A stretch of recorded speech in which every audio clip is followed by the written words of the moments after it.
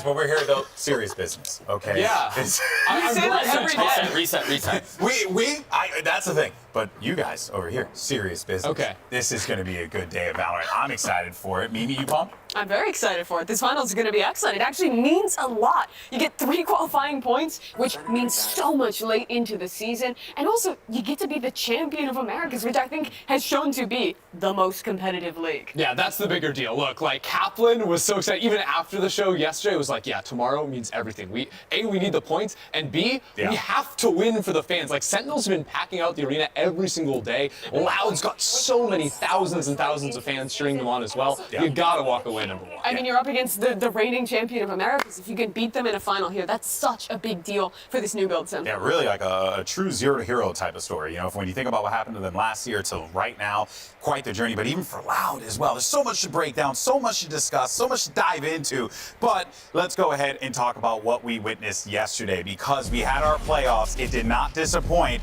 And thankfully, as we had mentioned, we are going to see a matchup that, well, let's just say that for Loud and for Sentinels, both of these teams hungry for this dub. Yeah, but honestly, both games last night were so competitive. Especially after First that, series, EG doing their homework, picking the Cypher on Ascent, really dismantling Loud strats on that map.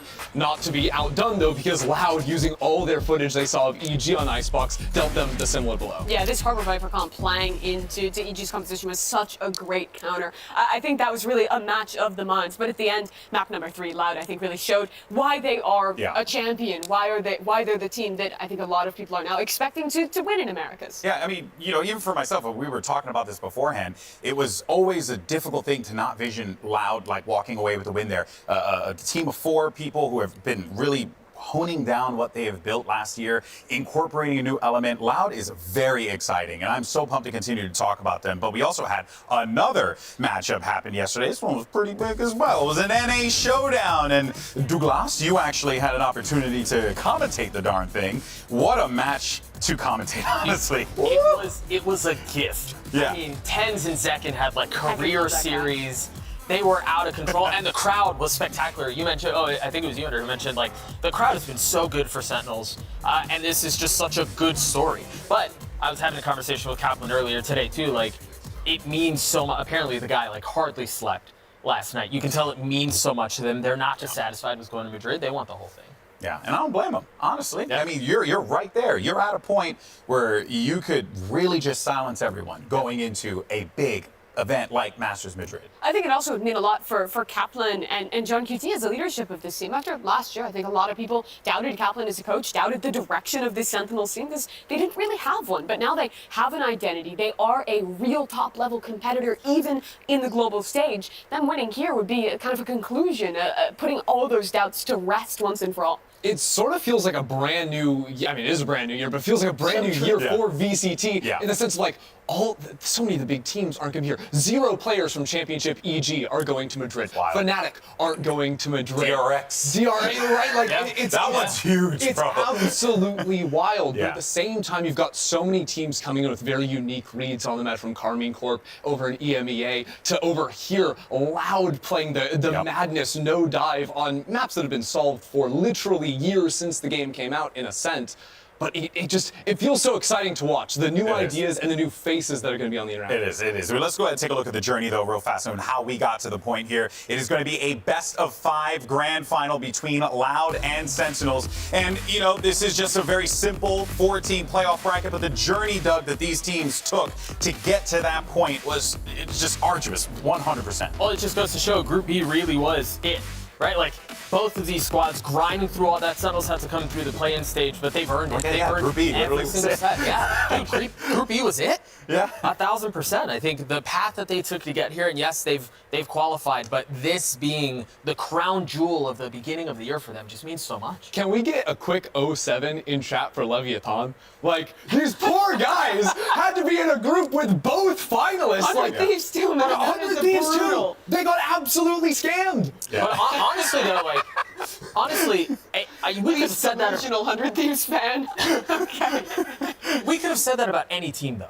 Like, we could have been Fair, having the fair. exact same conversation about In that Sentinels. group. Yeah, In in that that group, yes. We could have been having the same conversation about Sentinels. Like, Yeah. damn, that's such an unlucky draw. They got NRG, and they got Loud, and they got all those, or excuse me, Leviathan and Loud, how are they going to make it out? But they have made it here. succeeded. And we've already talked about the points mattering a lot. To put some context on it, you just saw it on your screen. You get 3 points for winning Madrid. You also get 3 points for winning this final. It has the It's same huge, yeah. weighting. You get 1 for every match in the Yeah. regular season. So it really is a This huge final step ahead to qualify to champions, which could is play a the massive goal role. for every one of these teams. Massive role in how this plays out at the end of the season. These matches that are happening for the kickoff. So let's go ahead, though, and let you wonderful people know that you can join us in Madrid. That's right. You go ahead, scan that QR code. Get nuts with it. And we will hope to see you in Madrid. Go ahead, cheer on your favorite Americas teams, EMEA teams, Pacific teams, even the VCT China, new addition to the family. So we're looking forward to seeing you guys out there.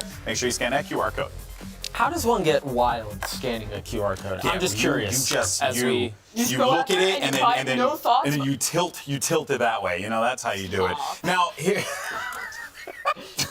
Take it away. He's done. Good news is, though, the funnies don't stop because we have plenty more to come. We asked you guys, before today's match, to go ahead and send us some of your favorite moments from kickoff, and we have collected everything. And also, we even had our producers, aka Kurt, grab as many things as he possibly could. So if anything isn't to your fancy, blame Kurt. In any case, though, maybe what you Yeah, we took all your ideas and then promptly threw every one of them out, and Kurt just picked his 5 favorite Based Pretty much. So let's go ahead and take a look at the first one. Number 5 is the TENS 4K. Yeah. I mean, this was an insane moment. How do you feel about It this, was. Doug? I can love That's TENS. beautiful. So late in the series, or so late in the map, excuse me, you could feel all the tension, and TENS just like takes the over. box was insane. Like, this guy was electric on Sentinels. Look at the round 2, 12-11, that gets sent over to them. The first time they were leading this game was in the 3rd overtime of the match. Yeah, I mean, if without this, we might be looking at a different team here today. Well, and just absolutely insane that he's able to do it. But so many of those rounds, how he played around market and varied it up, playing on the edge of a smoke, peeking out into the site, knowing his timings, waiting to get through. He was a master of that position. Good micro decision making that TENS was making all throughout that match, and hopefully we'll see a little bit more today. We do have another one.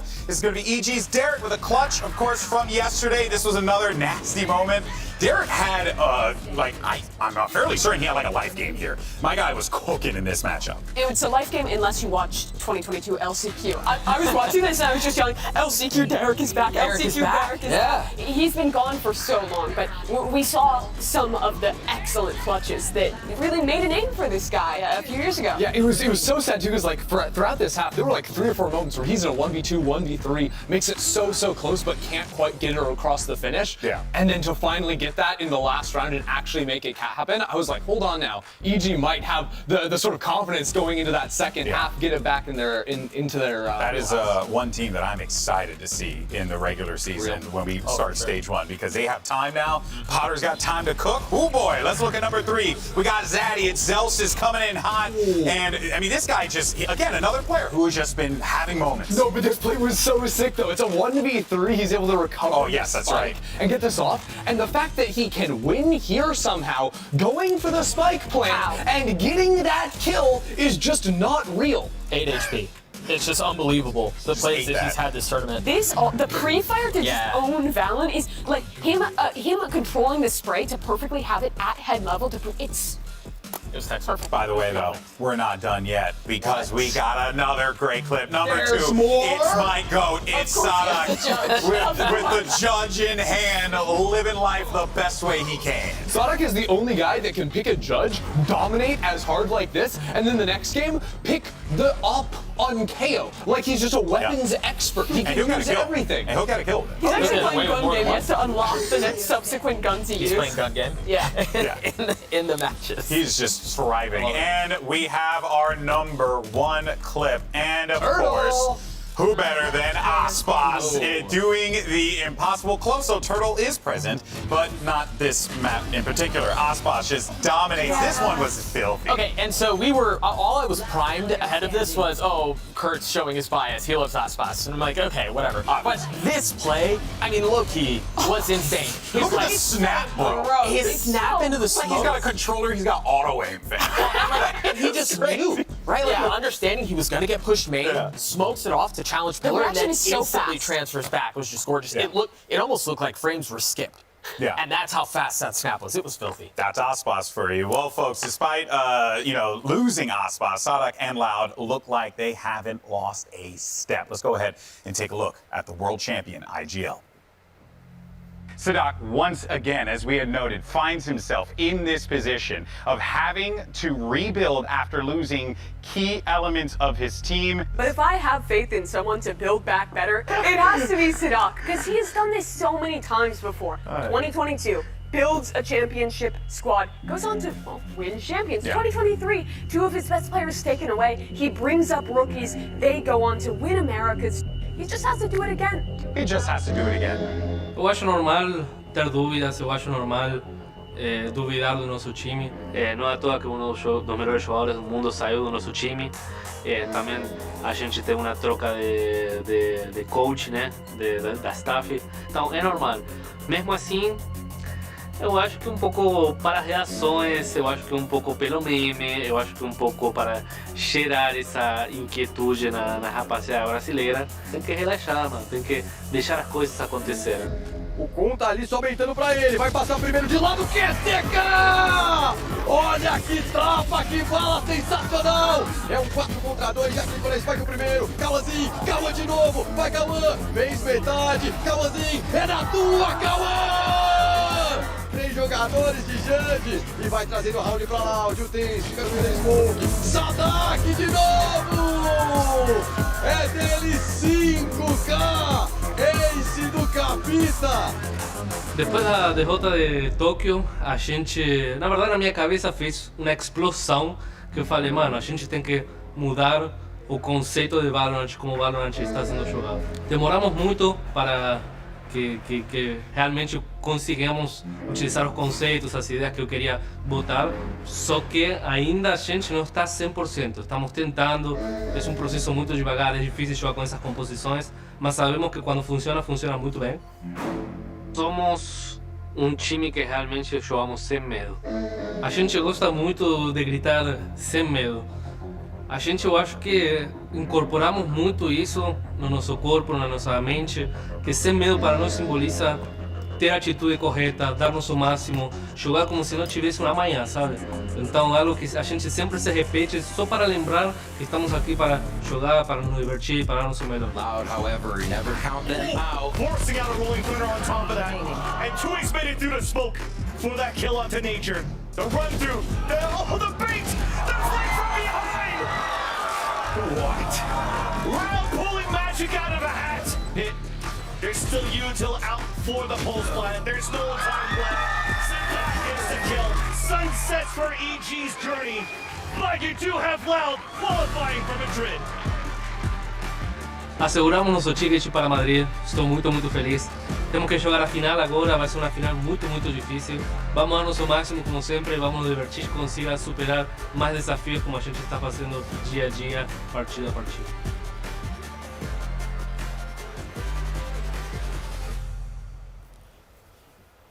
There's nothing scarier than a team that plays without fear, and that has been pretty much the blood of Loud this entire time, man. It's in their blood. They don't have fear. They show it every time, and it even goes that far in their compositions. They don't fear anything. They'll just play whatever they want. I absolutely love it. And I wanted to sort of walk down memory lane a little bit and look at 3 different comps they played over the last 2 years almost. Because once I heard Sadak saying that he's had this view of the game for a long time, he's wanted to play the current style for a while, I was like, where do you see those connective threads? So going all the way back to Champions 2022, their final game of the year on Haven, I started noticing some interesting things. Now, there wasn't anything super special about this comp back then, right? It was the Raze Fade meta. We were seeing a bunch of that. Of course, you needed the Chamber. Les being on the Chamber was interesting because when you look at how Les plays on a Chamber, it is the Sentinel role, but you need to actively be taking fights, especially on defense, right? Because that's how you get the information is you almost are the turret. You can see that space.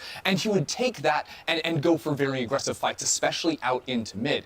And then looking forward into the next year when they started playing a lot of these double smokes ideas and Les moved on to a Killjoy, a traditional Sentinel, I think the best thing Loud had in their comp was that Les was still playing without fear and taking those very aggressive fights. So it was very hard to actually read how Loud would play as a team. He just played so confident. I think they did a really good job of setting up Les into those positions, and they continue to do so. As you've seen their DNA, if you will, evolve. He talked about it a little bit. Like after Tokyo, something had to change. It was an explosion in his mind, is the way he But described it. I want to keep going. I do love this through line that you're building here. So break it down a little bit further. What will we have next? Well, I think first here you have to look at this and say that's a very exec heavy team. A lot of tools to set up Ospas on arrays diving in. Let's fast forward to the first series they played in lock-in the very next year after coming through on that win. And this is the debut of the Harbor Viper that they ran away with in 2023 and really defined the meta for the entire year, using double line control, you know, the big wall of the smoke of the Harbor and the Viper to isolate space. And now, instead of playing a comp that is all about supporting Ospas, Ospas is freed a little bit more in the Jet with very limited supportive utility on the Sky. And it's way more about activating all the players on the team to be able to take well-informed fights around those smokes and control the map, and let Ospas play more disconnected in terms of supporting utility, but he has the ability to take those fights as soon as he sees them instead of waiting for support. And I think even just how you think about the double wall comp sectioning off sites and sectioning off different areas of the map, I think the amount of pressure they were able to apply. I'm a sucker for a really good Harbor Viper comp. I think Harbor in particular, a good one, can be so oppressive. And again, for Sadak and for the brain trust that was at Loud to really lean into that and again, push the envelope. Was just so much fun to watch. And for Sadak making these decisions, you know, he said he would have loved to play a no duelist, no sentinel comp even in this year, but it didn't quite make sense for the roles, because are you ever going to take a player like Ospas and not have him on the free Jet agent, right? You're like, you want to enable him to take those fights. And the thing is, like, double wall agents, double smoke agents really synergize well with flashes, because if you're able to flash through those, you can change the angles you're actually taking fights. Instead of just bursting through a choke, flashing through there and taking the fight, you now have a wall that changes the entire dynamic of the map. So if we fast forward a full year from that lock-in event to kick off their first game here on Ascent, they're still playing double smokes ideas, but they have 1 million flashes. They don't have a solo star player. It is not, even though Ascent is the Jet map, this is not about letting Ospas go off on his own and cook. This is about playing a very controlled style of game where every single player has the pieces of utility they need to take the fights. They can all fight on their own. Yeah, that's fascinating. I do like that, because it's very clear that is like Sadak likes to operate the game almost like a chessboard. You know, when you watch him play, that's kind of his whole approach. And I think he does it well. I've always thought about Ascent, for as many people say they don't like the map. It feels stale, this, that, the other. I personally love Ascent because it forces innovation of some kind. Like, either you're going to have the fundamentals down and something like this separates you from the crop, or you're just going to be blended in with everyone else. And of course, who else but Sadak to challenge convention in the way people are thinking about Ascent, the comps that are being run. QCK has fit this role so well. It's been so much fun to watch. Let's talk about defense on that map, because the reason why it gets stale in a lot of people's minds is because on defense, there's always a strong side and a weak side. On your strong side, you have your Jet, maybe with a rifle, maybe with an op. Your KO wants to support and take a fight with you. The other side has Killjoy setting up utility to hide back in her little corner, drop a molly, and stall out the plant. But Loud don't do that. They play without fear. They don't have a weak side ever, because they have 3 agents with a flash that can fight on their own. You have Omen with a one-way that can fight on his own as well pretty effectively. And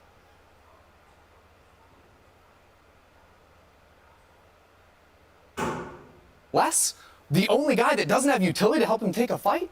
Well, it's Les. It's Les. Dude was playing Chamber 2 years ago. You know he's going to go in, and they use Kalenzin's Bleach Stun to enable him to continually play aggressive. And it won't be always. They'll find their moments to push forward and fall back. But what it creates is a very fluid, a very dynamic way of playing that's hard to read. The more tape that gets out there, the harder it's going to be to replicate that success. But this is the Sadak vision that he's had for so long. And now that the pieces aligned, QCK came in to play that perfect role for them. They can do this on not just Ascent, but we've seen it on Bind, we've seen it on Sunset, maybe. Well, they're going to need that innovation today, because they're playing in a very important final here against Sentinels. It's going to be quite fascinating to see how this all breaks down. By the way, this isn't the first time these guys played. They played all the way back in day 2. That feels like 5 years ago. And even though Loud did manage to secure the 2-0 in that one, you know, I think that was where we started to see like the signs of Sentinels. We're like, oh wait, this team's got some juice. They cooking something over there. I think they looked really good in the offseason, Yeah. so it made a lot of sense. I honestly thought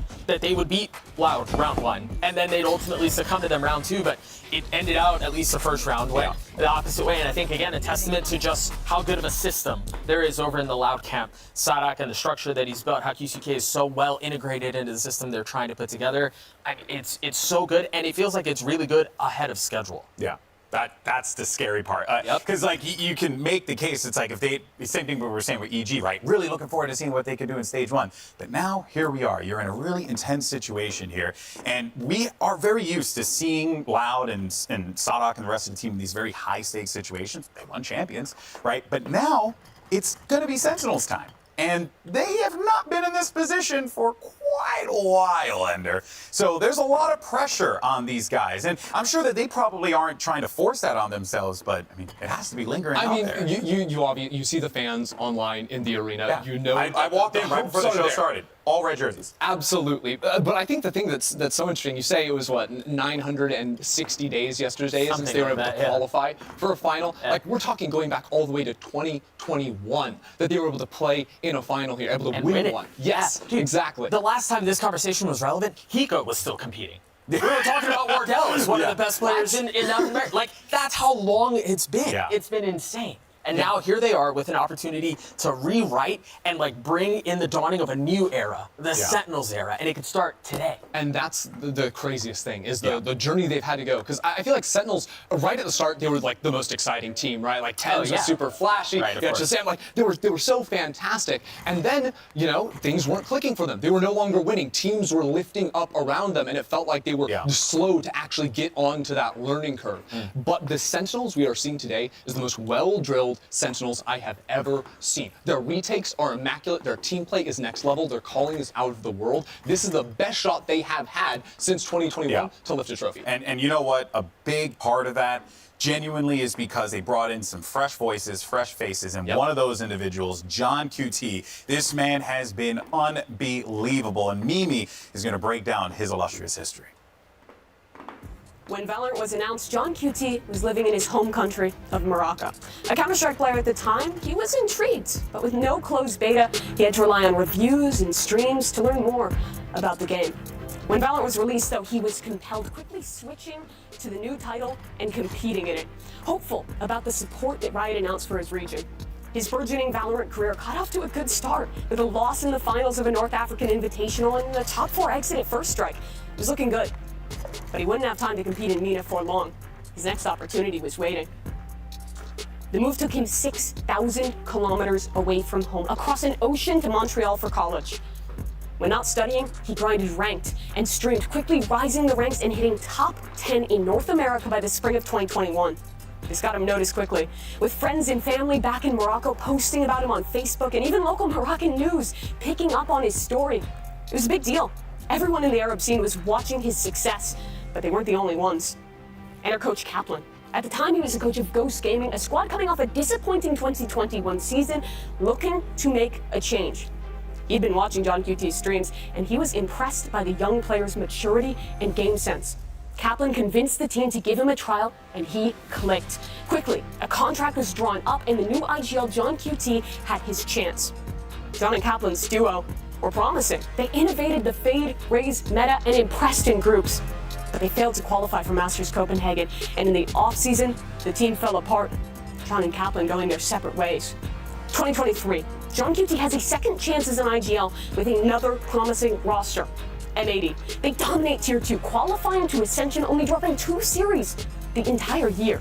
They look primed to win it. It's the grand finals. John QT is a game away from America's League. They win map 1. Map 2, a 3-13 loss. They lose the next 2 maps. 3-1 the final score. M80's out. John didn't make it.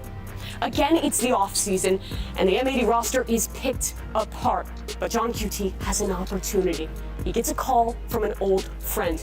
Coach Kaplan's rebuilding Sentinels, and he needs an IGL. 2024. John QT makes another move, this time across the continent to Los Angeles.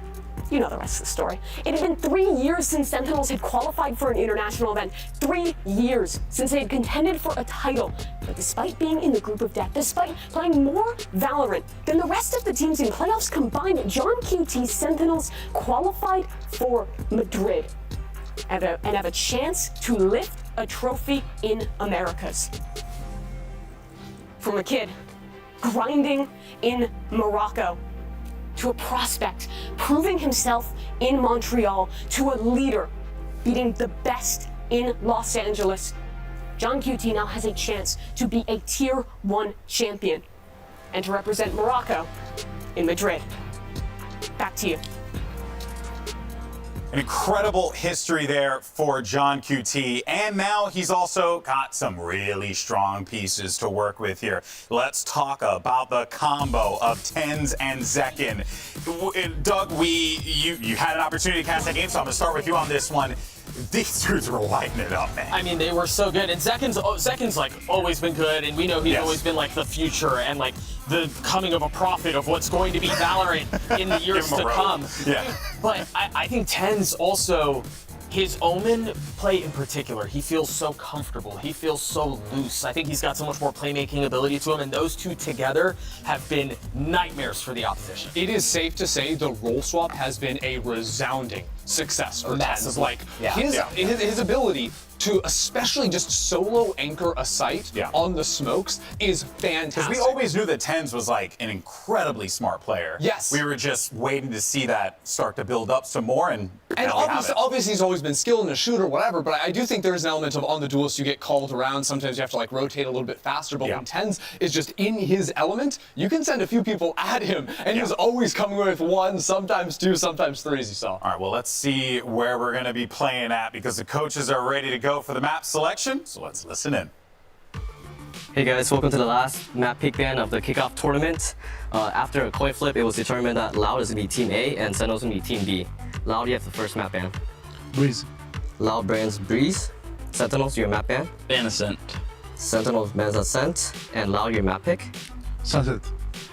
Loud pick Sunset. And your side Sentinels. Attack. Sentinels pick Attack. And your map pick. Pick Split. Okay, and your map side. Loud. Attack. Attack. Loud, your map pick. Icebox. Loud picks Icebox. And your side Sentinels. Defense. Sentinel picks Defense. And your map pick. Bind. Bind. And your side Loud. Attack. Or, sorry, Attack. Yep. Okay, awesome. And the default map is going to be Lotus and Sentinel, you have the side. Attack. Attack. Awesome. Good luck, guys. Good luck. Good luck.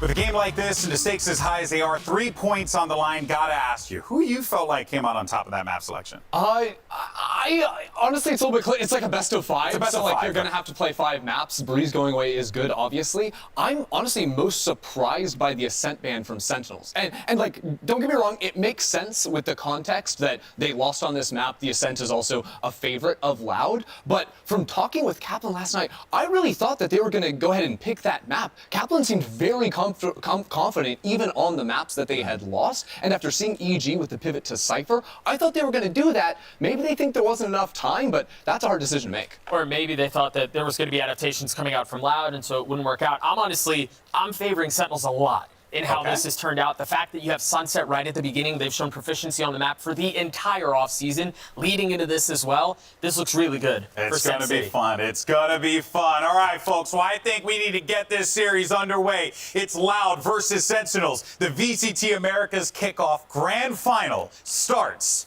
right now.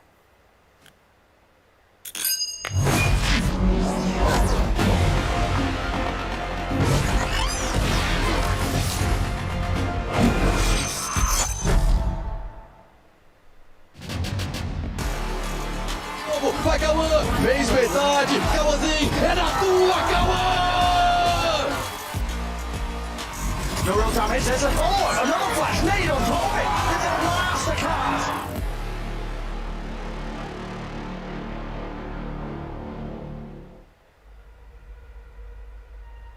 This time we're playing Loud again in the finals. This will be my third time playing them. Both times I've lost to them, I've called it a fluke. Loud, however, never count them out. Forcing out a rolling thunder on top of that.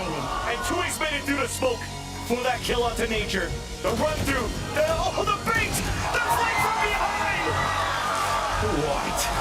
Loud pulling magic out of the hat. Contra Sentinels é realmente um time muito forte, é um time que a gente precisou muito craticinho para ganhar, de muita individualidade. Sentinels had their way with NRG this half.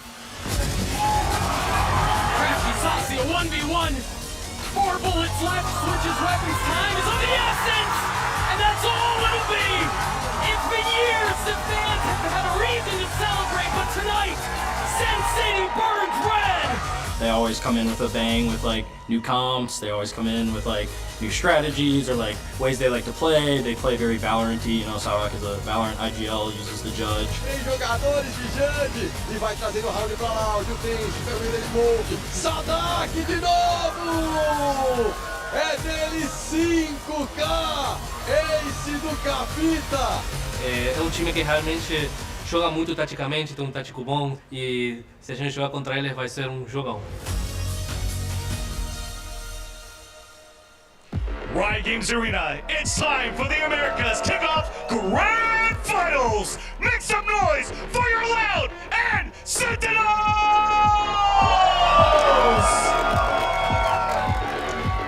Welcome to the stage, QCK1!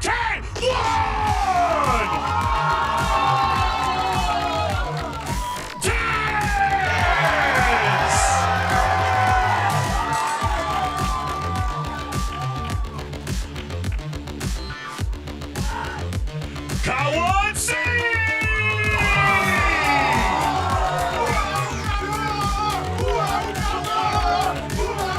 Big Daddy Celsius!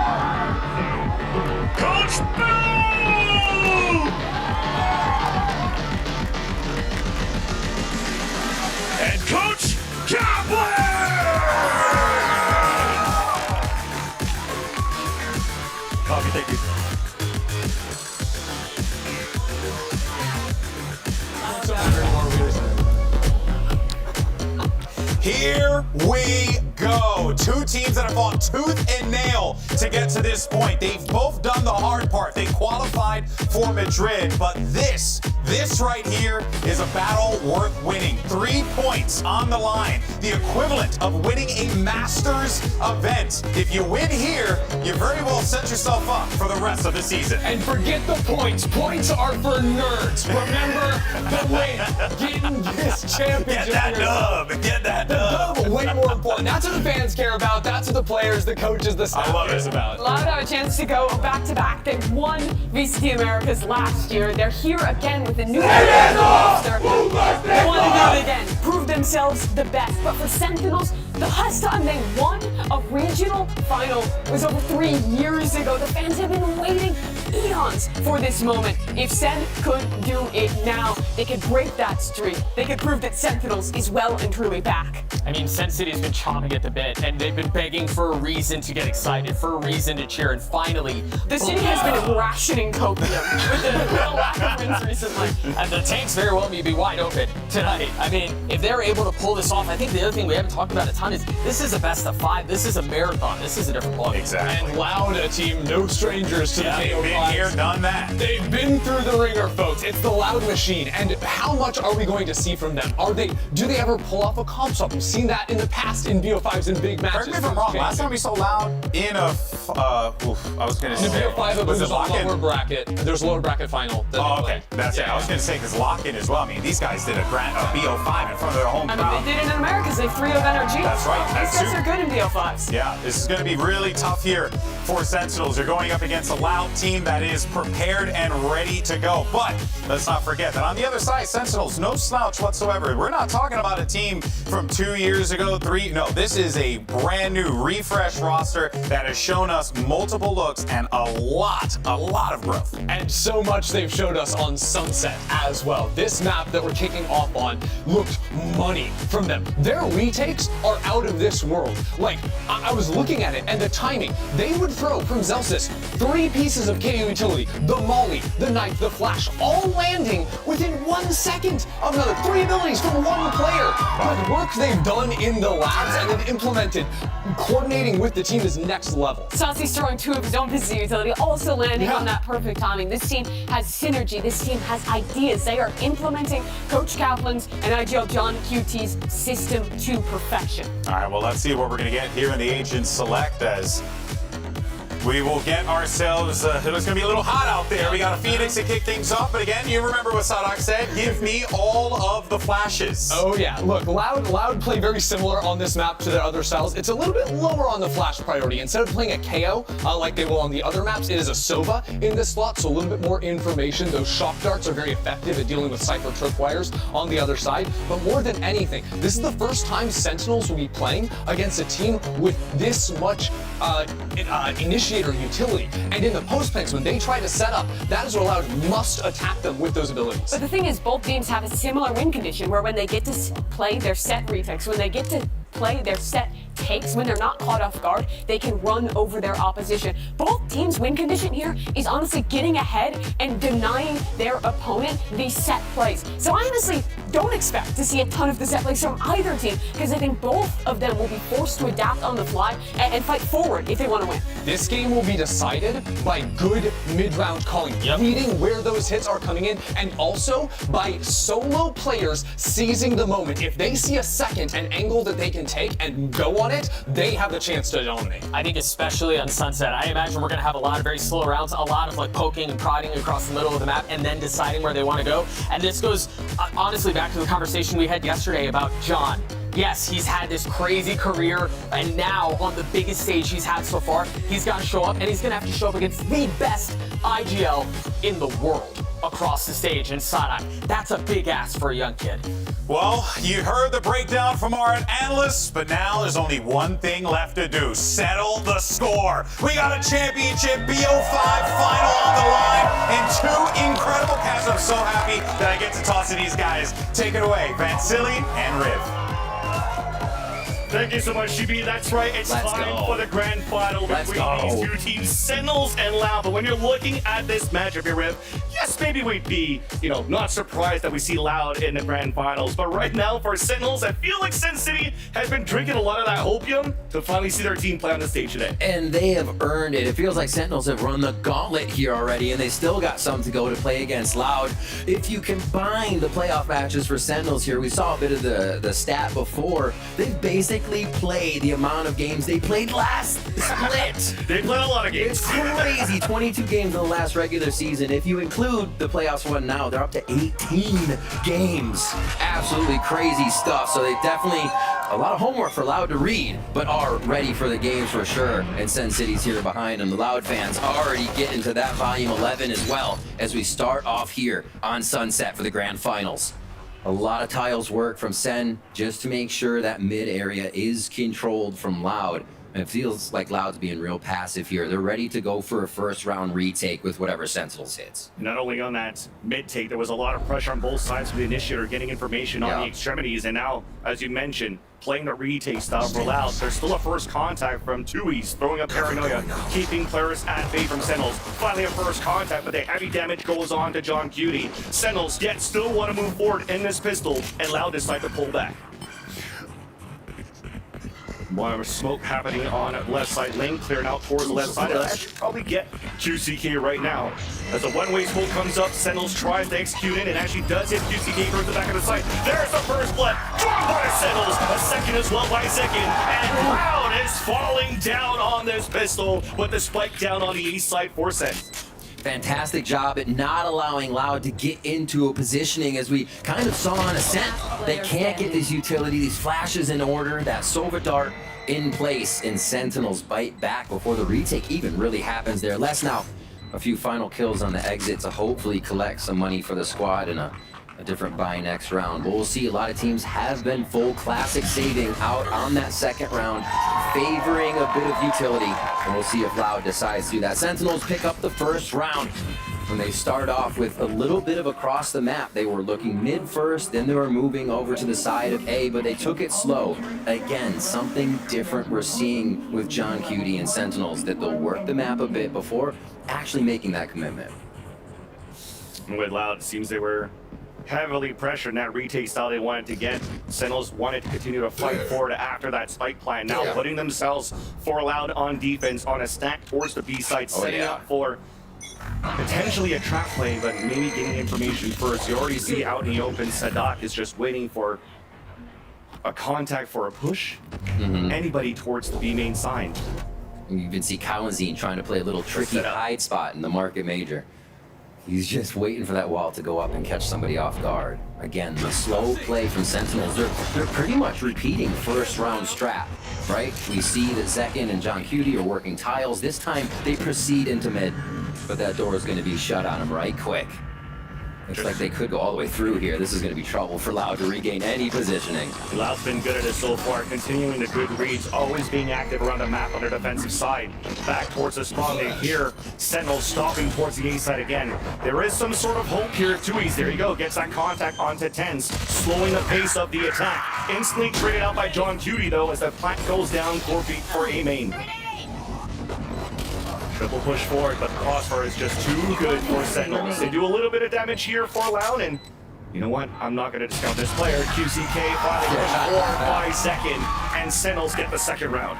All right, 2 patient rounds from Sentinels. They pretty much walked themselves into a situation where they're fighting Loud. The first one ended up at A on pistol. That second one, they're able to find their fight as they push behind enemy lines in mid, which also works out for Sen because now they have a bit of map info of how Loud will play those lower buy rounds, whether or not they were covering mid a lot. Maybe they can read a bit into it once they see it again. All of that information helps. So now, what can Loud do?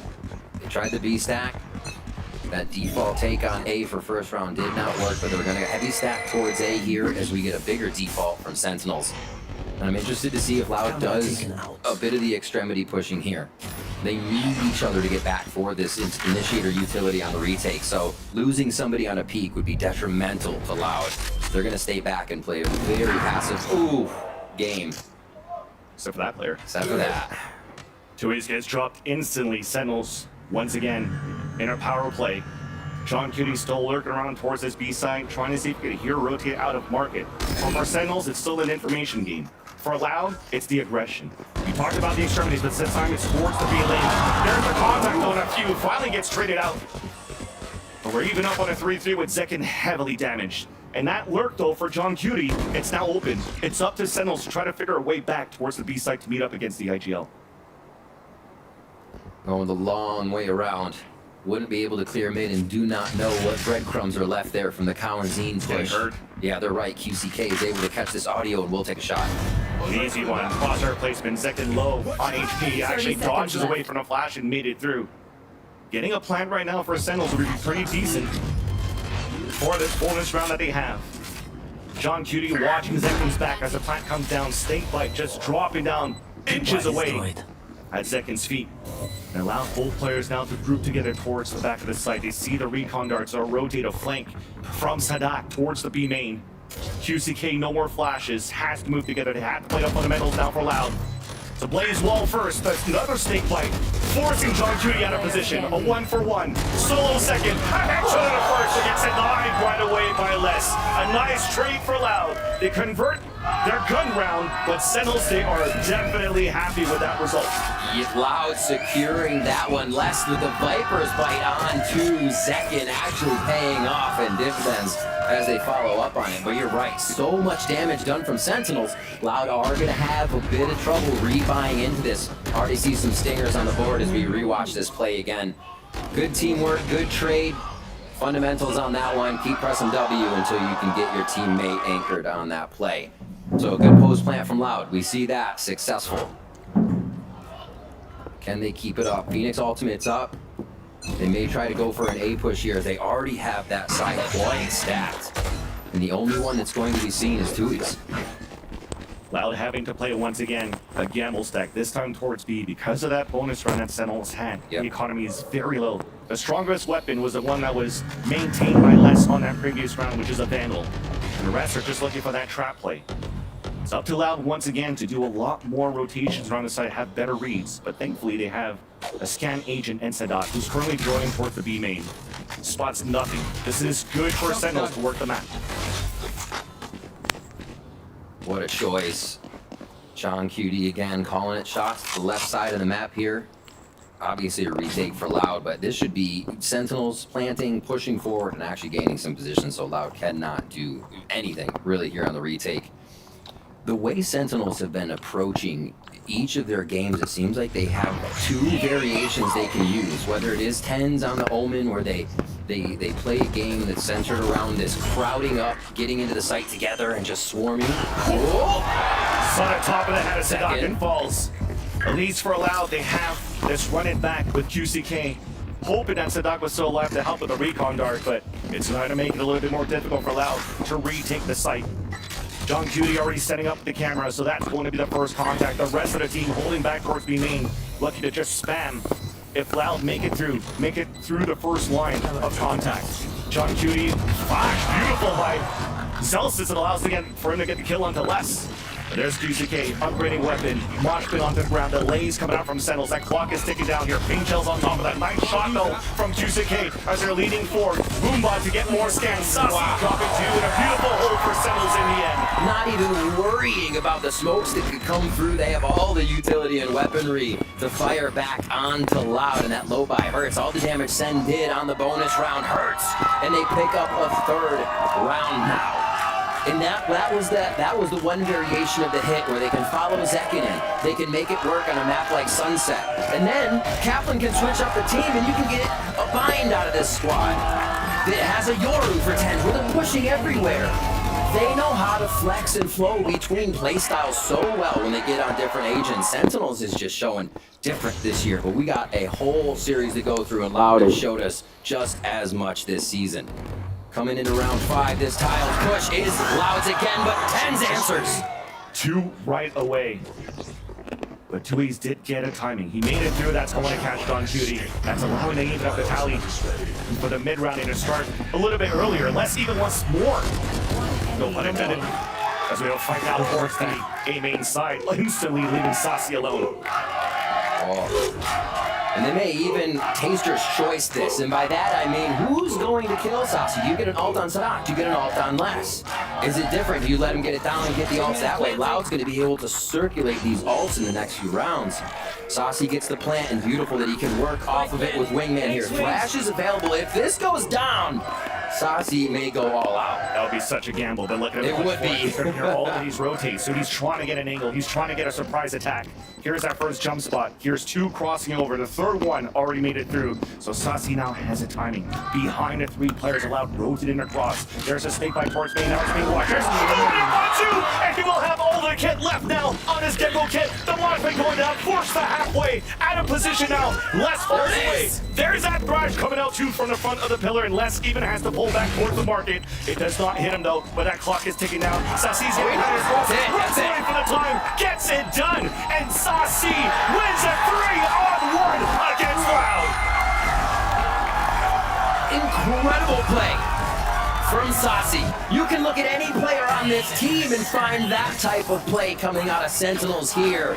Absolutely routing Loud. Listen to that crowd. The Sasi call-outs come out as his plays go down. What a pivotal kill, 2 for 10s for Sentinels. To understand the tiles push has been such a priority for Loud. They instantly attack back, snap back at Loud's push when QCK comes around the corner. And yeah, they're feeling that. What a play from Sasi. Absolutely throwing Loud's timing off by the wingman plant and push into market. Very heady play. We're in round 6 now. A mid play from Loud, thinking that Sentinels might go for this encroachment again. They have a lot that they could work behind this wall that they just put up. There goes that curveball out for QCK, but Tui still fell first. Sentinels are just anchoring around. They have support from all angles, controlling the middle. Not giving a chance here for Loud to really flow through a mid flood. With that hack thrown here by John Cutie IGL, it gives enough information that A site is open. It's weaker, where Sadak is currently only holding with the Sheriff. And even Sentinels, they're giving him that respect, moving all the way together, forming up forwards rather, and really just working the protocols for the later rounds. Just the smoke giving them pawn shop control. They know Sadak's right there. And another quick wingman plant, giving Sentinels so much safety, never having to push into the site. Somehow Sadak had an opener, had an opportunity to drop John Cutie, but it's an IGL battle won by Sentinels. Yeah. Unless, again, potentially in a situation, yeah, you already see him back it up. He's going to save this one. Money wasn't too great here for Loud in his half buy that they had. Trap play was read by Sentinels. Exactly. Loud are doing everything they can to get under the skin of Sentinels, find that first kill so they might be able to grab Zeus' Vandal or whatever he would have in the round and then move it around again, right? See what Les can get, see what can happen. Sentinels is avoiding it, though. They're understanding and respecting the fact that Loud can still do a lot of damage on these low buy rounds. And you're not seeing any wide swings that don't have an anchor of a Sentinel member on it. Very controlled play here by Sen, understanding the wing condition and holding it close to the chest. 4 ultimates for Loud. Very big swing point in the game. We get another timeout right away. Oh my gosh. Should be the first one here after all. Okay. Yeah. So now, just trying to figure out what they could do with this, probably. As we had an inkling that a timeout should have come out on that previous round. Right, Since it was that lower buy that we had from Loud, it's just for him to decide, okay, we got 4 ults to work with this time around. But that doesn't take away any of the point that you mentioned so far, Riv, that this game means a lot for Sentinels. You know, they made it down to this grand final stage. It's been a very long time since they made it to a regional grand final.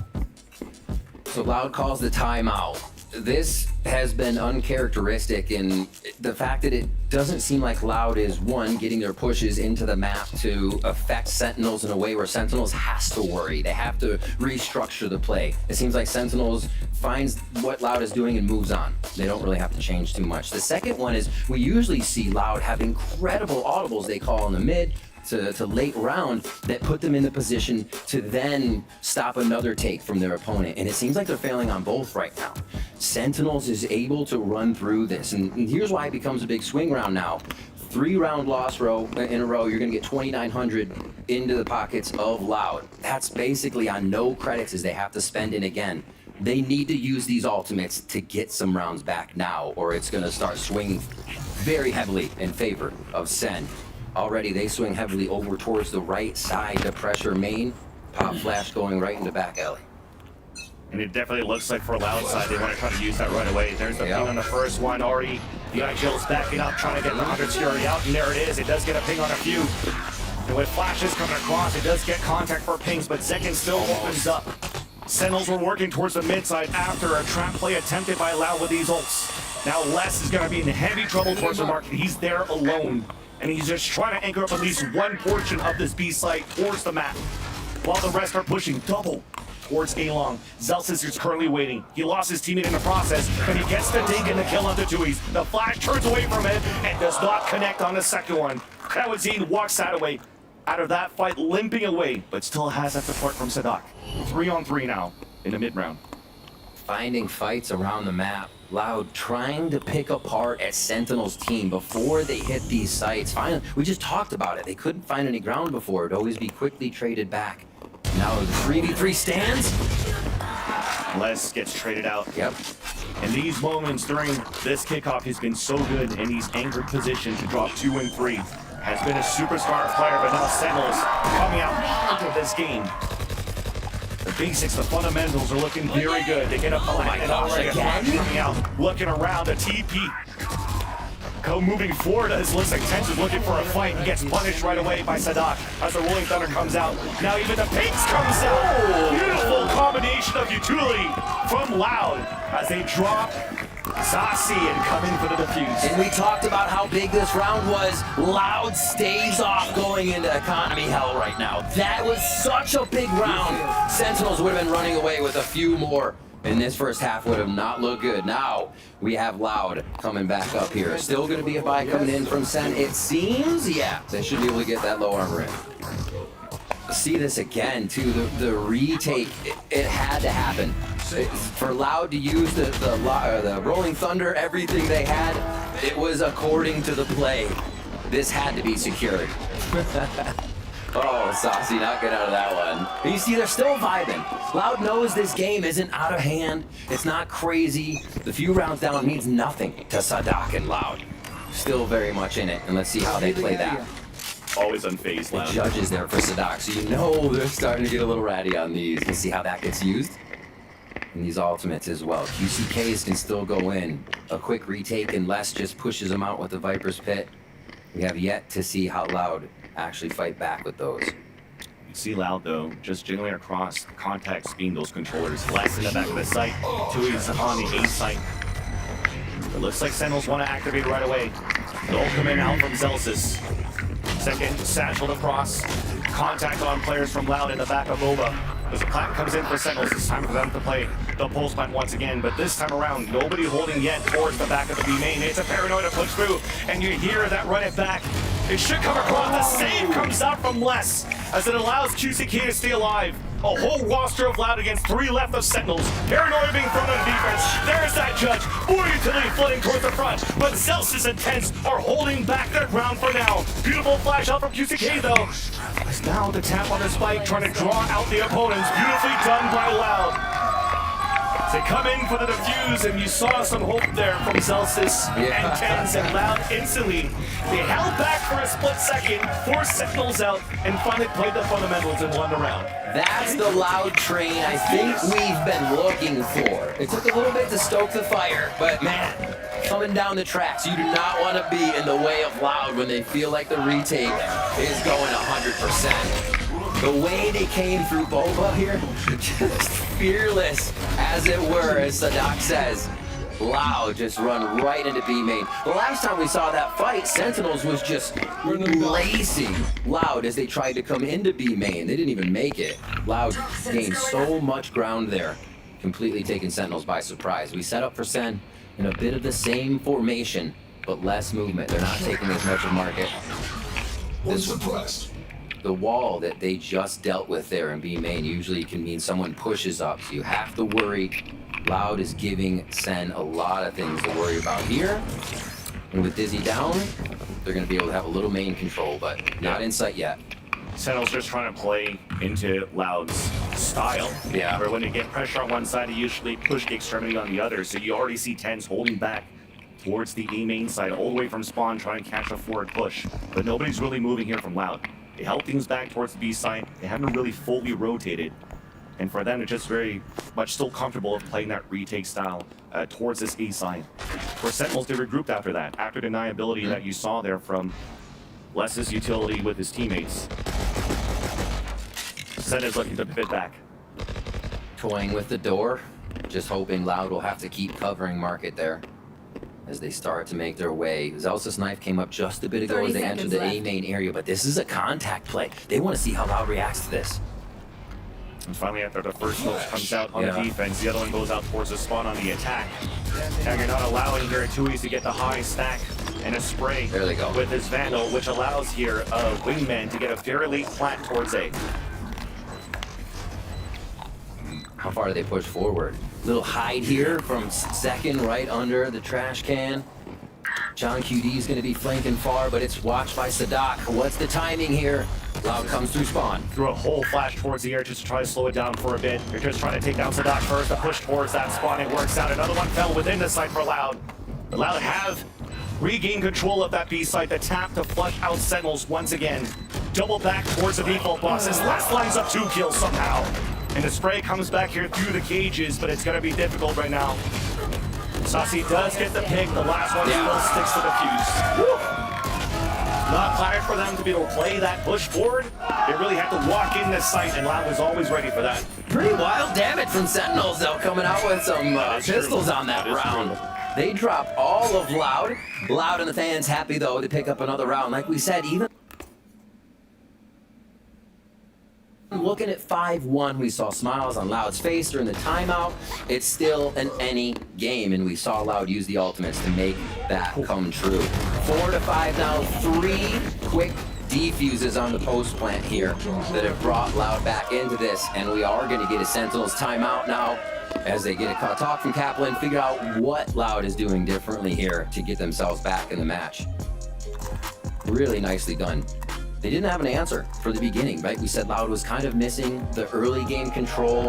We saw Kalanzine and QCK trying to work tiles in mid. They lose a few members, and that trade did not benefit Loud, especially the way Sen was taking the site.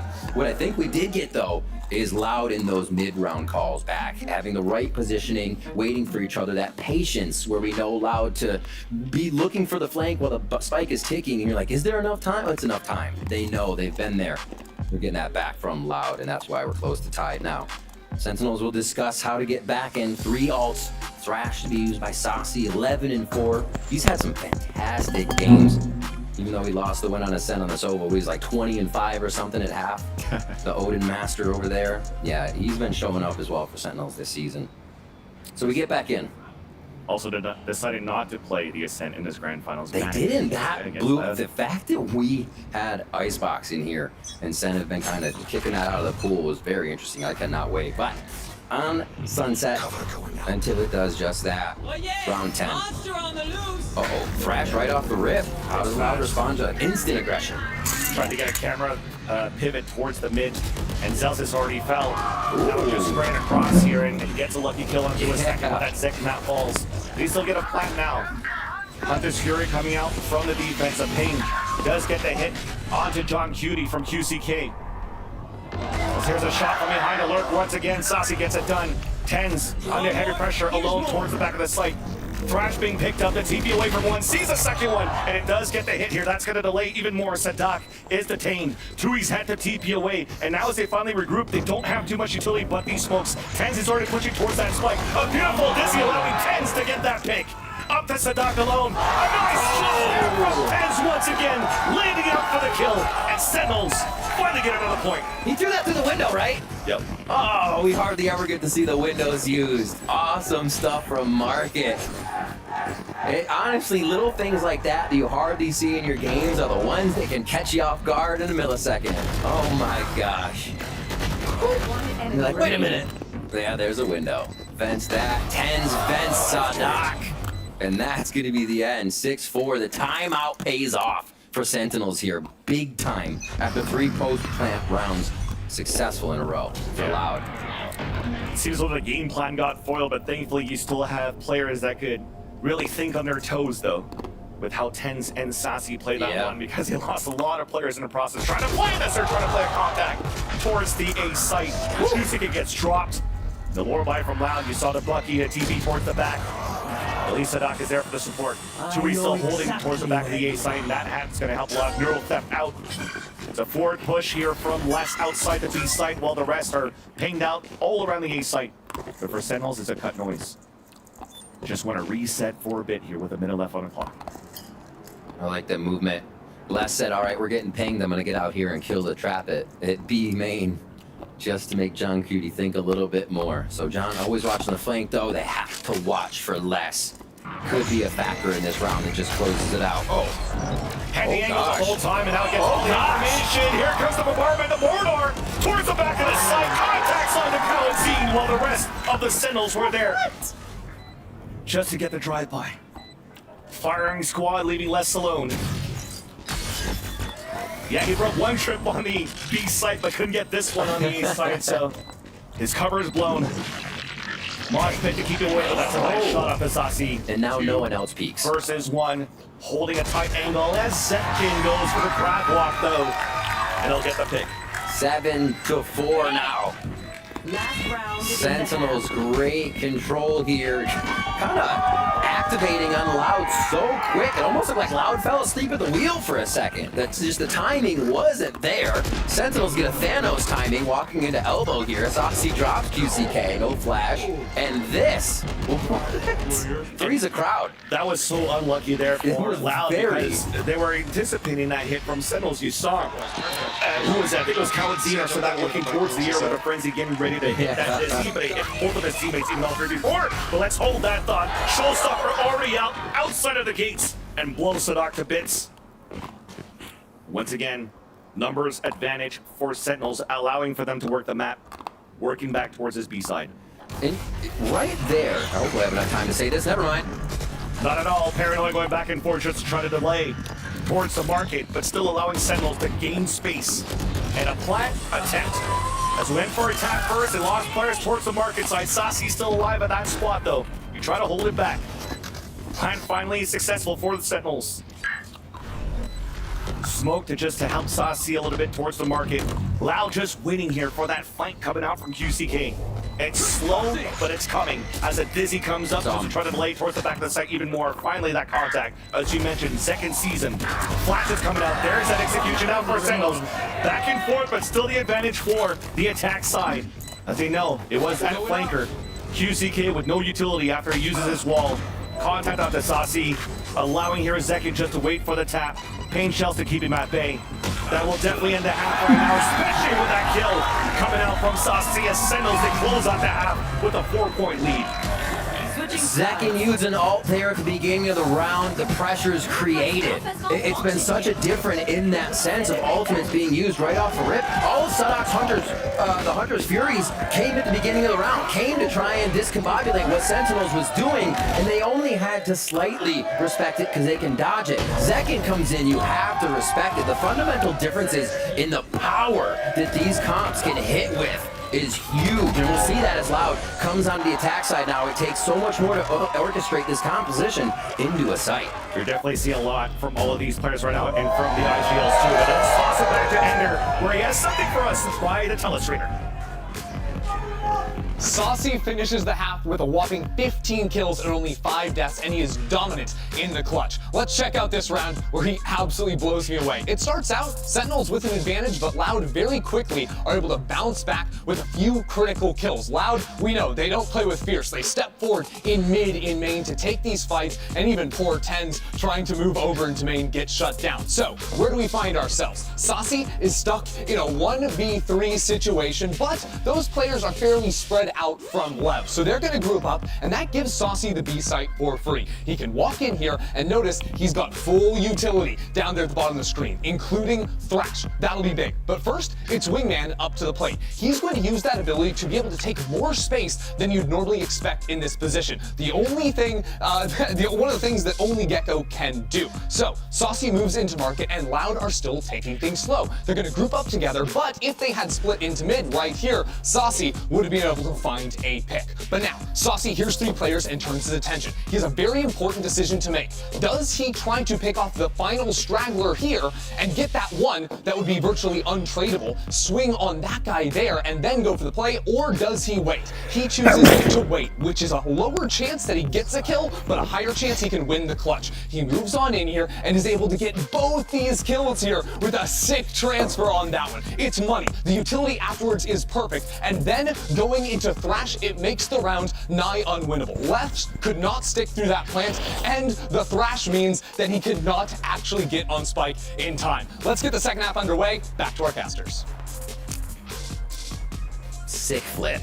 Sick flip. Yeah, well done, Enter. Great explanation here on how good these players are. It's not only about that meta, the battle of the IGLs, the big brains from the coaching staff. It's also just a heads-up play from all these players that has been looking so good in this first half. And speaking of information to react right away, a knife went out towards the A side, pinging a few here, thrown by Zelsis, and Sentinels knows this hit's coming towards the A side, and they're ready for the signature retake playstyle on the A site.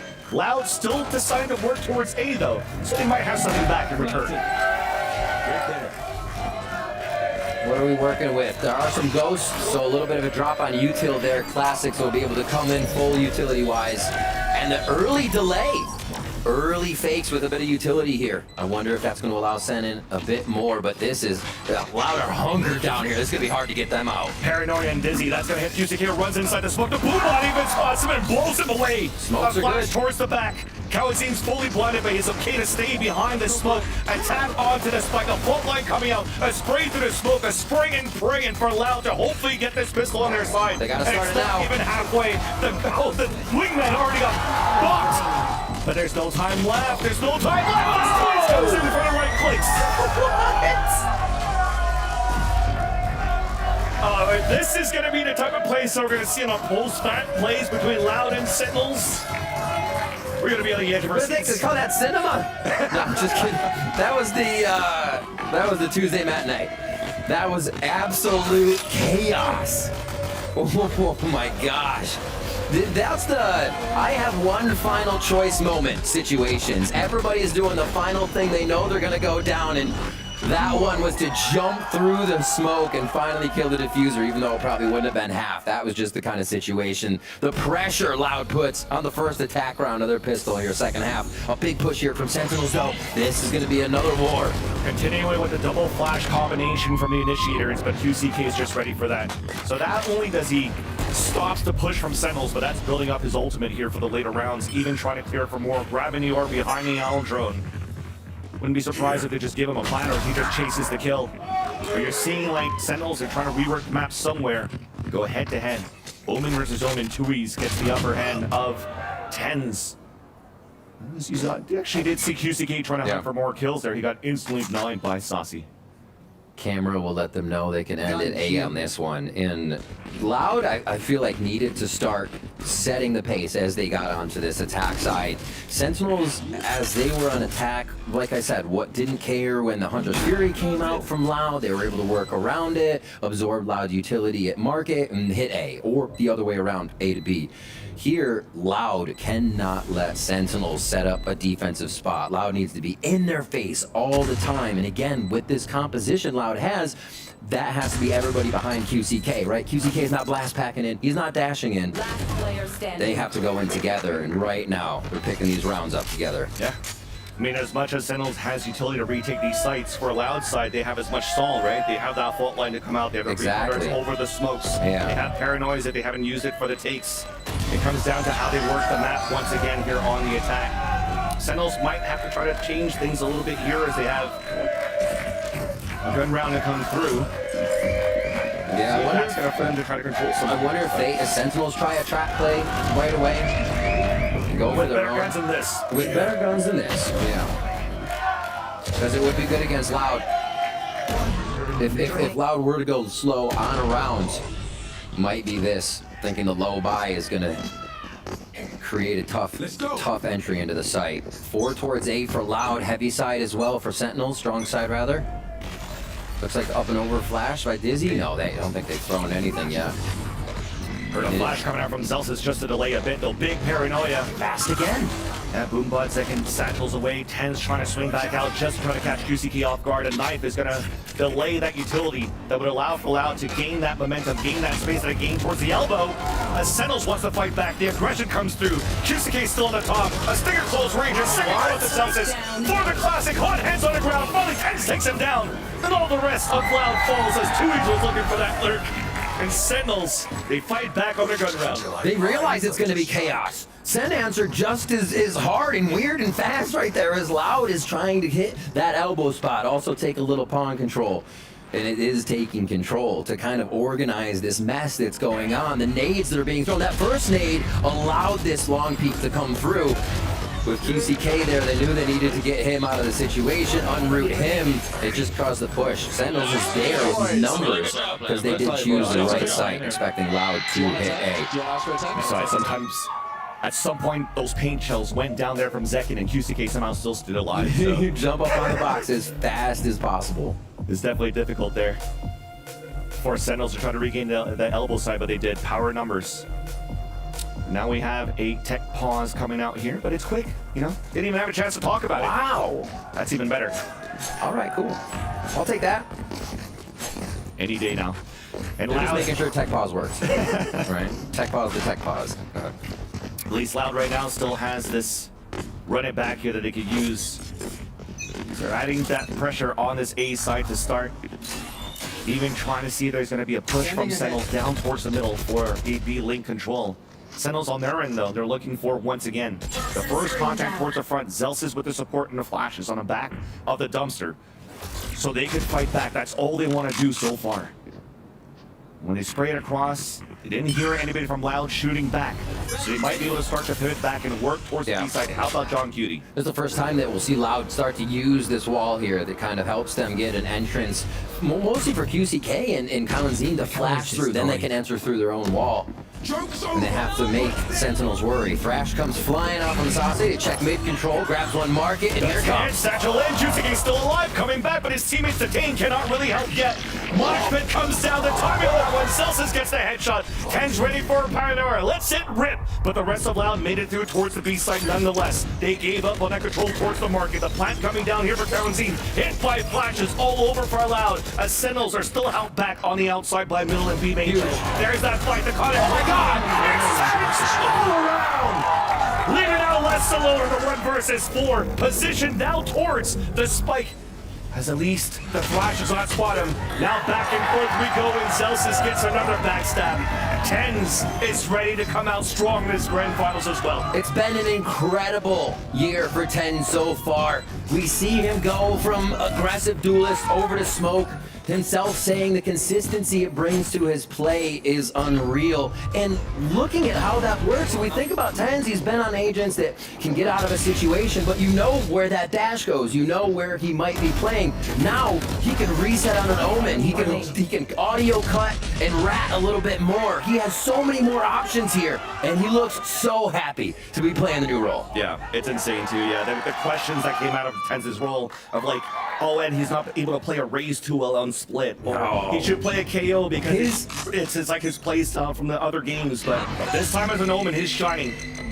His stats this year on average on the Yoru, the Omen, way better than his Jets KOs from last year. Kind of incredible that he's able to put up these numbers still. You see how comfortable he is. We're not over yet here. 3 rounds away of getting the first map for Sentinels as Louder looking for the contact play. Speaking of Tens, he opens up the round. QCK falls a tap on the spike, baiting out the players of Sentinels trying to push towards the spawn.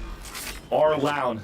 They will not meet any opposition, which allows for them to at least get a plant down to build that economy for the next. Ready with the shorty in the smoke.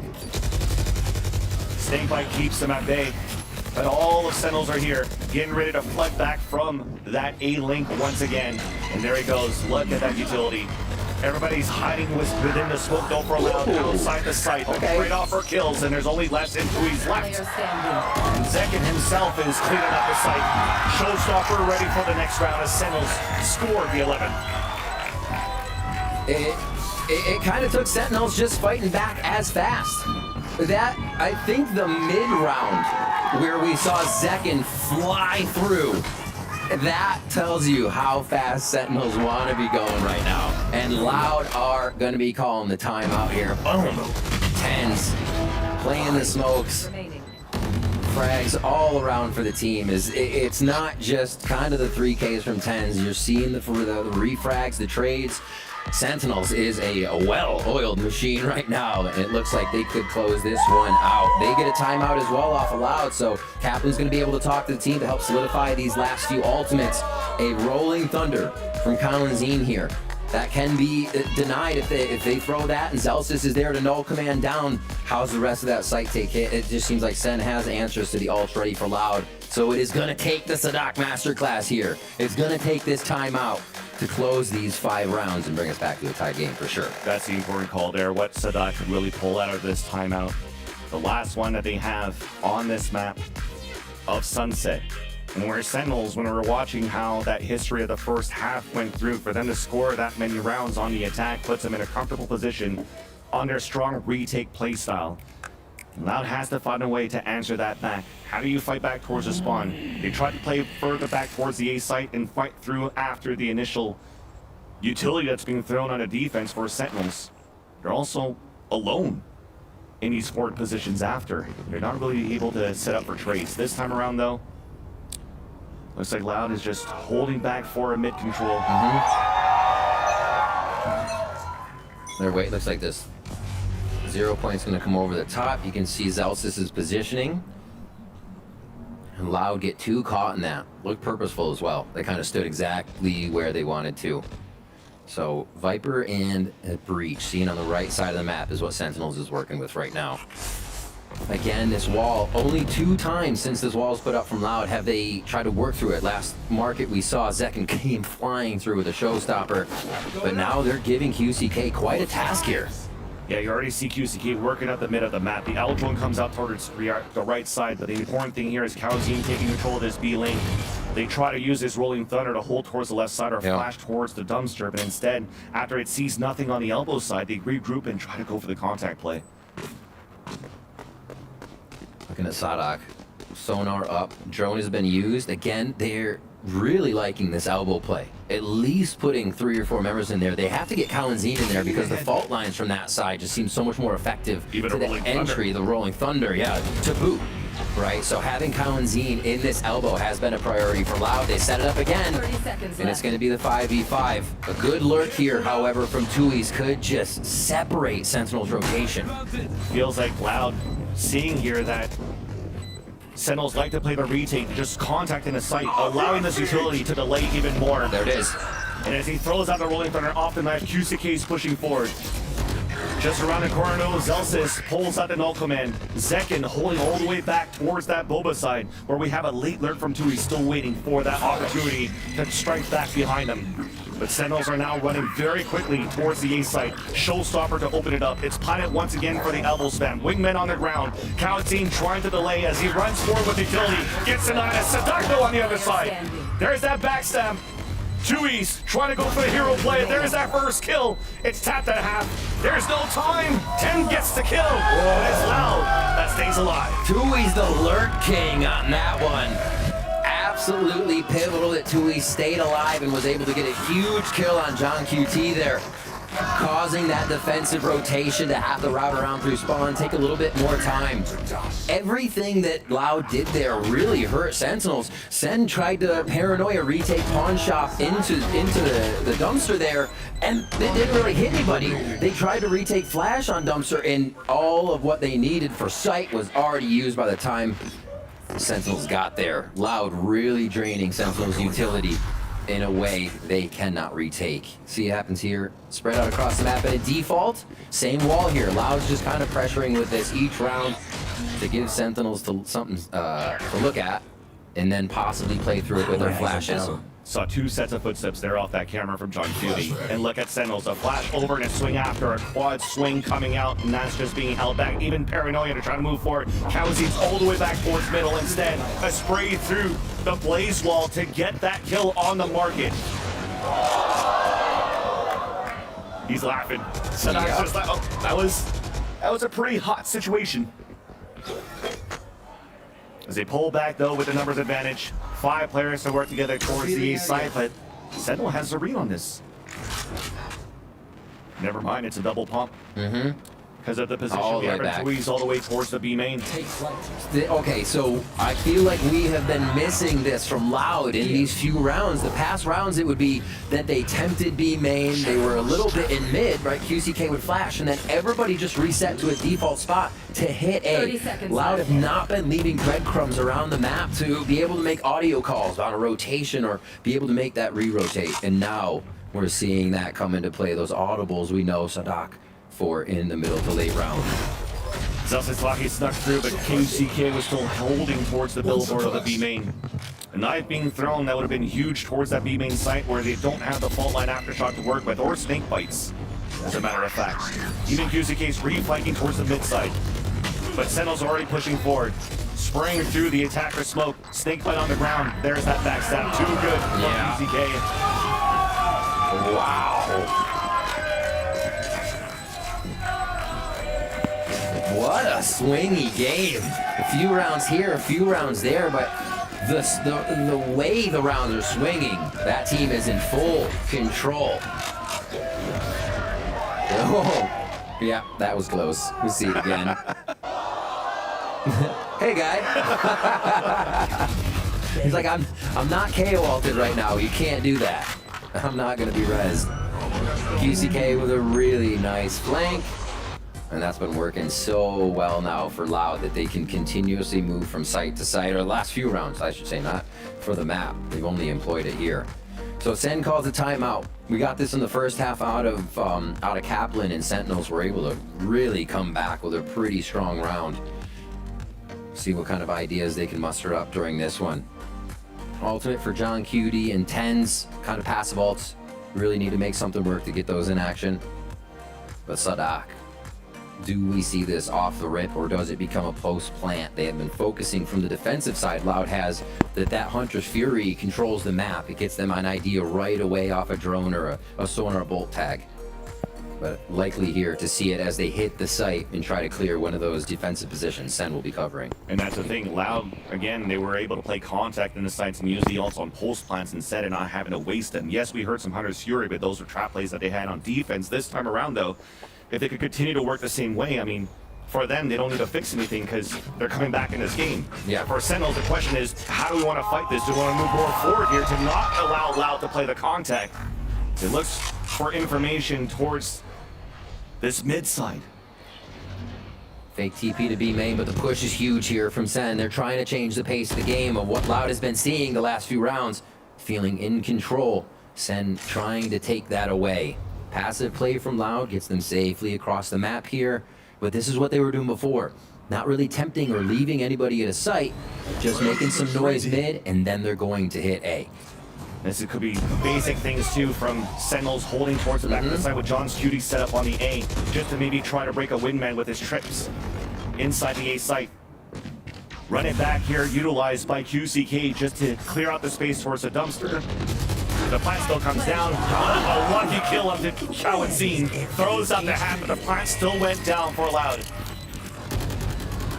That's huge. Kawazine's the one they want an elbow. For him to go down, this means that Sen can get back in. Right now, the goal is to protect Sadak so that he could use his Hunter's Fury. There's that tap, uses it out right away. And now right after, it's going to be for Loud to fight back inside the smoke. Flashes are coming through. Nades are coming across towards the smokes as TenZ is holding off angle. A curveball being thrown. A nice kill from TenZ. Snake fights underground as well. Wingman comes up trying to get it down. It's at least at halfway. He's trying to stick it fully for Wingman, but gets denied. It's up to a 2 versus 1. A push forward from Blitz once again. Denied by John Cutie. Nice. Round 12 for Sentinels. TenZ again. Richard Sideshow mentioned it previously, but that flash turning percentage, TenZ being at the top. The least flashed member, we see it in action. And John Cutie, that West kill. Flash didn't carry. Oh, West still actually got tagged by it. Never mind. Good POV. Good POV. It just doesn't matter with TenZ. Yeah, but Kawazine, that kill from John Cutie on a Kawazine, you saw how confident Sentinels was to step forward there and go for the hit. What a kill to be able to pull up. Cherish now for the side of Loud. What a hurt on game point now, as they're going to try to get QCK up this mid position again. A little rinse and repeat on the strats before, but it brings most of the team to keep him safe. QCK with the Sheriff, the double swing out, the wallbang, forcing Zelsis away. Trying to take them in until even shock darts thrown from Sadak to keep him back. Sentinel's trying to push forward. It was being watched by Les, so you have 3 players now contained in the A site. That said, though, with the amount of rounds that were coming back here for Loud, that one single loss now map point for Sentinels. The economy's broken for Loud. They have to try to get something done here. Controlling maybe an orb on the B site, a Viper plant off the pit, using his Allen drone to sell that fake whip. This is they have the backstab over QCK. It's perfect. But finally, John comes out of the camera to trade that out. They get information on that Sentinel player towards the back of the site. And they try to execute now for Sentinels. Attacked on swing out instant headshot. Still not deciding to go for the plan for less. They want to use it for Khalid-Zine. It's been the name of the game so far on how they're forming the arbs in the plant. Sentinels now trying to go for a 3-player retake at a disadvantage. Look how far back here Sadak is. Still waiting to see somebody's gonna flank across. Delays being thrown early for Loud. A flash towards the market. First contact is less. Khalid-Zine avoided the mosh pit. Now swings out, hit by at least the fragment. Plant denied. A push forward from Tui's. Zellsis is alone. And it becomes a nice post-plant hold for Loud. That actually is one of the coolest rounds I've seen Sadak come up with. When they were running back to A, you saw Sadak instantly peel off. It's like a light bulb went off in his head, peels off, and then sets up to quickly set the drone. It looked like they were actually running all the way back. Says, okay, Tui's, give me that all back here. They do a global distraction to allow QCK's hit to work even better. Sick thinking. Absolutely disgusting. And we said, just sheriffs? Just sheriffs? It was the 2 first kills they got. Honestly. QCK and Khalid-Zine with sheriffs. They making the crowd ill. Yep. Making the crowd ill. Maybe he's over smile again. 9-12. Pop flash towards mid, possibly? Definitely. Yep, pop Even flash mid. satchels out from Zekin. The paranoid on top of that came from 10, so try to do a trap play with the lower buy that they have on the defense for Sentinels, but again, it's the masterclass IGLing calls from Sadak, holding all the way back towards spawn. It's wild. Even towards the extremities. Just wild. All right, into the site here. Just 3 rounds away for Loud to secure us our OT. It's going to be a low buy from Sen. Back in the site, they're going to hunker down and try to find those close angles. It's how can Loud dislodge them. Ultimate for Khalid-Zine could come around. That's the ultimate plan. If they can keep Khalid-Zine then picking elbow without some John Q spam. Easy one there for Zellsis. Ooh, they lost the breadcrumb. That's what they were leaving this time. Sadak goes down. And they have to make noise now. This is all going to be heard by Tens, but Tens only has a sheriff in the back of the A site. Sasi with a pistol himself, so this is a very weak A site hold. A flank coming behind here, a flash. Tens is fully blinded. The lure comes up from the side from Les. Yeah, Sasi gets the headshot and instant ding from Les. 3 players remaining from Sentinels coming back once again from the A link. Tui's now takes control toward the back of the default. Gets 1 for his troubles back there. 2 versus 2. A pit out, a rolling thunder. Giving a lot of chances for Loud here on the pulse plant. Camera coming out, forcing now Sentinels to go inside the pit to fight back. Zellsis is low on HP, upgraded into a rifle. They actually have 2 rifles to work with. There's that first deniability to run across. Zellsis does get the pick though. And Les has 1 more stink bite. And they have to go by him. The tap on the spot. The kill from Zellsis. The defuse comes out for Sentinels as they finally close out map number 1. It's incredible the amount of times we see Sentinels squad rush, crowd up and squad rush a site. You see it all the time on Split. Then they'll be defusing while there's still members of the opposing team in the site, pressuring the peaks, pressuring the opposing team to come out of the woodwork. How many stick defuses does Sentinels have in the past few games? It is incredible. A great first map as well. Incredible play for both teams. And again, this is a great appetizer to this grand finals that's in front of us right now, Riv. Really, really great stuff. It feels like Loud were not themselves in the mid-round calling. Where Sadak usually excels, we see the strategies just absolutely explode and the opponent cannot stop it. Here, Sentinels had a great read and then they had a great attack side too to set this up. So Sentinels toppled down Loud on the first map, their map pick. Now it's time for Sentinels to play on their map pick on Split. And that's going to be after the break.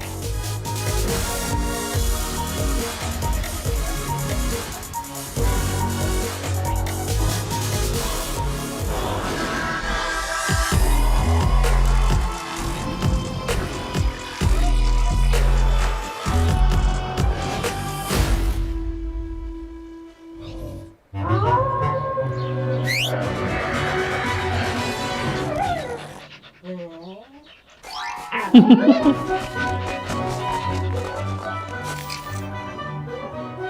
Bull gives you wings.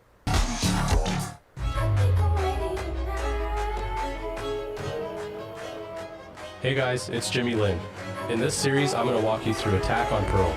Watch out for the stairs, clear this angle. You're going to be able to fight this.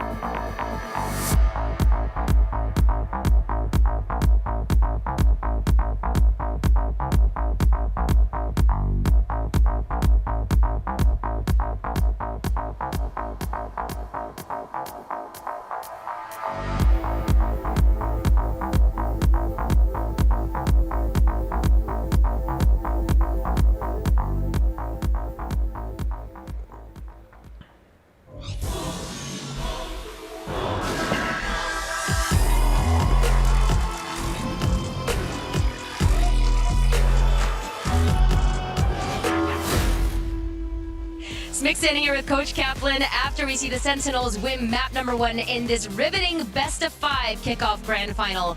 Coach Kaplan, I heard you mutter something when you walked up here, and you said that was easier than I thought. This map was so fascinating because it felt like both you and Coach Peo took advantage of your timeouts, and each time you did, it was your team that would win the next round.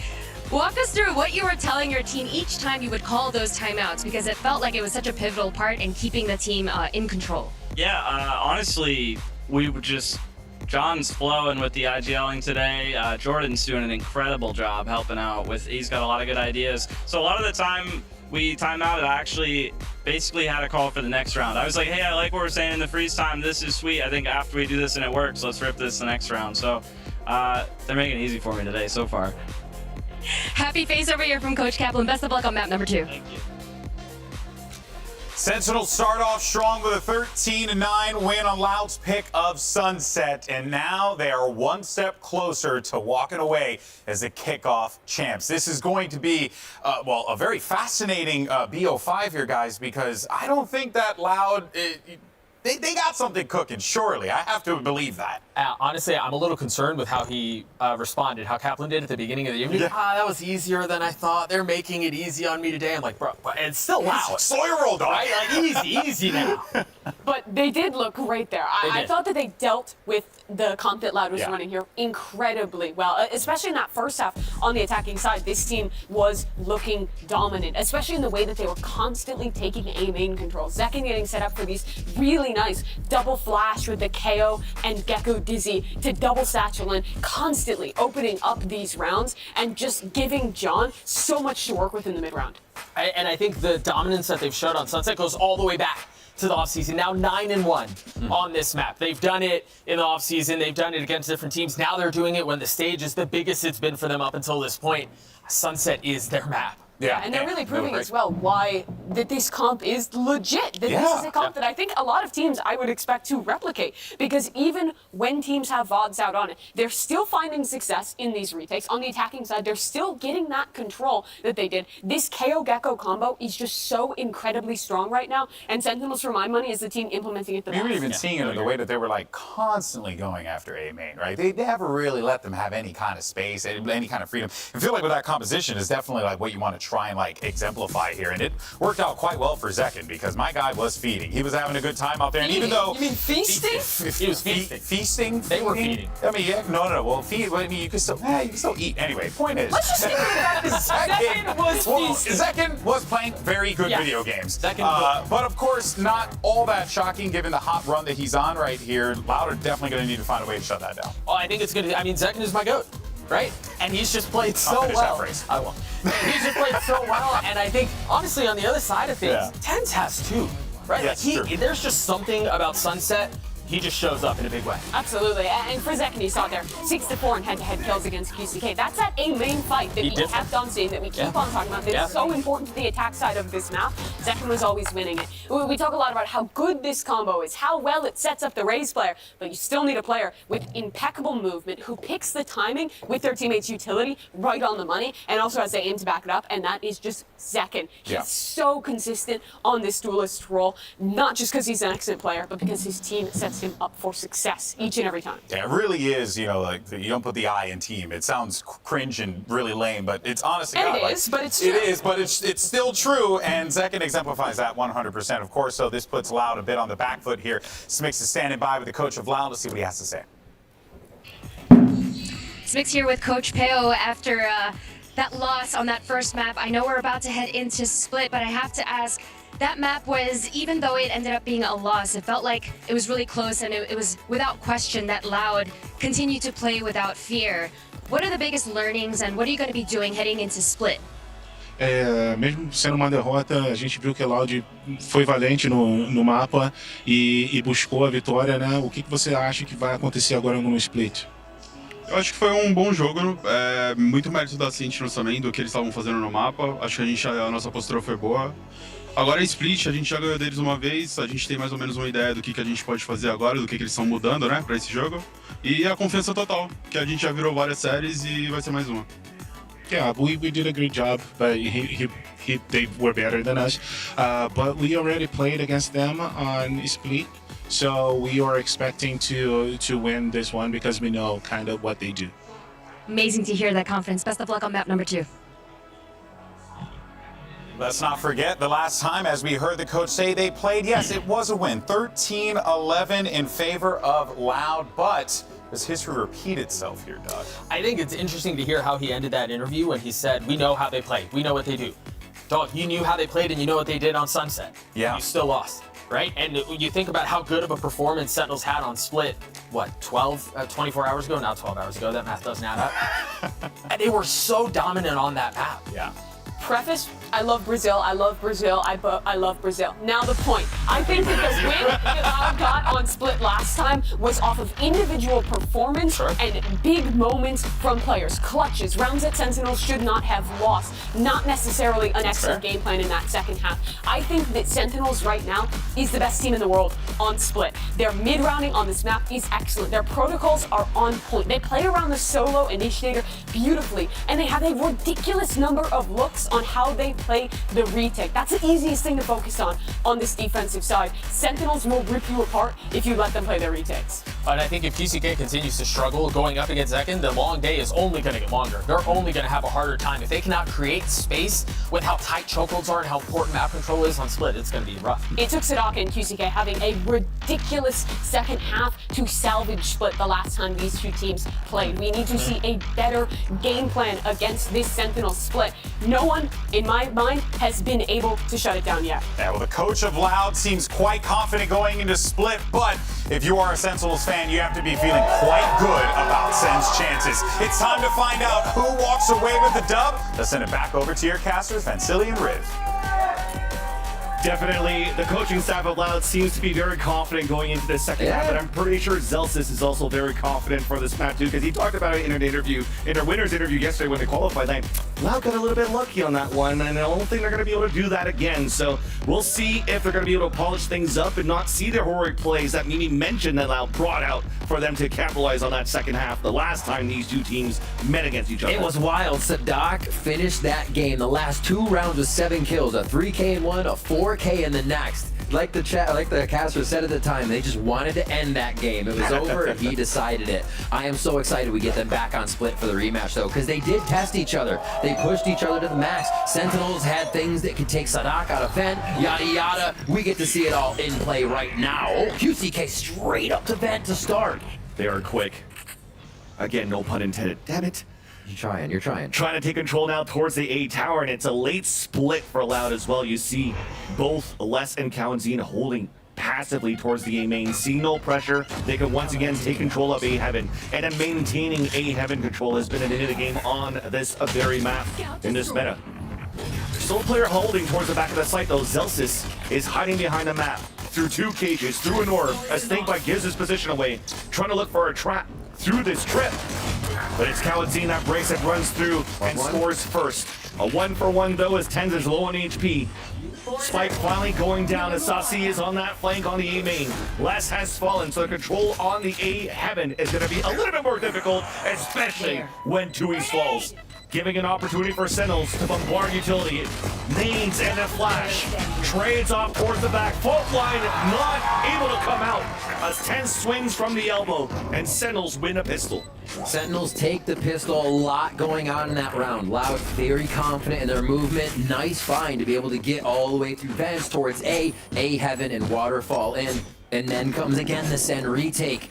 They gather together, able to take out the sides, extremities, and basically everybody meets towards the top side of sight for that flash from Sasi to come in. 2 from heaven, 1 screen. But they are patient on that retake. And a big play there as well, insight from Zelsis, to be able to even deny those few seconds, allow the B rotation to be a little bit closer, so they are in position there. It took them a bit to get Zelsis out of the sight. 1-4 here. Loud will slow work their wall up here towards the vent area, I believe. Sasi says not so quick. A Sixth Sense gets the pick. That's a Sky down for the attack, but Fault Line pushes him away. Les, meanwhile, did get an entry to trade it back towards the top of heaven. So Sasi's in a tough spot, but he's been good in this very spot before.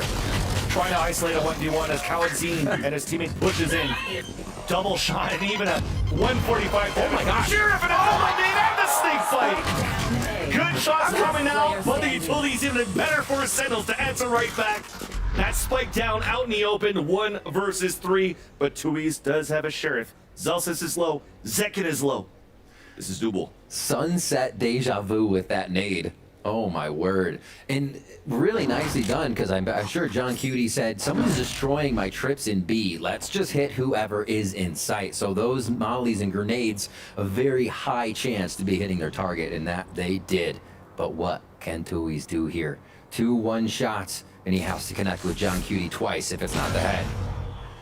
He had a lot of time to work 30 with. seconds A left. minute on the clock before he made it towards the line of scrimmage of the A side, but a camera refresh for John Cutie, allowing for them to get ready for a triple swing on a contact. Tui still looking to move forward. 18 seconds left on the clock. There's that contact. There's one on one end, but was not ready for a second on the top of heaven. You see what these rounds mean, though? Yeah, while there was the win there, John even wanted to drop those weapons. And the win would have been the big W. Sen not letting it happen again, though. Able to pick up that round. Still losing a few members, though.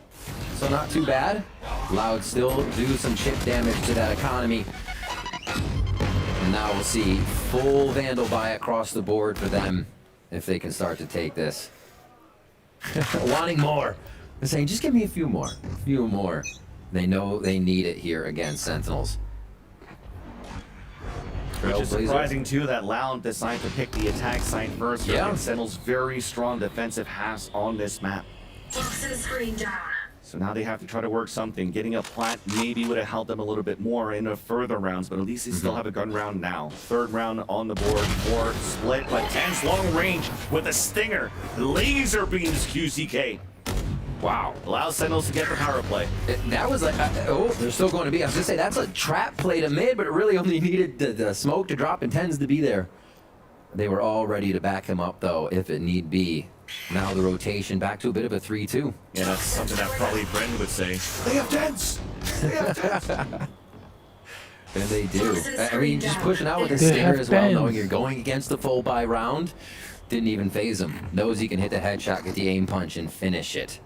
As it were. Paranoia still there if they want to play the retake more so. And they are going to find A being a little troublesome here as Loud takes the side. He misses snake bite, so Sasi has to fight alone. Finally, Zelsis swings out, doesn't care about being vulnerable. It's a 1-for-1, but the advantage is still for Sentinels. Less than Tui's. They've done this before at a disadvantage. The first one to fall is Sasi. Almost gets that tap in. 1 HP. Pain Shells once again. Is it a touchdown? But Tens doesn't care. Swings in for the kill with the stinger. First and last 2 kills of this round. As Sentinels win the bonus. Man, Tens picking up. You're not even gonna say, oh, he's for the ultimate. No, Tens is just heating up. That's as good as having an ultimate all the time. and he is cleaning up with that stinger. Opening kill on the round, final 2 kills on the round. TenZ is let loose right now. A low buy again for Loud here, and they have not had a good time once they get to the site, Vansili. It seems like Loud needs to figure out a way again to start chip damaging Sentinels before they get to the site.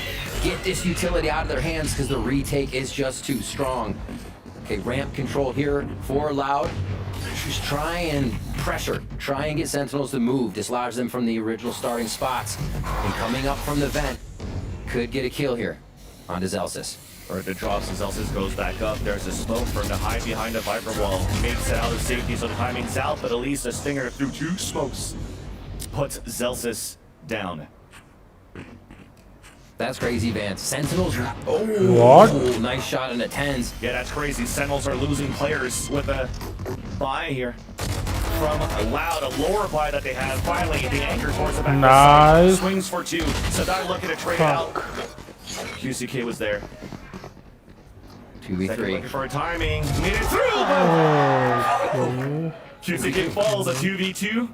40 seconds left on the clock. Spike is still up, so he actually managed to take it back and move forward. Nice. But John Judy's on top. Nice. Loud to leave anywhere else. As Rob Moore would say, this kid can frag. Holy moly, and he does. Calling the shots, fragging the shots as well. And the interesting thing I wanted to mention about that round, Sentinels used that exact strategy to kill Sadak when he had a judge in vent the last time they played. So Loud's like, oh, this strat? Let's do it. 4 up ramp, 1 through mid. Zellsis gets out. And Sentinels still find a way to come up with a round, even with a cheeky little trap play there from Loud. All right. What an expression. Loud has been collecting these timeouts once they have Rolling Thunder a bit. A few ultimates to use here.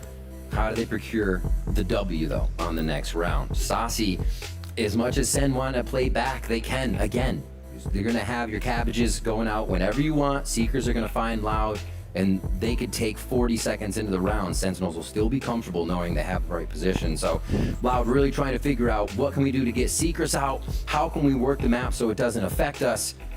Maybe that audible, maybe the Sadak mid round here gonna come into play now that we're back on a full buy and a chance for Loud to get back in. Very reminiscent of Sunset.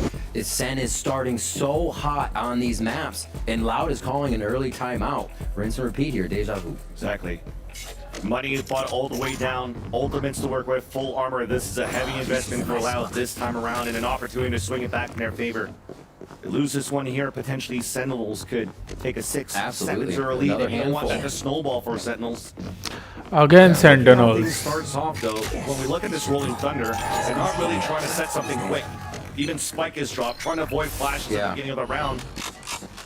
Wall comes up on the attack. There's no answer for Sentinels. So for Sentinels, they're staying quiet on their positions of where they're trying to hold the A site. Yeah, they have options, right? They're keeping Kawazine in a nice fault line position. They can go for ramp if they need to in a bit, or they can go for something else. We see that fault line coming back off a cooldown, so it wasn't an initial push from Sentinels, giving safety here to both Sadak and Les.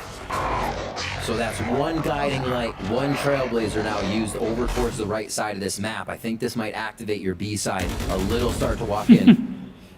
They just hit the cam. And impression on both ends. So Stand they're is actually didn't even break there. the cam yet for Loud, but it did Oh, the that's smoke, true. and actually the Trailblazer came up, and that's actually quite crazy because not only the camera didn't break, the Trailblazer did not break the trip, but it got pinged out here by Sadak as he dogged up. So Loud's gonna have to be ready once they start hitting a site. If they want to split towards the A site through this Rolling Thunder, just get ready so you could break this trip and not get sprayed by Zekin's position. Loud are really trying to get the Seekers out right now, and Saucy is not giving it. Here we go, the Rolling Thunder into the site. It's gonna still be the retake from Sens. Whoa! The flash of the Seekers does not allow to get QCK's kill on Saucy. Array, yaar. Second on the top of the heaven side to drop 2 of his own. Spike letting it pick Nice. up once again. Nice shot by Les. Oh, Second, fuck. turning it around back in favor of Loud. It's only Zellsis by himself. First contact against QCK. And there's that Array, shit. not hunting down towards the EM side, but Loud definitely, instead of playing protocols, just want to fight. They had to at that point. I mean, as the clock runs down, you don't get much more room to work. You're gonna have to go, and you're gonna have to accept that Seekers will find that out. Great push through. Flashed and denied by Seekers. Loud still get the ground they need and are finally able to push forward out of the site. Not allow Sen that setup that they've been getting. Unfortunate. 4-1 now. Loud feeling good though. Very fortunate for them. Ultimate for QCK. Just one away here if they can focus an orb. And definitely a light at the end of the tunnel to start grabbing more rounds. Obviously a buy here for Sen. They had quite a bit of money to go through with those first 4 rounds. And this is a default we see Loud go to a lot. They'll set up in this 2-2-1. QCK will now push up towards the vent. Sadak behind, but they don't have time! No! By Sentinels. Showstopper does not get any kills yet, though. We saw the idea out from Loud, but we'll hold that thought for a bit. Paranoia for Loud to try to re-engage for control inside Garage. And finally, as it slows down, you could see it. The Trailblazer came out from Sadak, and he just waited at the corner with this dog, up towards middle, hoping to bait the Showstopper out towards middle. But then Sentinel's like, hey, no, we're going to take the Extremity instead. And almost caught a few off that Showstopper. Everybody trying to flip the timing right now. Sadak, oh my gosh. Oh, he's being watched. 3 players are looking back. They knew the orb was coming down. Sadak Gaya. spotted, and he's in Yes? trouble. Yeah. बहुत सही Easy pickings here for बहुत प्यारा Strong Cuties anchoring towards the back of the site. Cage coming out, trying to get the hat out. B-Boss sitting around the back here as the rest of his team is able to clean it up from behind. Just sight Give the me a water cup. on there. Trying to find his hat, trying to find a body. But he just could not. He just couldn't find that note. All right, 5-1 as we come up on to round 7. Zekin 9-2-1. I feel like there has been a lot of showstoppers out of Zekin just this series. Pressuring it. That one from Loud really well absorbed. Understanding that would go into mid or from B main. They could rotate back around to mid. But Sentinels just seem to have the read after the initial play again. Zekin's been a nuisance towards the top of that A heaven side. And Loud can't seem to really Whoa. get away from that spot. Shorter. They try to go for control towards the A ramp. This time, a slight change of pace. Ten's trying to play that aggressive position. Up towards भाई अलग ही Careful on the level. satchels. And QCK falls as well. So you see, sometimes it's aggressive from Loud, sometimes it's slow on the A ramp, and even the positioning is well read from how Sentinels want to play. Zekin's Tens and Zekin known for anchoring quite well on that A heaven side. Cover going out already. Loud working numbers down here. Sentinels is not making anything easy for Loud. I think this is what we see from Sen, right? If we had Tens on bind, they'd be pushing extremities everywhere. The Sen comp for split means they stay back. They crowd together, they retake together. Being able to flip styles and identities like that, I think makes Sentinels so strong. And hard for teams to read that aggression. Whoa. Nice. Saw the idea there, and that late lurk, 30 seconds not left. going to do too much. What? At least that kill onto John Cutie, winning that fight.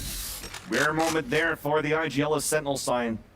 You definitely see here with 18 seconds left. Phantom in hand. Spike is there. Just going to try to save it. But the idea for Loud was trying to go for just basic utility, hit that A side. But one pesky trip, not breaking that utility from the John Cutie side on that A site, allowing the anchor player of Saucy. So good. Back of sight, flower pots. Yeah. Hell, like he's so good in all of these rounds that we've seen Sentinels Sentinels Phantom है play. इसके पास. Their defensive side of split so far. If we think back just to the round Zekin blasted into B main, we were almost about to talk about Loud setting up their default again, right? Partially through the round, Loud want to set up a default. It's kind of telling to just look at that scenario and say, Sentinels doesn't want Loud to do default anything. They're not giving Loud time to default anything or get the benefit of defaulting anything. They are really messing with how Loud approaches the game here. One of them is just staying back, staying safe, and making the retake that much stronger. So Loud try to put the game in their hands. One of our first fast blast packs up here. That was facilitated by Colin Zeen's breach fault line. अरे Staying यार safe and That's this what they time to need. swing towards heaven. Even though you have the Nice. same type of conditioning that it's Zekin Yeah. out there outside that window of the A side. This time it was Tens trying to hold it out, but you saw the crosshair placement from Loud side. Instant entry and advantage for the attack. Slow play, denial, delay right now coming in. Just so Loud can't complete the strategy they want, but they're also happy to see some of this util from Sentinels, lessening the power that they're going to have to deal with as they enter A site. Looks like it might be a commit to B. Oh no, okay, we see Kalanzine start trolling down the sewers and the rotation back over. Yeah, they're definitely gambling this rotate back towards that B side. Seekers coming out just to keep those players anchored inside B.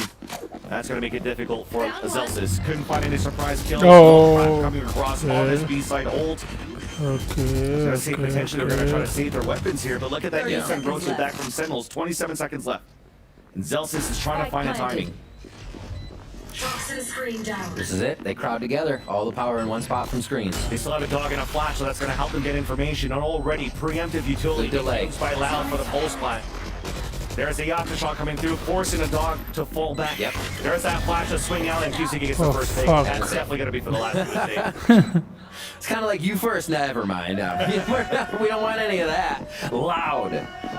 What a quick round by them, but let's look at how they took it. It is one of theirs.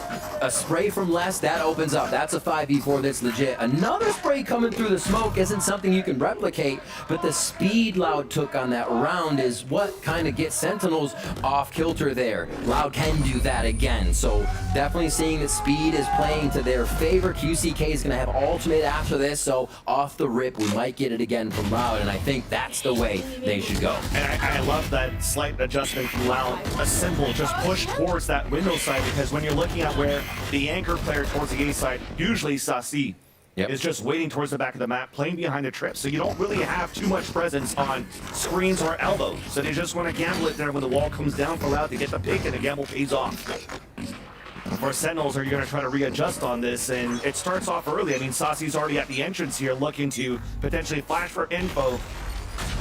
Zanok comes out for the first time too, and we talk about that line of sight, right? And look at Tens. Instead of being towards the E heaven, he's opting out down the straight line from the screens towards the entrance of that E side. Whoa. There's a check, making sure the Viper wall that just went up and down from Les did not Monster provide any have movement. up. A 1-3-1. A lot of options for Loud here. They can actually call any audible they want. A very flowing strat to go through vent or B main here, or mail rather. And Mail has a lot of utility, looking to get that showstopper out. What? By the way, Loud gets two! What? That was like second from the grave. Is insane. What? One straight bullet probably before he fell down. Seriously, yeah. Boom, that's two down and already the pit out on the defense. Although Loud is still trying to commit into this. Spike is still up on the back of Sadak. Zels is holding behind here, the double box. Trying to wrap around, waiting for the tap of the spike. 3 players just trying to clear out the pit, and it never checked that corner. So everybody's literally down on HP. Now the plant comes down, Zelsis still holds it, giving a chance here for Sentinels to roll across. Even a hat comes out, there's that kill from Zelsis. They spot the last 2 players, the lurk is not even gonna work. Last one now pinged out, 2 E's on the top of B heaven. The flash, the swing, the defuse is starting, and the kill comes in for John Cutie. 7-2. A round you can chalk up to New Jersey's finest. Oh, what a double kill from heaven. Zekin's season has been unreal right now. They talked about him on the desk in between game 1 and 2. He has been putting up numbers, but also you put him in situations where you should see a player going down with no kills, he'll come up with 2. He'll come up with the unreal play. And it's just wearing away at Loud that they can't get past this kind of stuff right now. Flick of the day. Flick of the day. I'm gonna bring it back for something like that, honestly. Operator still there. Sentinels feeling very much in control of this game, receiving each one of Loud's strats so far. So what is next? Tui's gets the op.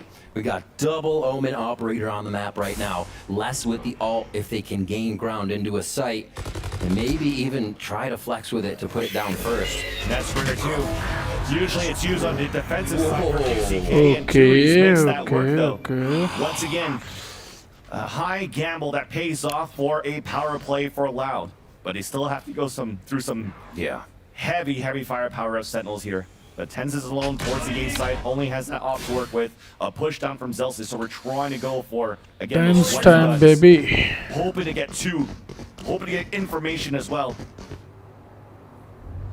I think he gets a mid lurk. They go all the way around. Loud is being very safe here. I think Zelsis just turned, so I might have heard him across. Got that little step. If they make any noise on ramp, oh no. Yeah. Tens time. Get that pick. Zekin to join him towards the back of the side. Whoa. And he's been good in this position as well. Paranoia on both ends, not allowing the push forward. A TP backwards as well. Oh, But then fuck. finally, QZK and Les comes in. They traded out 2 versus 2. Zelsis too far to throw the snake bites down to deny the plant. John Q to meet up with him as yes. Les gets the ult out to control the elbow and both moving towards the screen. That's a wild amount of ultimate right there. Pushed out a bit because of the column. Giving him much more room to play with here. What do they have too? They could Viper Bite elbow and try to make their way in. Watching just the entrance to sight from the top side here. But that Boombot gives a clue here. Oh, that players are coming across. Come on. on. But the second one is nowhere to Man, be silly. found. Just sticking a spike right now. Zelsis will get the defuse. What a Beginning of diffuse. this map, we said Sentinels somehow gets these insight sticks on the defuse. They take the site No. with members of the opposing team still alive Tens to take force off, them out of yeah. the position where they feel safe. That was out of the ultimate. And I think Loud also predicted they might find some utility Wake. elbow. Both swing out middle sight, Do. and that's all they wrote. Sentinels stick to defuse again. It's becoming all too common. And they get the round 8-2 now for Sentinels. It's not the same comeback that Sunset had for Loud, that's for sure. I feel that there's a moment of pressure there for Loud 2 on that 2v2. Ouch. Ouch. So it's a Whoa. assist. Once again, using incredible that the fault line is cosmetics. QCK falls for this heavy pressure that Loud is trying to get towards middle. Sentinels are crunching back in, looking to fight back. Sadak is stuck behind the box. The Satchel's coming out. Celsius with a jump kill. हरामी है भाई ये Doesn't care. नहीं छोड़ेगा. Works away. Sentinels is not allowing Loud to play the game right now. Continuously pushing up, finding their own fights. Pushing Loud out of their own strategies constantly. गुंडा Here हो to रहा था reset, last try time ये. again, less. Mechanically gifted, ready to open up on any members that peek, but Sentinels stay hunkered down, trading each other and ready on these hard angles. Look at, even all the way out of A. At this point, usually you have members anchored in sight, but they're not giving Loud any opportunities. Exactly. They got active information. The camera's watching everything from A main and also towards Heaven. They just flashed towards the garage as well, coming out from Saucy. So now the only positions that they could think of is No one mid, knows. vents, or rotate back towards A main. They're holding outside of the radius of that camera. And it's not going to be easy for Loud to take position, so you already see it still anchoring up now towards the middle. Yeah, this or is give a it up save. this round, yeah. Save for sure. Knowing the ultimates are there, Zekin could easily just pop in. It seems like he Time has ही नहीं है ults भाई, on save करना rerun पड़ेगा. right now. Just more in his pocket once he uses Save. it. And go ahead. Which gives me an opportunity to talk a little bit about that pressure I was talking about and falling on those slight mistakes. It was a 2v2 where they boombot outside of their own pit to get their positions away. And that's something that they're going to have to clean up here if they want to play against a Sentinels that looks so polished this kickoff in this year, in this season of the VCT Americas. I don't think we've really, we've seen it before, but it's uncommon to see a team be able to play to their win conditions so भाई much. क्या and not defence है have it लोगों का यार. affected really at all by their opponent. They're able to switch something so slightly and it keeps the flow going. Look at that, that's Mance. Mance getting a head scratch right there. It's a cute cat. All right, there's some lore for you as we get back into the game. Final round here, can Loud pick up a third one and stave off a quick 2 rounds or 3 if Sen can grab pistol the second half. Are we gonna explode? Exactly, a rare full-out explosion towards the B side. Yeah. Sentinels just holding back, using the camera, looking to pressure up, trap towards the male instead. Plant coming down for B main. अल्ट है जैकिन का भाई, alt है जैकिन. Instant retake attempt. Okay. QCK surprises one, but second comes out with a showstopper. और The Seekers gets denied. Les is out towards the pillar, gets a pick. Look at that TP for the flank from Toomies as well. Things are looking good here for Loud on the post plant. A high-low stack now towards the dumpster. Paranoia flash coming through. The high-low is good for that first pick. Ken's looking to trade it back. Looking left and right. Whoa! Oh, fuck. Get the pick. But John Cutie now in a clutch situation. Remember that TP I talked about before? Oh, shit, man. This time around, Kautzine winning his 1v1, allowing the half to finish 9-3. They finally get that third round, and again, it is a huge one. Sentinels had the read the whole time. It took Loud everything they had in the tank to get these rounds, to hold the site, to get themselves the victory there. And we could see just in the final rounds how Sentinels would make Loud work for it over and over. We're not seeing Loud dive in off the back of QCK, and Sentinels know that. QCK isn't getting these huge blasts, and it requires the team, and it's been tough for them. But I know that we have Loud fans who are loud in the back, but you know who's louder than that? Smix with Mama and Grandma Zekin. Thank you very much, Ben Silly. I am so lucky to be standing here with two superwomen. Mama who are Zekin, responsible Grandma for our Zekin. Superstar duelists on the Sentinels in Zekin. To my left I have Grandma Zekin, and to my right I have Mama Zekin. Grandma Zekin, it's such a pleasure to have you here. It's my pleasure. It's my pleasure to so what the two unfavorable team, the two of the Loud and Sentinel. They are good. This has been such an amazing match. How cool is it for you to not only see the team perform so well, and of course not only see Zekin do so well, but to also see so many fans in the audience that have your grandson's face on the signs, his name? Maybe I'm the oldest audience here because I think Zachary at the age of 3, I'm playing with him. The bowling, the tennis, and everything. Yep. And then the other one, the Minecraft and everything. Minecraft. Pokemon. Okay. So you heard it here first. If you want to have a superstar grandson, play games with them at the starting age of 3. Mama Zekin, before we let you guys go, I heard you talking about how important this game means, not just again for your son, but of course for the Sentinels to make it to the first global event in years. What would it mean for you to see them make it? We're very proud of Sentinels and the whole North America. For me, we love Sentinels since day one. All the fans, let's go USA! Woo! Let's go USA! Ben Silly and Riv, back to you guys. USA, USA, USA, USA. Of course, gonna let that breathe a bit. Of course, Sentinels chance. The fans behind Sentinels, and yeah, I'm probably gonna get those games too with minivans so that I could see him play just like Zekin now. But absolutely. Speaking of him, 12-6 so far. The spray transfer that we saw that was sick on that first half when they were playing against the showstopper of QCK on that opener. Sentinels taking the lead now by 6, taking the attack side of split, where Loud still also has a pretty decent split side on defense. An opportunity to fight back. And the fight starts for mid control. Look at this wall. Nah, Split up. The Sentinels will have to weave through a bit if they do want to take a B-mail control. Jump peaks to come through. Yeah, Sadak would love to save those guiding lights and trailblazers. Yeah, Sentinel wins that one rather. QCK and Sadak low on that HP, and even Sentinels resetting in the mid-round, pivoting towards this A side, but still having a couple of players lurking towards B. Yeah. Smoke delay just coming out of Tui's there. He's going to take A ramp control just for now. And this is going to give Loud the thought that they can rotate over towards that B side. If Celsius can sell this, oh, okay, the noise is already there from A. Yeah, that trailblazer comes up, trying to find a timing as Tui's is spamming with his ghost through that smoke. Good rotation from Loud. Reload, yeah. Dog finds information towards B main. बहुत सही, बहुत सही, बहुत सही. It looked beautiful as a rotate for Loud. They're looking for the pressure towards middle as well. And we mentioned 2 lurkers on Sentinel's side. John Cutie punishing that push from Loud. Already a 5 on 3. As the Satchels comes in and will have a secured plant for Sentinels in this second pistol split. Ooh, tough entry there. You'll get Sadak back over. no utility to get back in this one, so it's just going to be the 3 members to help with the fault line. Yeah.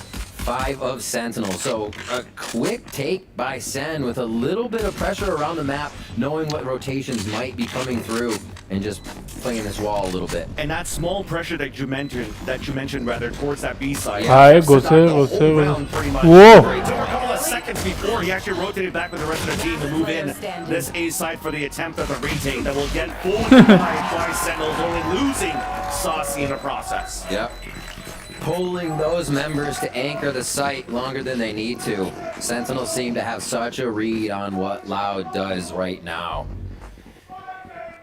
See what happens. The Sheriff here for less. Feeling pretty good with a bit of that money as we watch the replay. Just combined retake. Get back into their spike. And Sentinels find that first round. So Loud did grab 3. It kind of takes the pressure off of losing that pistol, but it never feels good to not get the start. 2 Buckies going in for Loud here, trying to play it close to the chest and hopefully get some of these angles right on top of Sentinels. They're going to work the wall still with a bit of hesitation on the left side of the map to see if Loud wants to push. You've been pinging it out? Yeah, that's going to be one of their big things coming into the gun rounds if Loud cannot get extremity control. And this is where you start understanding the playstyle of Loud. More buys that they usually have shotguns to work with. This time 2 Buckies for Kalazin and Sadak. So as soon as the fault line came out, instant wall, instant camera, just to try to spot players running through. And as nothing really happens, they're playing around this map, around the A site. And it really kind of leaves Kalazin pinned here in this position. So then the pressure comes back towards less.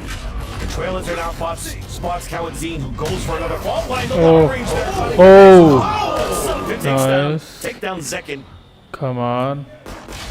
There's that bait allowing What? him to just swing out from the back of the map. Beautifully done for the crossfire setup for Loud. It was looking pretty good for Sentinel so far, but somehow the heroic plays comes out. 2v2. 30 QCK and Tui's only with pistols. A plant for heaven. Both players though falling back in the back of the A site. Nice. 2 flashes still available for Saucy. This still a pretty good position now for the attack pulse plant. What a second round. Are they really going to steal this away? Nice. Not at this Jelsis. point. No. Only just dwindled. Paranoia though. Might have an opportunity to isolate one, but it's a double swing right after. Nice little beat here, allowing to get the kill and at least stop the pressure that Loud was almost converting there on the Crispy. That got sketchy, and Sentinel's buys will still be pretty sketchy coming into this round due to those frags from Loud. But Loud needs to start securing the rounds. They're not really even able to cycle ults like we see Sentinels doing on their rounds, so the advantages aren't also coming from those factors. It is just tough for Loud to find a way in. This gun round, however, could start that momentum. I think it was dialing all the games that Grandma Zekin was talking about here. Yeah. The next Zekin. Yeah. I mean, he was doing jump map before this too, just getting the vibe, getting his movement down. You know, Zekin's movement is one of the prime things he's known for, so always doing that. Here he goes. No satchels behind the flash though. Zekin couldn't get that kill, but there's that Sadak judge. What? It was a fake to turn around and actually stun him to get the kill. Beautifully done by Sentinels. Tui's now out in the open. Zekin is the one sending across with its own judge. Opening up the B site. A plant for main. 10s on the boxes, looking towards the spawn. There's only less so far.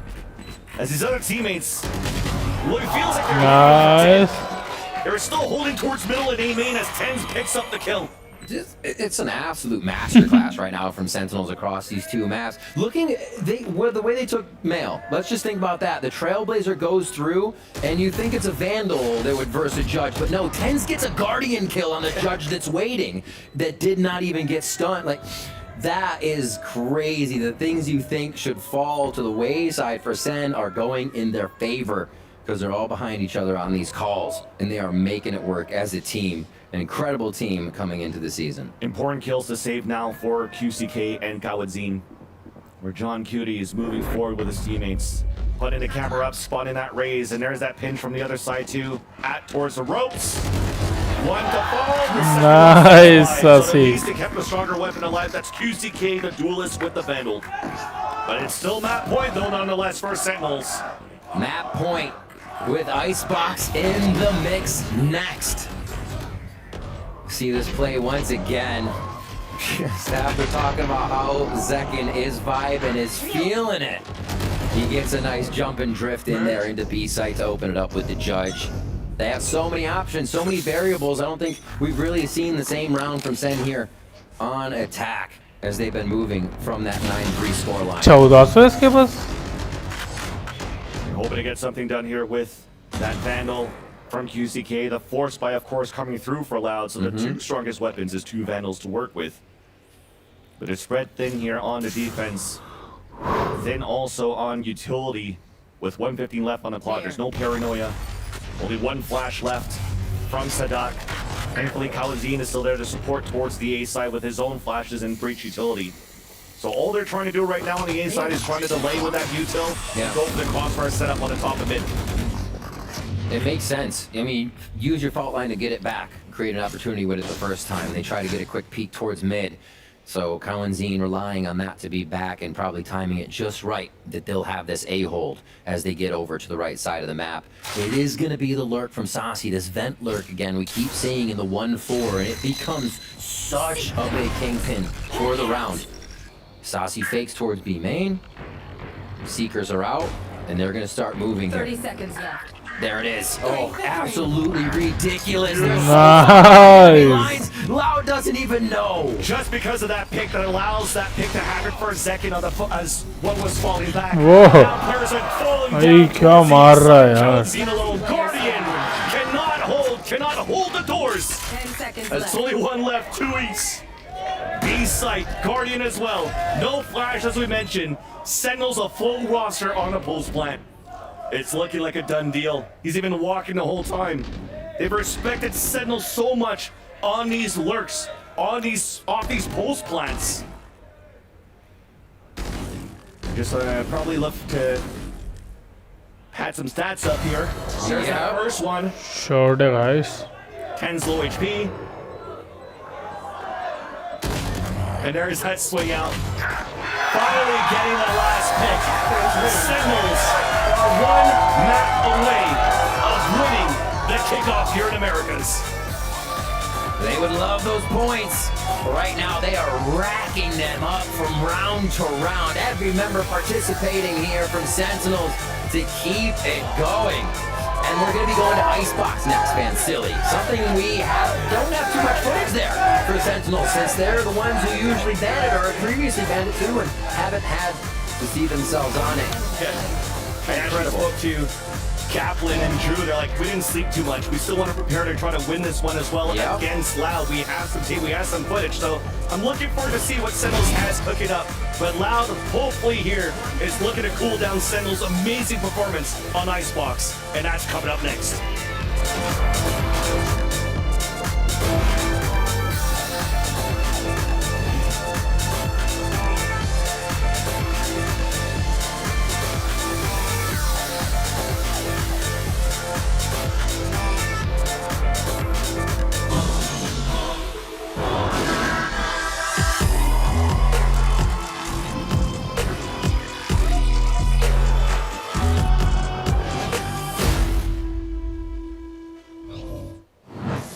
Rachel, you okay? No.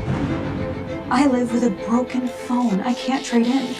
Okay, that's dramatic. Better plans Verizon. Everyone can trade in their old phone and get the new Samsung Galaxy S24 Plus with AI on them. A new phone? Yeah. Oh, yeah. Let's go. Wait, I'm on Verizon. Can I still get it? Yeah. I gotta trade this in, right? New and existing customers can trade in any Samsung phone for a new Galaxy S24 Plus watch and tablet, all on us. That's up to $1,800 in value, only on Verizon. Red Bull gives you wings.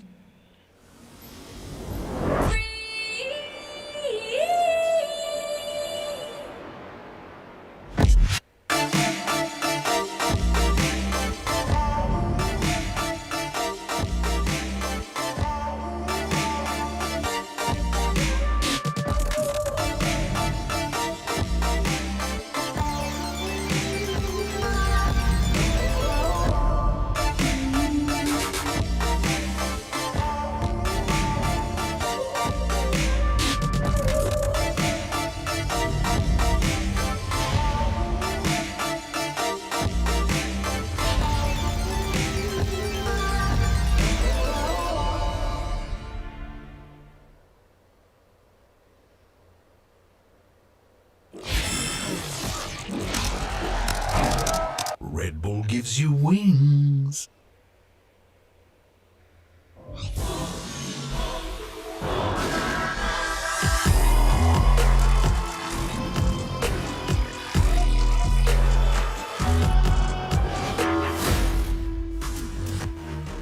The good times keep on rolling for Sentinels as they are now up 2-0 in this grand final of the VCT Americas kickoff. And wow, I did not expect Sentinels. I expected them to be, prepared and ready for this game, considering that they've been here before against Loud. Just not like this. That was crazy. That's a map that they lost to Loud. What a recovery. Like, what? A complete turnaround from this team. And you can show, how much work I think they put in the offseason to then be able to also have the trust in each other to make these adaptations coming into the game, having the confidence to say, hey, look, we know we're going to have to go back into this map. We're going to have to go into it early and to crush on it. And specifically, we have to give credit to Saucy, because at the start of this tournament, when the first 2 times we watched Sentinels play this split map, I was honestly kind of unimpressed with this Skye. I felt like he was wasting utility a lot, not totally warmed up to the new changes to Skye, but he has had a 180 in the late stages with the Skye gameplay. The util was absolute perfection, holding it for just the right timings on split.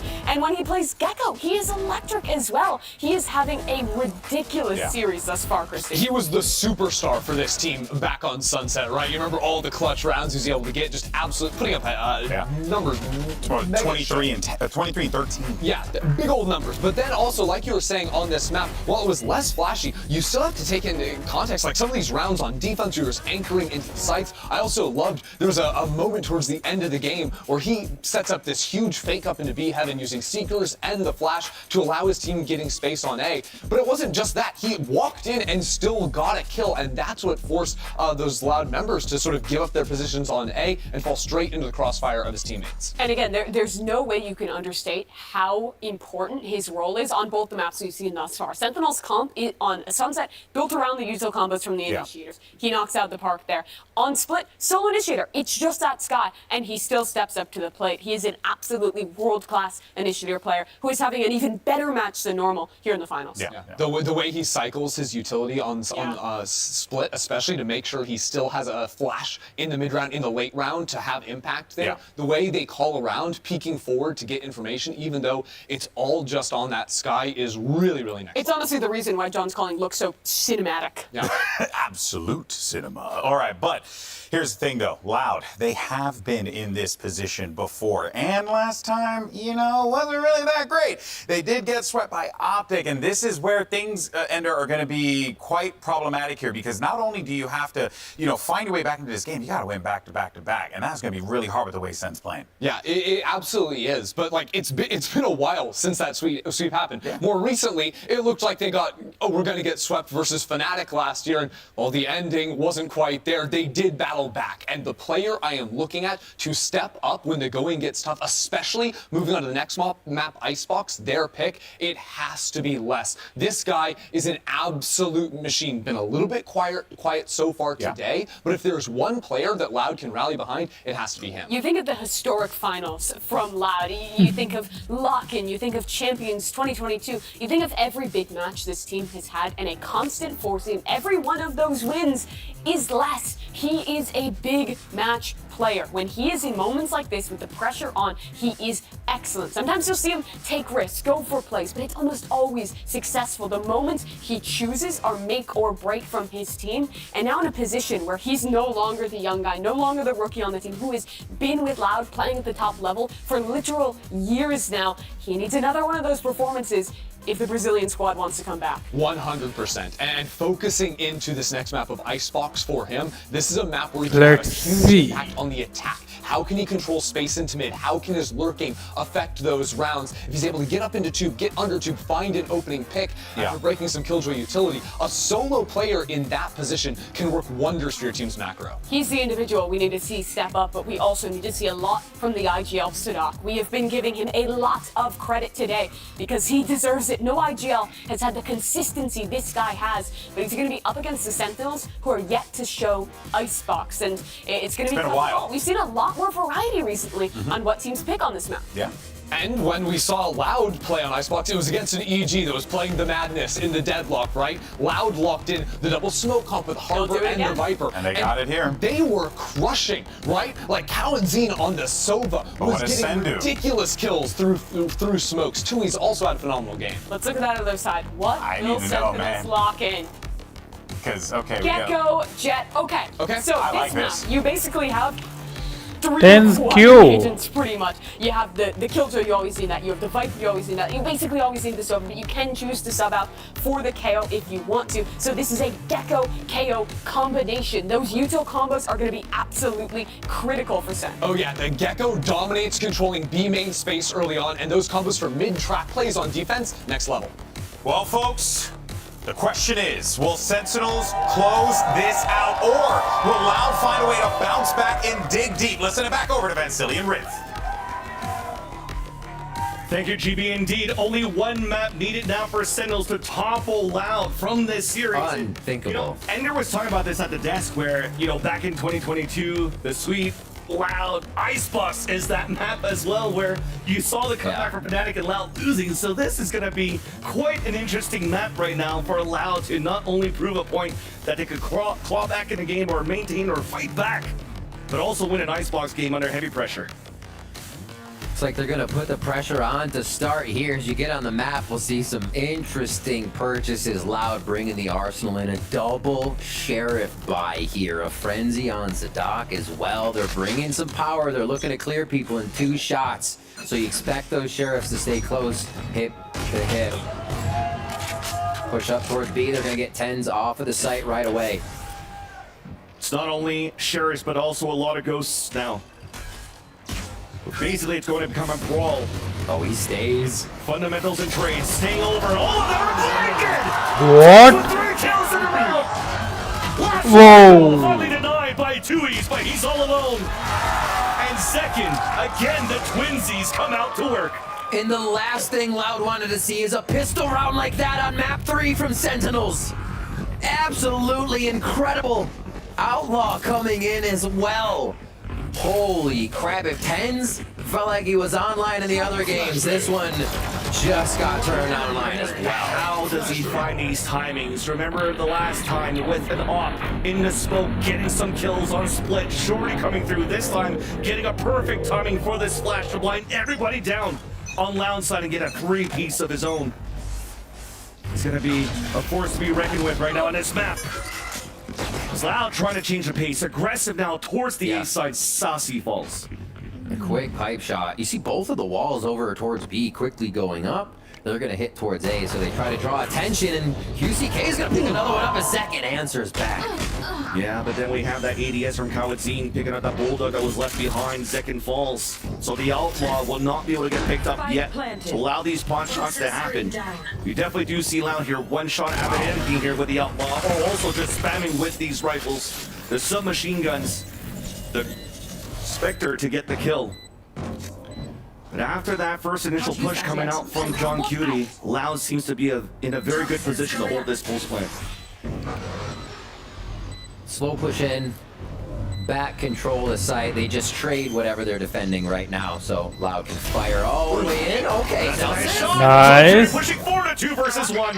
It's up to Tui's alone once again, and now Loud's gonna be able to deal with. He gets the first. Arre. Celsius is gonna stick him, and Tui's gets the pick. The Red Bull clutch to tie up the game early on Icebox. And Loud comes alive much earlier in this game. It has to feel good for them to find ground right now. The first 2 maps went 4-0, 5-0 before Loud answered back. Not this time. We're going to see him a little bit more hungry here as we get into round 3 after this replay. Loud feeling good after the second round bye to win after losing pistol. Still smiles, still vibing. Can never count Loud out. Cascade forward. Still working his wall onto B, but now they have Harbor's wall to take towards A as QCK another first kill of the round. Time for Sentinels to push out quick. And that Cascade was annoying to deal with. At least they got the kill out of that for Sentinels with the low buy that they have. Whole classics actually. Just utility. Yeah. Really the plan was trying to get 10s with an orb. A death allows for him to get the KO ult in the next round. For Loud, it's a reset. Using utility now. Oh, to clear shit. towards the A site. Dizzy throwing up a swing through the Viper wall. Beautiful kill from Kawazin onto Zekin. And once again, nullifying the surprise attacks that Sentinels are trying to do. A little bit of pop shots, and it's replied. Tui's gets the pick up to Zelsis. This is looking clean right now for Loud's conversion of the Thrifty that it just got on round number 2. Clean. Nice. Clear. They take a site. They take down Sentinels for another round. Like you said, Sentinels buying classics. Seeing that a lot more from teams able to fill up the utility. And it actually feels good because if you do go down with your classic, you have utility coming into this round now. So just get to dip into the pocket a little bit. You already have what you need to be throwing at your opponent. Utility and weapons for sure. Right. Operator's going to be coming online here as we see Zekin spending a little bit more. Still quite a few away from the ultimate on Orb. So this op hopefully coming into play for them. Let's see, once Loud figures it out, that might change their tune coming into this round. But they are going to go for this pressure quickly onto Long B here.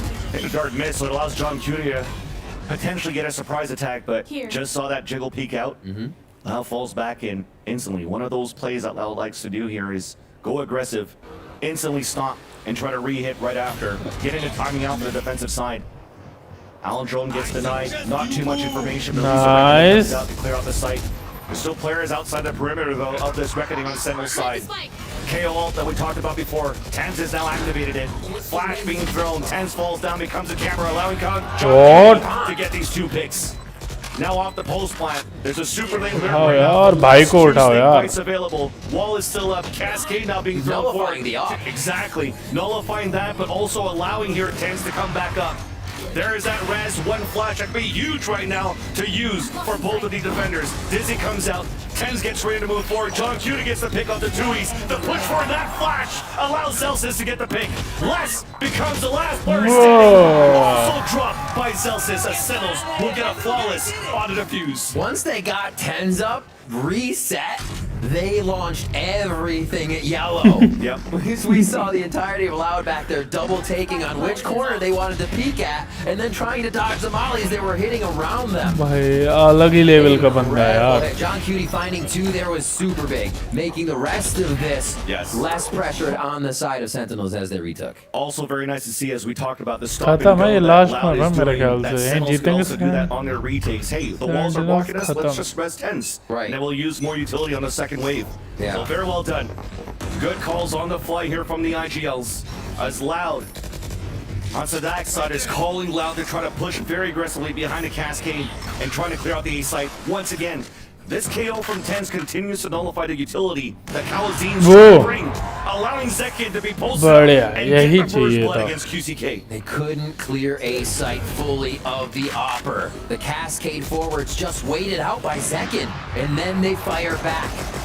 Kawazin able to trade now on to Tens. Oh, utility! Box goes on the ground, bounces off Francis' head. Who turns around and says, wait a minute, with another kill there. On to John Cutie, even if they're to dash away. The quad denied by second, but Kawazin is there for the trade.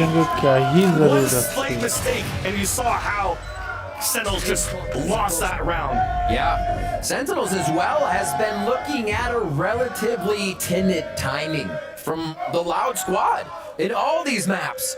And you almost see that there as Saucy's ready to throw one and be like, they're still coming in. Wait a minute, they're in sight. Yeah, that's the timing Loud's trying to play right now. Right in your face. Awesome stuff. Loud turning the heat up. Kawazin now with the ultimate on the Hunter's Fury. We saw this being used a lot on Lotus right off the rip to deter something that the defense was doing or the offense was doing. And we'll see if it clears out the position of Yellow or right under Ness where John Cutie was playing the other round. He doubled up. Focus towards B, less watching the rear here. And Sentinels are playing a little more timid after seeing Loud's aggression on that last round. You've been scaling behind here. The Owl Drone, once again, green control. Orb up for grabs. It seems as though we're trying to go for the quick yellow control. John Cutie just waiting.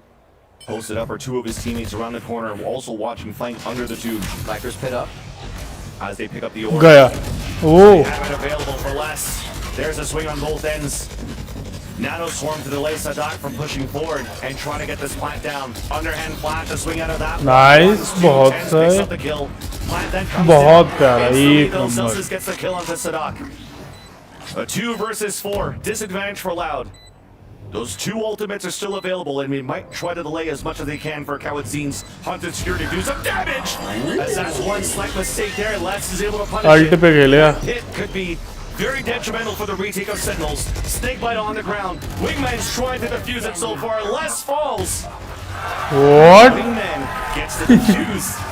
Van Silly, you mentioned something really awesome on the last round, is that the walls that we saw Loud beat EG with, using to encroach farther into the territory, get the Snowman, push them off, are being used by Sentinels to pick up their util and their members. Yep. Saucy's able to throw एक बार के लिए मेरे को लगा jail से Dizzy with the Harbor Cascade or Wall Up, whichever one was there, and then they re-hit the site again, using Loud's walls against them on this B retake.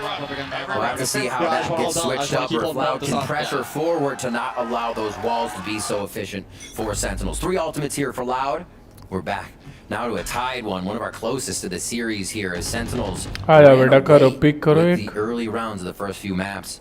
Does not seem like Loud will let that happen here. A low buy on some members of Loud, but still those ultimates are what they want to execute. Same type of play here. Just trying to have a second, give him an opportunity to get a op pick.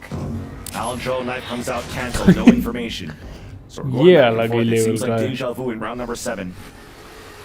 Will they be ready for Zekin posted at the same spot, looking towards the pipes and Yep. SCR, because looks like Lao was trying to move down towards 410 instead. Sasia ready to greet them though. अरे Pushing यार. forward, Sadak gets that pick onto Zekin Zekin. भाई. Less with the lurk that they mentioned on the desk, but he gets spotted by the turret, and Celsius is going to be on a 1v1 in that section. Meanwhile, though, able to get the lockdown up on the attack, which will potentially allow Loud to move in and get a plant. Thrash already used on this. Great job by Loud to avoid that and be able to kind of skirt around that ultimate of Saucy. Here now, Sentinels with the retake. Loud, they are ready. The knife is in the back of the site, does not spot anybody, so Sentinels can start working Nice. forward of the site. A trade बहुत that सही. happens back and forth. Therese again in a Come on. clutch situation against John Cutie and Tens. Tap on the spike, it's not really for him. No. So he has to lurk up, and that high tide is going to be annoyed to Fuck. deal with, but it was a tap. Tens gets the pick. The Whoa. and John Cutie wins that fight. IGL coming up strong again. John Cutie, these situations that you put him in, you see him coming out on top quite a bit. And for pressure to be on a new player, it does not seem like it affects him all that much. Grabs the operator, they're going to have that going into the next round, as that's been traded back and forth a little bit here. You should run. As we see this play right Yeah. through window from Spawn. John picking up the first one. And just having to dislodge the rest of Loud out of the site here. Crazy to be able to come in 3v2, easily taking down the members there.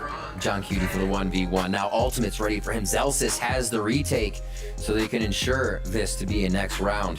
If they get that retake going just It's right. sense word, Inside baby. Loud, they're going to call the timeout. Hunter's Fury is still there for Kalanzine.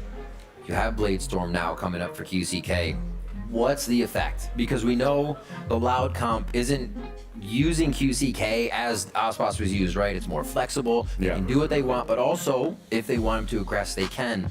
How do they give him that space though with this composition? You're not really throwing flashes over a wall. You're not doing too much, not flashing anybody, to be honest. You're just breaking crosshairs. And technically, for Loud so far on their attack, they can't do whatever they want. Because Right, again, they when it can't. comes down to an initiator battle between Kawadzinne and Tens, that knife denies so much information for Loud to really try to gain that space to move together or even get some pings out. So Sentinel so far on the initial hits coming out from Loud, they could always stay posted up, really. And you continue with the same great protocols that they have on the retakes. I mean, they've got 3 defuses so far in the 4 rounds that they won. Loud had to figure out a way to hold the pulse plants. All right. Scattered low armor across both teams. Trying to get an upper operator shot here just to start off the round on some high lows. Whoa. Very big pick from Zach, and he's gonna stay. And he's got support there, Dizzy, to try to get more information. Instead, there's a second. What? Clobber is coming through, so they know the pressure is coming in towards Loud. But look at that instant pivot. Two players now pushing forward towards the A side to rotate, coming across as well. Orb which should soon be coming up towards middle here to allow for them to cross. Meanwhile, the same good old thing this time not being Sadak, because it's Kalanzin on this Silva using the Aldril to bait out the players of Sentinels out towards this B side and they'll walk slowly towards A. Full retake setup now for that side. All Loud has to deal with is the ultimate, or sorry, utility from Zellsis, and that's just delay denial. Probably won't come up with too much. They'll be able to wait this out, and the Reckoning lets them know this space is free. QCK and goes even further. Got Hunter's Fury if they want to use it here, unless QCK could do something. Actually, he's so out of position, Kalanzin. Not going to be able to use it. So he's going to be in a one and done for QCK. Gets a pick at least before he gets traded out by Zekin. A 4 versus 4, trying to use the Hunter's Fury for the pulse, but instead, Zekin gets the pick up to QCK as Nanostorms are now trying to delay here on the attack side. There's that recon guard coming through. Kalanzin rips out the Hunter's Fury, but nobody's on the spike so far. Just a tap to actually bait out the ult. Here it comes, the wingmen to come out to start the defuse. Sentinels are fighting forward in front of their wall, but coming out denies the wingmen defuse. Guard the wingman! Couple of kills coming across though. Kalanzin and Lesser holding the ground, Snake Butt on the ground, and there's no time left. Saucy in a 1 versus 2, hoping to make it expensive at least on the exit. Both still die from the spike. Loud tie up the game 4-4. Beautiful chaos of a round. Oh my gosh. At one point, John Cutie grabbed onto the rope to block Wingman. He was just sitting there holding onto the rope, spraying off of it. That's crazy. Everybody just trying to body block there. They're still able to get the util. The Viper's Bite actually coming up huge to cause the vulnerable there.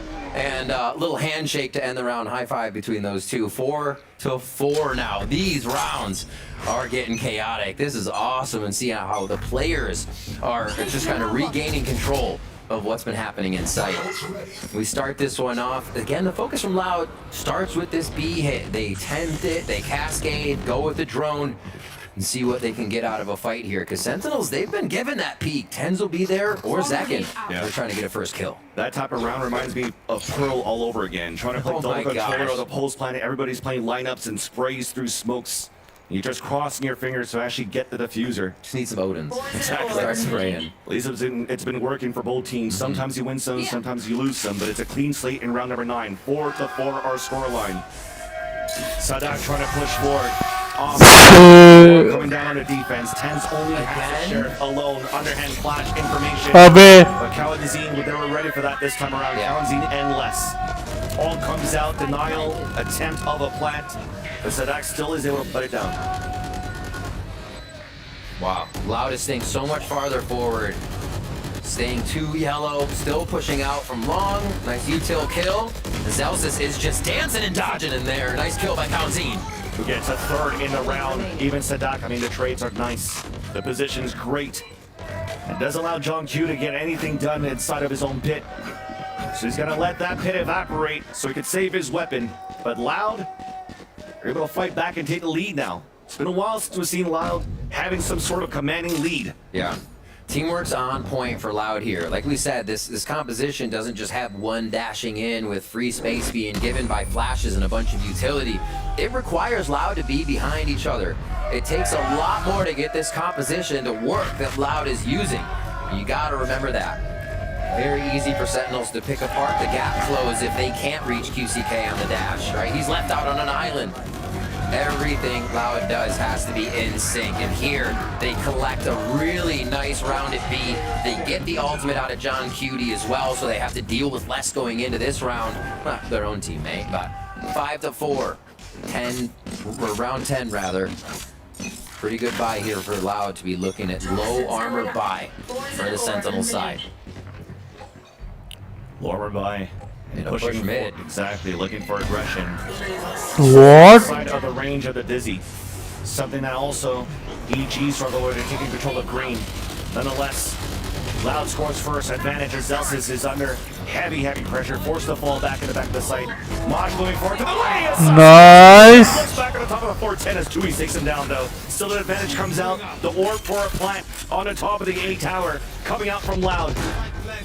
No command available for Tens if they want to try to retake this one. But it comes down to if they can get these picks, and they cannot. Tui's looking clean on those two. Tui's toying with them here, and look at Reckoning up again.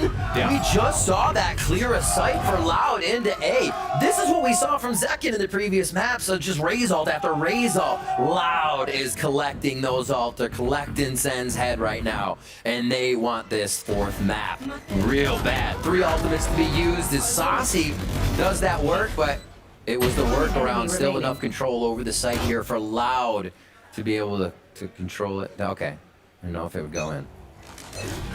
Where are we going? Towards A again. Reckoning held and ready. Blade Storm available. Bumping into each other, getting concussed by the Reckoning. A ping coming out on the Fury. Zekin's able to dodge it though, so that does no damage at all. Zekin dashing forward, looking to reposition on the top of the A tower. QCK with the opener. There's that pick, but instantly traded out. Sadak's on the top, and they tried to do the null command on the Sentinel side. But as they were doing a lot of noise for Loud, they stayed back towards the site and just picked out Sentinels on the retake, trying to be a little bit more proactive and aggressive against Loud's take. Last with 1. John Cutie here to try and clean up 3. It's going to be tough. I love the choice. These final shots come through.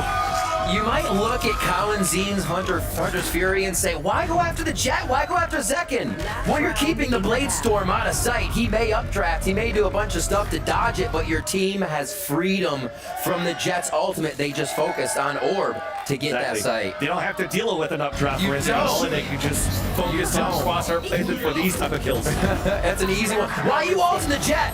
I'm not going to explain it. But no, great play there by Colin Zeen to actually take Zekin out of the mix. Really heady stuff there. Very happy. You see Loud still vibing. Even when they were down, they had the same smiles on, and they have to be feeling even better now with Van Silly. Final round here of the first half on map 3. Loud comes back to take their first half, possibly 8-4. We see the spike down, so this is going to be a weighted out round. They're seeing again if Sentinels will give them that peek at yellow just to get that first fight, less carrying the op in mid. And finally, Sentinels are able to take control of the A-side pressure, so you see how Celsius and Zekin are currently posted, watching Belt, watching main, so they know now that the hit's coming towards the B side, at least to start. The early call from Loud to take control of yellow, as you mentioned here, Riv. At the same time, important to keep Saucy alive because he has a Thrash to work with. There's the commitment now for Loud for the first initial hit. But they haven't really crossed the line to try to tap the spike. They're trying to waste that utility out first. I'm gonna stick this. They're using a different wall now for Harbor. They're not allowing those sections to be created as much as Sentinels retake. This wall is covering mid and Snowman entrance now. Straight across instead of diagonally. Cascade goes forward. They should be able to gain position, get that default plant in, and this is going to be hard to uproot Loud with 5 alive. But here comes Thrash to try. Thrash and giving time for Tens even to rotate across, and QCK still get the pick though onto Zelsis as we got one. Looks like he was detained towards the back of yellow. I think that was going to be less here. But an off shot missed here by Zekin. QCK answering back on the Tens. Looking good for Loud on the pulse plant. You need it. Tens to come across with these flashes to help, but instead it's Loud winning this pulse. Come over. Dropping the IGL. Again, we talked about it took a while for Loud, and talking about Loud with a definite strong lead in a map, and they're definitely showing it here on Icebox. And a perfect correction to the way the wall was being used against them at B. They throw this wall from before that. At the end of the round, they do still throw the wall that covers Snowman, but look how far up they are now. They're not at yellow trying to take the long distant fight. Well corrected by Loud for the 8-4. At least he's making me smile. At least right now, our first time we get to see a look of Sentinels on Icebox. We'll throw it to the desk to see what they think about it. And for a first look, you got to say, not bad for Sentinels, but Loud still very much in this. They're trying to claw their way back into this series, but the pressure is certainly on here, Doug. Yeah, I mean, I think the truth is they've got to continue this momentum. They can't let Sentinels really get into a comfortable place, or they're going to be able to pull this thing off. We've seen Sentinels be able to fight through adversity. We've seen them pull off insane comebacks across different maps. Yeah. You cannot allow them an inch. They're the team who's gotten the closest to a reverse sweep and lost the most tragic way. You remember the lock-in finals 2 rounds away away from making it happen. But that's not what you have to remember. You have to remember that this is a squad that can always rally back. Sadak is the leader, is always someone who believes in that comeback being possible. They're good for it. But for Sentinels, they're going into this second half with a composition that I think is going to be stronger on attack. This is still going to be an uphill battle. Yeah, I think so. I think the one benefit is that every time you look at Sadak, he's laughing. Right? The vibes are still good. He's still cutting it up with his guys. Kinda have to, too. And I think that's the mark of a good leader, right? Like, that's something that often can go unnoticed and not really mentioned, but I think keeping that positive mental for your squad, given some of the roster changes, given that you have younger players, matters a lot. But talking about mental, if there's someone who can get it back for Sentinels, it would have to be Kaplan. He's become a leader for this team, developed into that role as a coach. If they could do it in this fashion, a comeback on one of their opponent's strongest map on their debut, showing a new comp to 3-0 Loud, the America's champions, it would be unbelievable for their first win in a regional finals in 3 years. This means everything for Sentinels, but Loud, they would be the team to rip it away. Yeah, a statement could be made here, but if we've learned one thing, you never count out the Brazilians. Let's send it back over to our casters.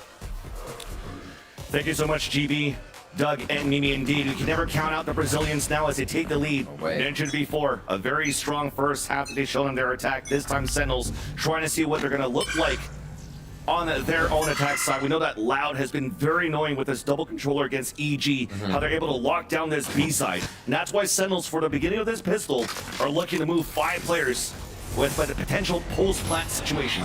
Yeah, it does. You see the armor and the 2 mollies on Zelsis. That makes me think Zelsis wants to be the last alive with a bit of protection and that molly post-plant. Let's see what Sentinels tries to do. Loud with great util dump into the side. Just got it. And deny Sentinels. And also denied the 2 nanoswarms that was going for that plant. So that's going to be even more difficult for Sentinels to play that pulse plant. Staying anchored up. That's the game. That's what they have to do when they can't. Until Second finally pops the first one against Loud. Kelsey gets the flick onto Tens. Second is now alone. The double swing high-low. And Loud looks really good. A slight mistake on just waiting the timing of that plant. Denied by the shock darts of Kawadzin. Allows for them to score 9. Right, and the focus that Zelsis, like you said, was to have 2 mollies post-plant. Everything was instantly snuffed out by Loud. That was planned protocol at its best right there. Beautifully done. You see it again in the shots. Just absolutely connecting. A far cry in difference from what we had first round pistol. Tens and Zelsis just cleaning up the right side of the map. Loud finally get theirs. They start off here in the second half exactly how they want, but they're going to match up against Stingers. It's not the classic buy from Sen. They're going right into this with aggression. This is going to be a reckoning build-up for Tui's. That seems to be the focus. Looks like Sentinels couldn't punish it because of the cascade that came out. Yeah. So they cut noise instead and looking for the snowball. After the KO knife gets shot out, double flash clearing out the back of the site once again. Just trying to bait out utility. Wingman though looking for the set of the plant for the A tower, so changing things around. Just parkouring across the A site. Plant now comes down, Aljo only spots Zekin, but already Loud has funneled back and pushed towards the back of the A site. Sasi scores first with long range with a stinger. And definitely fighting for an alarm bot to also ring the bell, allowing here Sentinels to try to fight back on the left side of 410. But Les is able to even up the tally. This stinger buy from Sentinels, they're trying to keep the weapons and the engagement close. Nanoswarm getting a pick on the QCK. A 3 versus 3 as the time is in favor of Sentinels so far. The high tide coming up. Tens with the long range stinger once again. And Sentinels Sentinels push through on the force buy and completely take Loud off guard. No idea that was going to happen in sight, and it wasn't a flank, it's nothing else. Sentinels behind each other, pushing straight through. Saucy's been incredible with the stinger. Tens has been incredible with the stinger. Enemy remaining. And the positioning that they had as well on pipes was incredible to be able to pick up those kills that Tens had there towards the end of the round and shut down the defuse. Wow, Sentinels come up huge there. What are Loud going to do? They go to a Bucky, they go to a low buy. Sentinels now can start to push for a possible win on this map. They need to tie it up, but that could easily happen now with the way this would swing. Loud taking every precaution on the defensive side now. Sadak knows what to do in these situations. They've been there before. And no different how they want to play this. Jiggling across, spraying through the top of the A tower. Les made it out with 22 HP remaining, and instantly we're moving forward for a plant. Allez. Brett. Looks like the years were spotted there by Sadak with the Sheriff. ADSing down, baiting the plant for them to move forward. At least the backstab is there. Zelsis watching that flank, dropping QCK. Flash is moving forward across the high tide. You hear the repel, Zekin's just waiting behind it. And they're okay with it for Sentinels. Yeah. They are playing against pistols at this point. Just really loud. the The last two guys can't really do too much. You already see him pulling all the way back. You're just looking to run in and die from the spike after. The Sentinels are looking pretty good so far. Getting that force buy on that second run and winning the way that it did really foiled the plans now for Loud to have a very strong start on the second half. Dog is down. I mean, I think they quickly identified as well with the cascade they're seeing. Tui's having ults that they might have been able to stinger rush the second one, catching Loud off guard, catching them in a position where they feel safe to grab an orb and then reset. Sentinels, they want to attack as fast as possible. And just from screens there, they're figuring out that they can take it down, so there needs to be a little bit more protection as they head towards that next area for plant on Wingman now. I still love the play that you saw there from Tui's hiding all the way back towards spawn, getting that pick and dying a spike, allowing him to be one away from the ult. Of course, it was a kill that was more important to get that ult point than his death from the spike in Shannon, and allows for them to maybe try to look for that pressure to pick up that orb towards B-side, because Sentinels never really took control of that B-side. But Sentinels in round number 16 decide to do it. And they deny the opportunity of Loud of building up ultimates here. It's been a while since we've seen this little box shot. The back of Snowman you can hit on top of green. And now they're waiting. For QCK, it did look like that dash went across. I think he's got the call. Zekin saw that little hair bun fly through. They wait, and they call such a good wait. The patience of Sentinels causes Loud to go for the full rotation, expecting an A hit, a free sight here, and it's going to be the call from Sadak that they need to come back. What a deep plan! Yeah, they're still going. They want to definitely try to start working and fighting towards the spawn. Fuck yeah, You see the dude. setup from Tens, but this time he doesn't have a flash to work with. So it's really going to be Zekin trying to catch one early, sees that there's no early pressure coming out. Here's the Aldril, falls back into sight instead. So an opportunity now for Loud to rescale for the retaking the B site. Zekin behind a Nice. cascade, a 1-for-1 though. One coming through, blocking vision on the left side of yellow. 3 players posted up there for Sentinels on that post plan as well. So you hear the utility coming out for the retemp take. Zelsis on the top of green. Look at all that delay for that utility for Sentinels on that post plan as well. It looks like we want to try to save, to fight for another day, to try to keep the op for QCK. Oh my gosh. But Sentinels will get 7. 6 rounds for Sentinels to solidify themselves as the kings of NA. It's crazy to think it's that close. Loud still in the lead though. There's work to be done. See here, this push through from Sentinels taking Loud off guard. And the play, the macro on that round, absolutely throwing Loud and Sadak for a loop. You're definitely seeing the hope there from Sentinels for sure.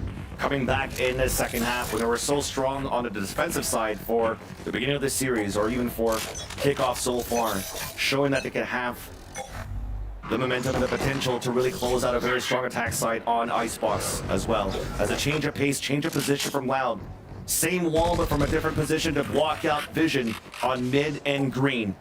Zelsis decides to walk up on this, and the rest of Sentinels holding behind it. There's nobody really watching an A-side push, except for an alarm bot. Yeah. And I find that interesting too, that it's an alarm bot instead of a turret, because somebody could now move up on the top of L. So for me, maybe Sentinels are really looking to commit towards this B side. Exactly. Maybe the pace they move, they feel comfortable just going forward, knowing the back won't be timed. And yeah, they're going to get into position really fast here. A Stinger, a Guardian, but the operator's there for QCK. What? Did not expect Zekin to be on top of yellow. Tui's with the wide swing and gets picked off. QCK's too far behind. He's still anchoring towards the A side with that operator. Gives a chance here for Sentinels to move up. Recon guard prepped up ready, but it's shock darts instead. Same plant position behind the wall, and there's no utility there to deny it. As I say that, the shock darts came through. A good way to recognize from last round to this round that Loud can stop that plant. That's the call from Sadak saying they planted deep. The team saw it too. We can deny that the next time they do it. They have to have more timing here. So that's a nice shot at QCK. Talking about Sentinels, the wall came up. They could pick it up and try to go for a plant. And meanwhile, a pushing forward coming out from Celsius, who gets a pick up to Sadak on middle. QCK now, no targets available for a pick with the operator, especially when the wall comes up. Celsius also lurking through towards that kitchen. Here's the shot from the operator. Here's the footsteps of Kalazine falling back towards orange. So the rest of Loud pressing forward towards yellow. A nice spam through the poison orb. QCK falls. Now a tap on that spike, baiting out the swings from the Sentinels. But no picks until Celsius gets the lurk kill. One more to go. Celsius again with the lurk. To put 3 in the round and putting Sentinels 1 round away of tying the game. We heard Kaplan talking to Smix at halftime about how it's John Cutie and Celsius, and you have to think that there was a lot of Celsius going in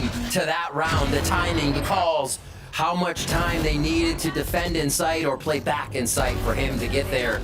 And the flank controls the map. We see Celsius come up with 2 big ones there towards the end. 9-8 now. Sentinels only trailing by 1 with the last 4 rounds in their favor. Get out of my way! It's going to be a push down here. Loud wants to start to get aggressive. Even on their low buy, they have to get under the skin of Sentinels here. They can't keep playing default, it seems.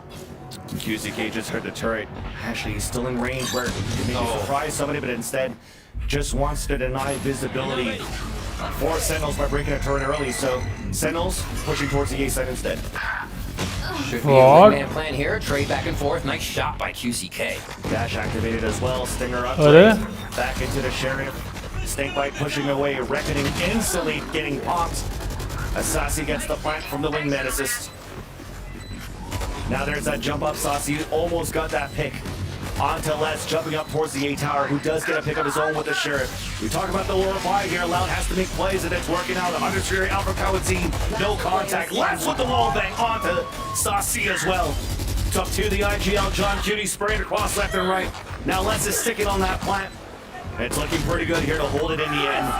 The lower buy for Loud, the Thrifty, as the answer right back, and that hope is slowly dwindling away here since Sentinels forced by in the second round of the half. The Cove really putting a damper there on Sentinels trying to get to the spike. Sasi throws out a Mash's point right off. And that's crazy that he's able to get and break the turret down towards bottom mid and still come back to get an opener on holding the A site. Loud making the perfect little corrections here to pull it back in their favor, but this is still a lot of money for Sentinels as they come out of a timeout, and Kaplan uses these to great effect. It's going to be Loud as well in that timeout, discussing how this can work. And honestly, Loud has actually been doing quite a bit of damage with the low buys. They came through the other round with a Stinger Guardian still tagging on to Sentinels. So as much as Sentinels have the timeout here, Loud gets to discuss what they want to. And QCK back on that off. Seems like it's felt pretty good for them. They had Reckoning to control that last round, so it is going to be up to a little bit more of that personal utility here to make sure Sentinels is not attacking aggressively. They are going to clear space with Thrash in this coming round, and then they're going to have the site with a lockdown if they don't have that to hold for, or if they don't use it, they can have it for the next round. So a lot of things Loud has to deal with right now. Sheriff for less. Man, he's got money. There it is. I was like, wait a minute. There's no way you just have a Sheriff right now. We just talked about this. There. Yeah, you mentioned clearing out. I mean, that's the pathing that they usually do here with the Thrash. You can clear around the 410. Yeah. Pick it back up and ult just behind 410 to really gain even more space, allowing time for them to set up for a pulse plant. And that's why you see Celsius moving up with the team. John Cutie's the one watching the flank to start. The knife to see if Loud's going to try to push forward with QCK on the up, but he's posted up towards B instead. Nice. So cycling the lockdown before the Thrash to start things off. Les is just trying to get that timing. I mean, why not? Yeah. He'll be fine back there to run back in. Plant on the left side though. अरे Get the यार spray on it behind the cascade, so that's spiked down. Remember, the Thrash is still available for Sasi. Zelsis getting some sprays. It's the battle inside that pit. अलग ही फंडा है यार ये With that spike being down out in the open, looks like we have to try to reset for Sentinels. It's a Thrash to make some noise, allowing Zelsis once again to look for a timing on that flank. Underhand flash being thrown, spike now being picked up. As they pull back away from this, leaving Zekin on the top. But this whole time, as Zelsis is lurking towards middle, that op was always towards that B side. They're rotating. They'll use the right utility to try to clear it here. 30 seconds left. QCK could have some easy picks. The lurks, or the rotations have been so late for the last member of Loud. This time it's gonna pay off. And that's well done here on the positioning from Loud. Because of that op being posted up on the B side, they could focus on the kitchen, on the rotate down at the underpass. If the op gets the pick on the side.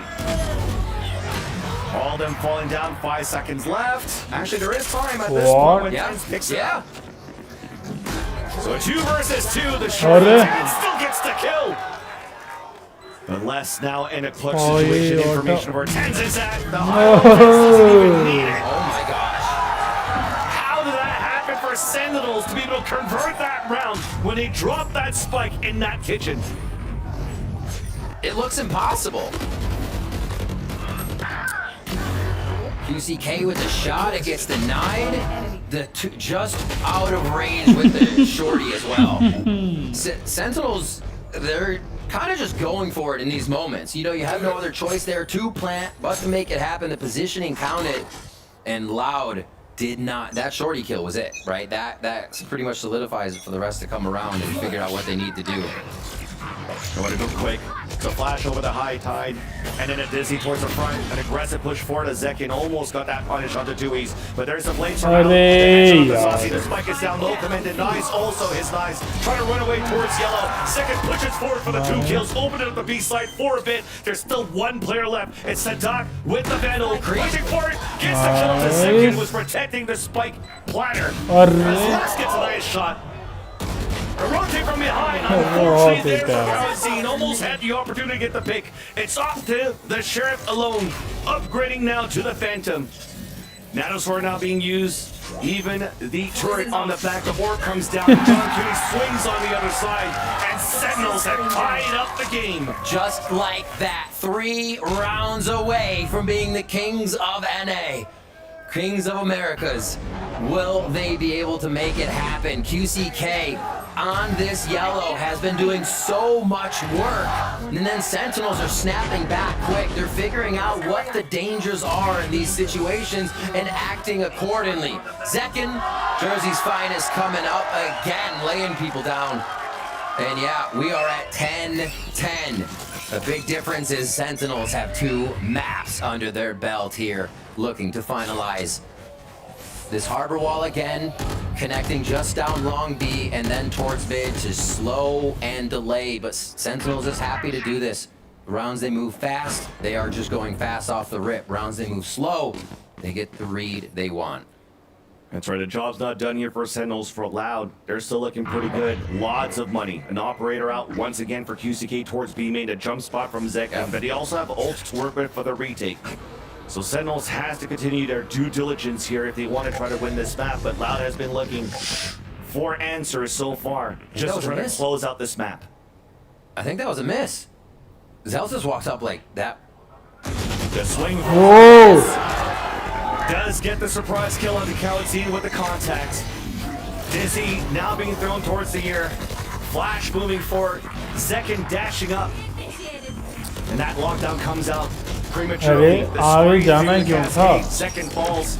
The Molly, though, is a little bit too far behind. I don't think it's going to break it. So that rotates the players back. Zelsis again trying to go for that lurk. But it gets stopped by QCK with the operator. It's a reset with only 24 seconds left. Sentinels have no choice but to commit towards the A site, but they still have a pit to work with. They have to get in. They don't have wingman to plant here. It's going to take everybody being in sight to cover this. Tens again taking that nest position. John Cutie, though, not looking to use his pit. There you go. Brings it out towards the screen. Breaking line of sight by the operator. Knife even thrown towards the screen. Spotting 3.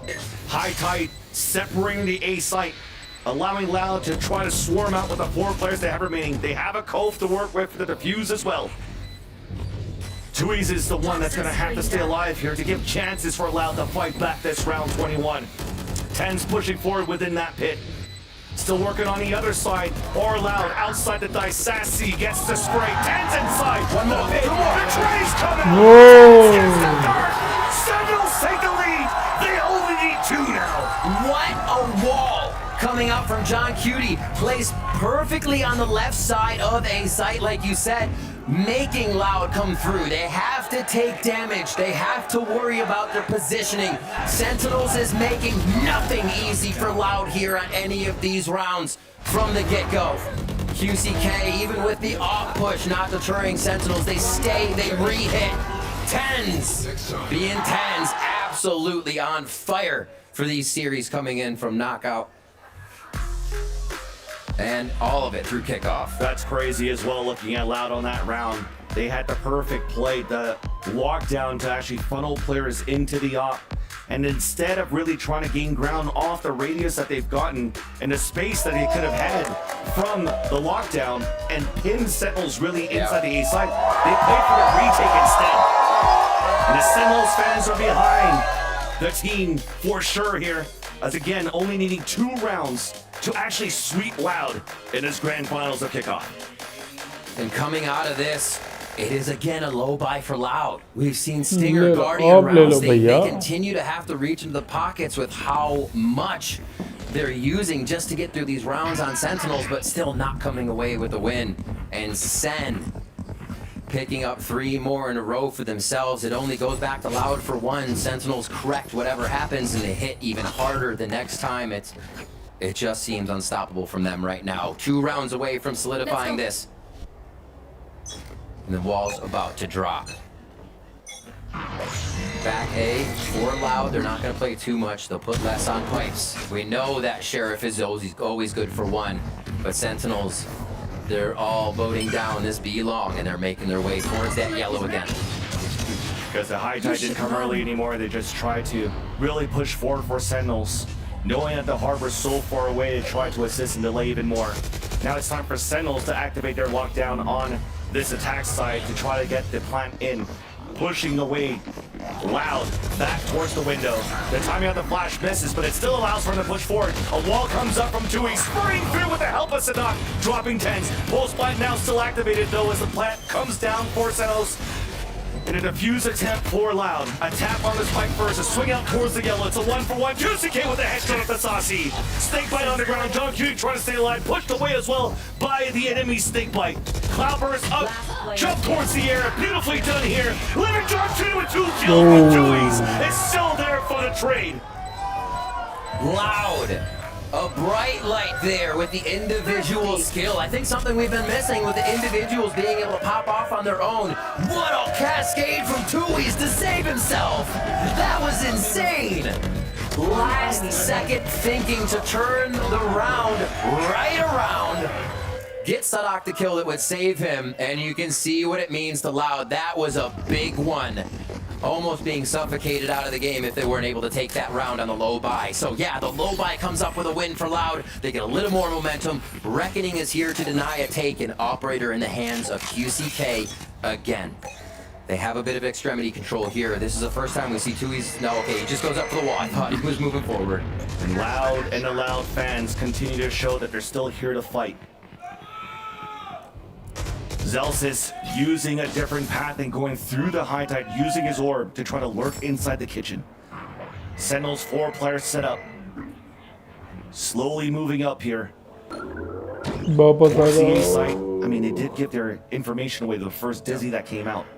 So maybe orb control could be the play. We're 1 away from getting a thrash out for Zasi and Bladestorm, and Zelsis trying to count on that one, couldn't capitalize on that pick. It's the first time Zelsis has been kind of the spearhead of the strategy. He's always the last to move, giving info. A was waiting for Zelsis to cause the disruption here. Loud doing a great job of holding their positions and not moving on this one. Sentinels cannot find an opening just yet. Waiting for Util to make that a possibility. So you see the high tide now being thrown from the generator. And already crosshairs are set towards that right side. Now Orb finally picked up, trying to use that Thrash to create that space, but Randy comes out. The audio cues allows now to slam through that wall and get 2 picks. And it's the same story once again. Trying to rotate out, and where they're rotating to, and up on the B side. Beautiful Holt is starting off for Loud. He's got cement boots over here. He just does not leave the site. Spike finds him on the rotation. With Spike down, 14 seconds left. Buddy. Gets the last pick and the last so far. 12 to 11. As they're looking to move this over to Bind. Oh my gosh. You know what? I want to see Bind. I want to see our last map. Let's go to 5. Sentinels calling the timeout here so Kaplan can get in the ear of the players. Chat with Zellsis and John Cutie, figure out what's happening. And Loud really accepting that round well. The cascade and just denying Sentinels. A lot more of seeing Loud not be pressured. The way we usually see them on top of the play, in front of everything and making the right choices. Sentinels has been able to make them error out quite a bit today. It looks like Loud though could get us to a 4th. And this is the last timeout now for Sentinels Elise. Of course, it's the last round of regulation as well. Why not burn it now? Trying to figure out how you want to close this out. He doesn't want any tweets. He didn't time out. Well, I'm gonna time out. Yeah, this is that last one. Thrash, Seconds ultimate here. 10 just off of 1 as well. If they can get a long B orb, that's an easy grab to make sure you're not gonna really deal with an ult on the other side, but be shutting down that re-entry utility retake from Loud. 25 seconds here for the players to ponder what may be this next play. I think Sentinels understands now that QCK is a staple at whatever site he's at, depending on the or depending on what they do, he'll be at the other site if they don't hear the op at the current attack. So they have to worry, they have to figure out a way to push QCK off. Keep up. That's a big question for them. They have the setup though. We've seen the Dizzy in the flash before. Zellsis popped up to get the flash towards green. Pop. But QCK has the angle. Flash does not affect him. It's just waiting. The Thrash, I don't think even got the information. What? Almost felt like that was on him. Yeah. Just pulled away from the flick. But Tens picks up the ult orb and also has Null come in the ready. Trying to delay even more. A high tide comes out all the way back from kitchen.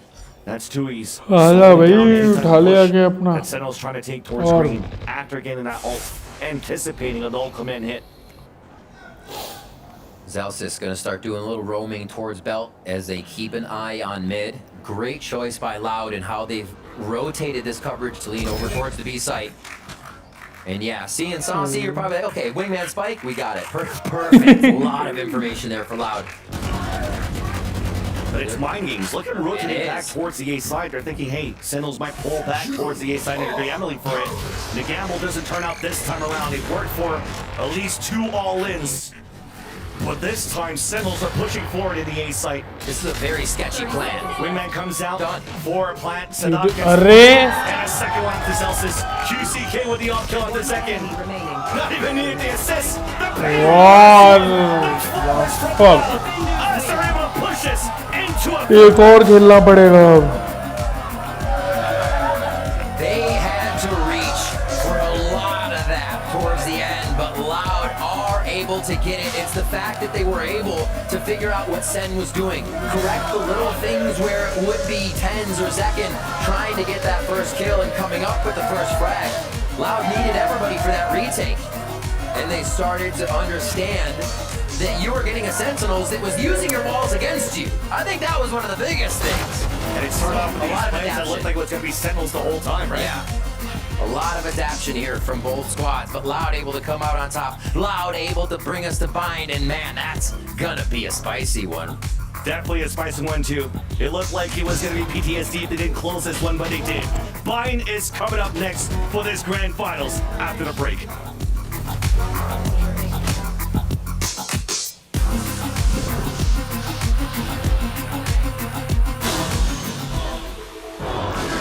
Whoa. करो 5-10 minute का wait होगा नया मैं bind start.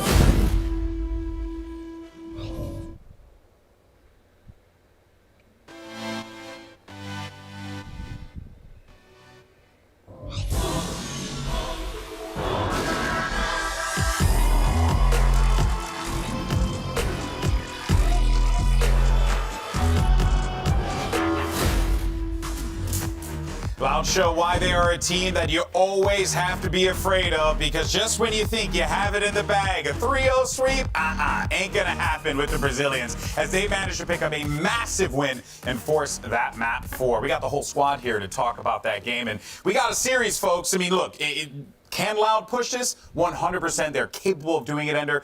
But, man, they really had to dig deep there to pick up that win. It looked like they weren't going to be able to push it to the next one, though, right? Because what happened is that second half, they could not scrounge together round wins. And it really turned around when they could get a huge eco win in round 18. Because every single round, they were losing the openers, they were getting overwhelmed on site, and then the share of shots came through from QCK and less to open up their way back into the site. Talking to Kaplan last night when he was mentioning the previous match Sentinels played against Loud, he chalked up that loss, that 13-11 on split, to eco rounds and clutches that they had no business losing.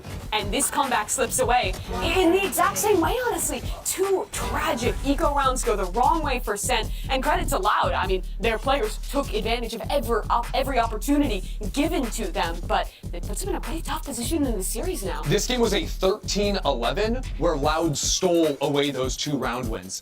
If they don't get those round wins, they are getting clowned on, just like last year where they have a big lead, 8-4 at the half, and it slips away. It is a miracle that they managed to hold on in this game, frankly. I mean, they were full steam ahead. Sentinels were. They forced in the second round after losing the pistol, and it seemed like it was wraps. They had won, 5-6 rounds in a row. It seemed inevitable. But again, those Thrifties just shifted the entire.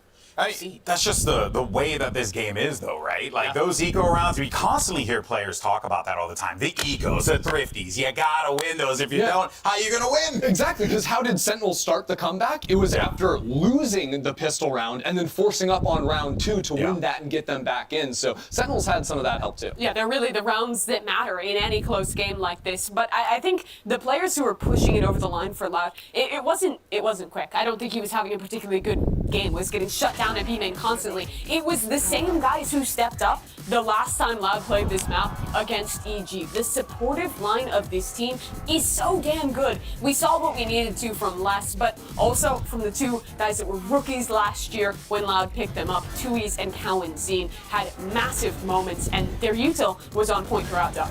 Well, and honestly, Sonic had a couple of really big moments as well, but you're right. I think being able to highlight those 2 players when you desperately needed some sort of spark to get back into the map was enormous. And as this team continues to develop, given the new addition of QCK, being able to pull out those big moments from the younger players on the squad is huge. Yeah, and I want to give a lot of credit in particular to Tui's and the way that he plays this Harbor. I think he is the best Harbor player, period. When they were playing the Harbor Viper comp constantly last year, it was always him on that agent. He goes back to it here. It's the hardest agent to frag on in the game. You're constantly having to juggle so many different pieces of utility. So many players complain about playing it. Boaster refused to play Harbor all of last year, but this guy shows up. He has insane individual impact and also has that util always on point. Timing with the teams in the retake, on the executes, his use of the push walls and how the team scales off of it, it's always on point for that. And it's so important to have a player like that, to have players like those 3 we just listed. And it really is what has defined Loud's entire identity. This is one of the rare jet maps that they play. And, on a jet map, you expect your jet to be a higher performing player, but no, Loud really share the burden across their team. And that is why I think the comps work so well for them, because there are other comps on the other maps, and we're going into Bind next. They're going to be playing double smokes. They're going to be playing multiple flashes as well. Those comps are all about enabling those support players to get a little selfish, to take those fights earlier. On Icebox, those players had to play, dominating the post plants a little bit more when they're anchoring sites as well. Now when we move ahead, those same players are going to be seeking much earlier fights, and that's when they become even more threatening. Well, let me go ahead and take off my analysis hat and put on my host hat. You're not and we'll wearing move on any to hats. that hurts. We'll move on to the next one, though. Map update. Here you go. You got yourself a Bind pickup here for map 4, and there are a lot of different things that we could be seeing here, Mimi. I'm excited to see what Sentinels can potentially do to maybe throw off this a Loud team that's starting to feel themselves here? Because you do got to quell this momentum before it gets a little out of hand. Yeah, absolutely. I mean, we talk a lot about how Sentinels is a team with world champions who have been there, done that, but it's been a while for all these guys. You still can't discount that the pressure is on. So for me, for Sentinels, what I'm looking at for isn't necessarily a specific comp or a specific player. It's the emotional leaders of this team, and in particular, Zellsis. We give this guy a lot of praise because what he adds to a team, you cannot discount. He is the best in the business at building up his teammates, at helping them feel good after a loss. And the team always mentions, Sassy in interviews in the offseason was saying he gives the team a reason to play. And he'll have to do that again to deny this reverse sweep. Look, he comes in after a game loss like that, decked in the trench coat, busts out the briefcase, opens it up, what's inside? Vibes. He is dealing those out. Now it's time to move over into Bind, where TenZ is going to be dominating on the Yoru.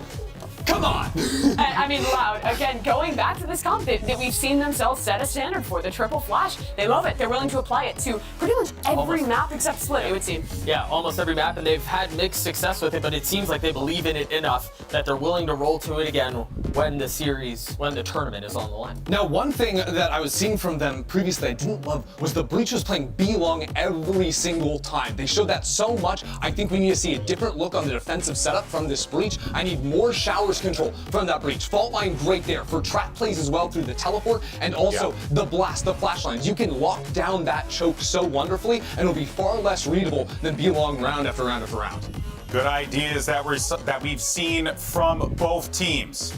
But now the question remains, who walks away the winner? Will Sentinels manage to pull off the 3-1 here, or will Loud take us to a map 5? Let's send it back over to Vansili and Riff. It almost felt like my arm was part of your body, but thank you so much, TB. We are definitely moving into map number 4 on Bind, and yeah, I mean, Ender raised some great points there where it almost felt like Loud was really red on their positioning when they played against Leviathan and how they're really playing their attack side, leaving Sadak on his own. So at this point now for Loud, what have they fixed, or can this composition also play off very well against Sentinels Yoru? TenZ Yoru is just in your face on this map. I Bhai, was mentioning on the other maps that Yoru Sentinels alag hi kind hai of almost us have bande the ko. double identity now if they want to switch from that Omen TenZ where they're all playing back to where TenZ can be TenZ again. It's not a chat, but it's going to be a Yoru. And you'll see gate crashes that go all the way into attacker spawn possibly with what they're trying to cook up. And I'm sure Loud has seen that. I'm sure Sadak knows TenZ is going to be trying to route them at all times. And they go for a bit of a default here with focus on Hookah so far, making sure those extremities are not owned by Sentinels right now. Seems like TenZ is set up to do a flashbang dance. Yeah, exactly. Well, the contact was there from Zellsis source of U-Haul, but as there's no contact there is that solo play from the Initiator once again. But Second went through the TP. Loud still answers back as they have the player advantage in this pistol round. TenZ trying to gain some more map control up towards short. No! What? It's not supposed to work like that! It's almost like breadcrumbs on a trail. It's like, piece of candy. Oh, piece of candy. Oh my gosh. Denied. 3 on 3. Zellsis now finally spots the contact in towards this A site. Decoy thrown out by TenZ, not being shot out. The bait doesn't work here for Loud. First one tap on the spike, trying to see if the hot hands are going here for the attack, trying to delay and deny the flank to happen, trying to get a TP. But thankfully, it's only Kalexine that fell. The spike's still up. They spot Sassy on the backstab. There's another TP. Les re-swings, picks the pick onto Sassy. Zellsis then comes back out, and somehow it has become individual peaks one by Sentinels, putting TenZ in a clutch. Nice long range there by Les, and this is not a good time if you're a Sentinels fan to see Les starting to activate. Loud, very happy though, Vans. You have to know it. They have started down on every map. Last map we went back and forth and Loud found their ground, but this is going to be a nice start for them here. As long as Sen don't get that second round again, as long as they don't. Looks like a classic buy. Looks like Sentinels will not be able to formulate that purchase on this one. Of course, defensive side here that you see from Sentinels, but no gamble stack. It's actually a heavy pressure towards the A side of Flash to try to pinch for information coming out from Long B. Just simple orb control. putting it in the hands of Tens. Looking for this timing. Already one flash thrown by Saucy. So getting a quick peek to see if that was true, and they are still pushing up. And now just the pressure game, but 3 in showers. They're gonna leave Tens here for sure, and then back up towards the rest of the site. Now they'll play the site kind of vertically instead of horizontally. If U-Haul control is gained, they'll just fight Loud out of U-Haul as much as they can. Oh my, what a read. Just holding the whole time. And they can hear it too for now. Right now it's just meeting up here from the spawn. A wall contact. Zekin is going to be the first one. Sees it on the first. What a smart peek. Hands now switching back to the right click instead. The hot hands being thrown. It's clear. What a smart clear. It allows Loud to split the A site. Smokes all abundance. Inside A, within the smokes. QCK gets the execution onto Zelsis. There's still players there, though. All of Sentinels have rotated towards the A side, trying to do at least some sort of damage. That's John Cutie with 2. But with that round here, you'll have... करो भाई करो controversy करो मजा आया थोड़ा. And Loud, even with these 2 rounds, look like they're in so much more of a groove. They have the read on Sentinels. They know Tens is going to be somewhere ratty. Trying to be funky on the Yoru. Instant peek. Second did not pull their attention away. They are ready for the tricks that Sentinels will bring to the table here. All right. On to the next one. Loud to pick up this bonus would be gigantic, especially on the low buy they're forced into here due to some deaths. Ninner wanted some showers control out for Loud's camp. They did it. Converting that second round from the pistol. Now the bonus. Pressure came towards this B side. Knife was being thrown to get some information towards the garden. Sentinel still able to play a forward position inside Hookah though. A TP across once again. Snakebite being thrown a 1-for-1 surprise play. Actually, it's a win here for Loud because they could upgrade a weapon left behind by Zekin. Underhand flash. John Cutie's fully blinded, but stays in the smoke. Easy out there. Loud continues to pressure at Hookah area.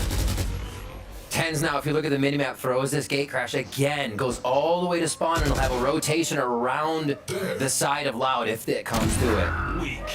Great shot by Kawanzine. Still a great opener. Then the wall comes up on defense. Keeping John Cutie alive was important here, so they could spray across for these 2 kills. Now it doesn't really matter on this TP. A flash moving forward, allowing Sentinels to push up, get the wall bang onto Sadak. 30 seconds left. Tui's all alone, Vandal in hand. 26 seconds left, so he's got time to work with. Oh. The first shot now shows that he did try to look for some cover through the brimstone smoke. Yeah. John Cutie intends just waiting on the other side, letting Saucy be the first contact. Oh, there's the backstab. Oh, with the third! Oh, saw that coming. My gosh.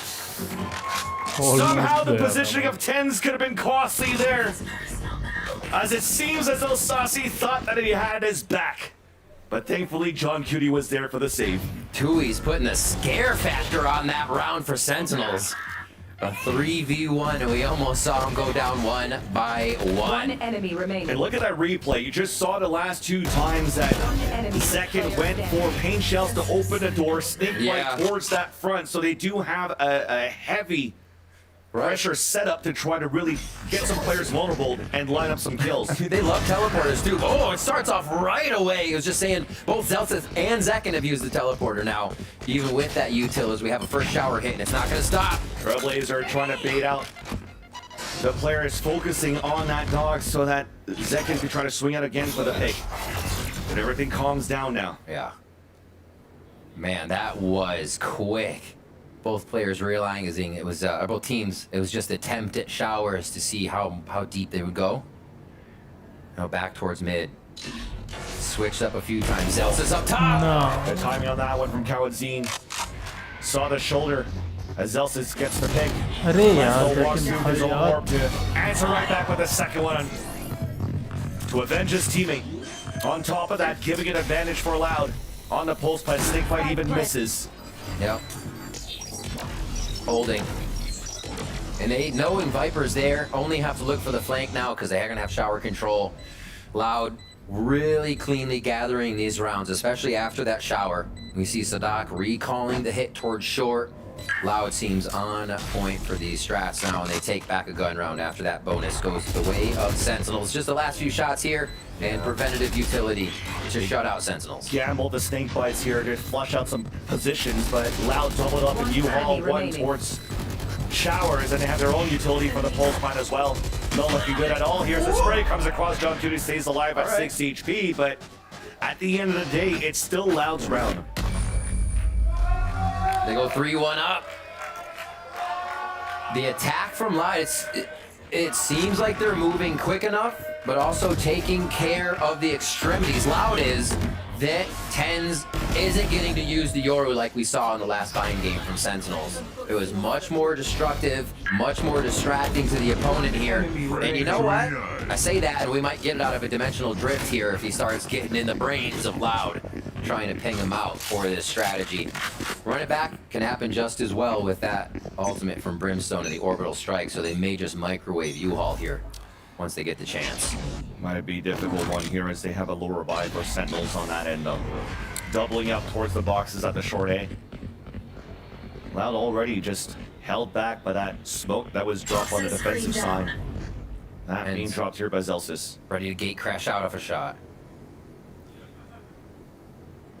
That's being quiet right here. They tried to play the contact after that smoke, knowing the position Sentinels likes to play on wide. So now they'll use to run it back to even confirm that the main default position of the A site is open.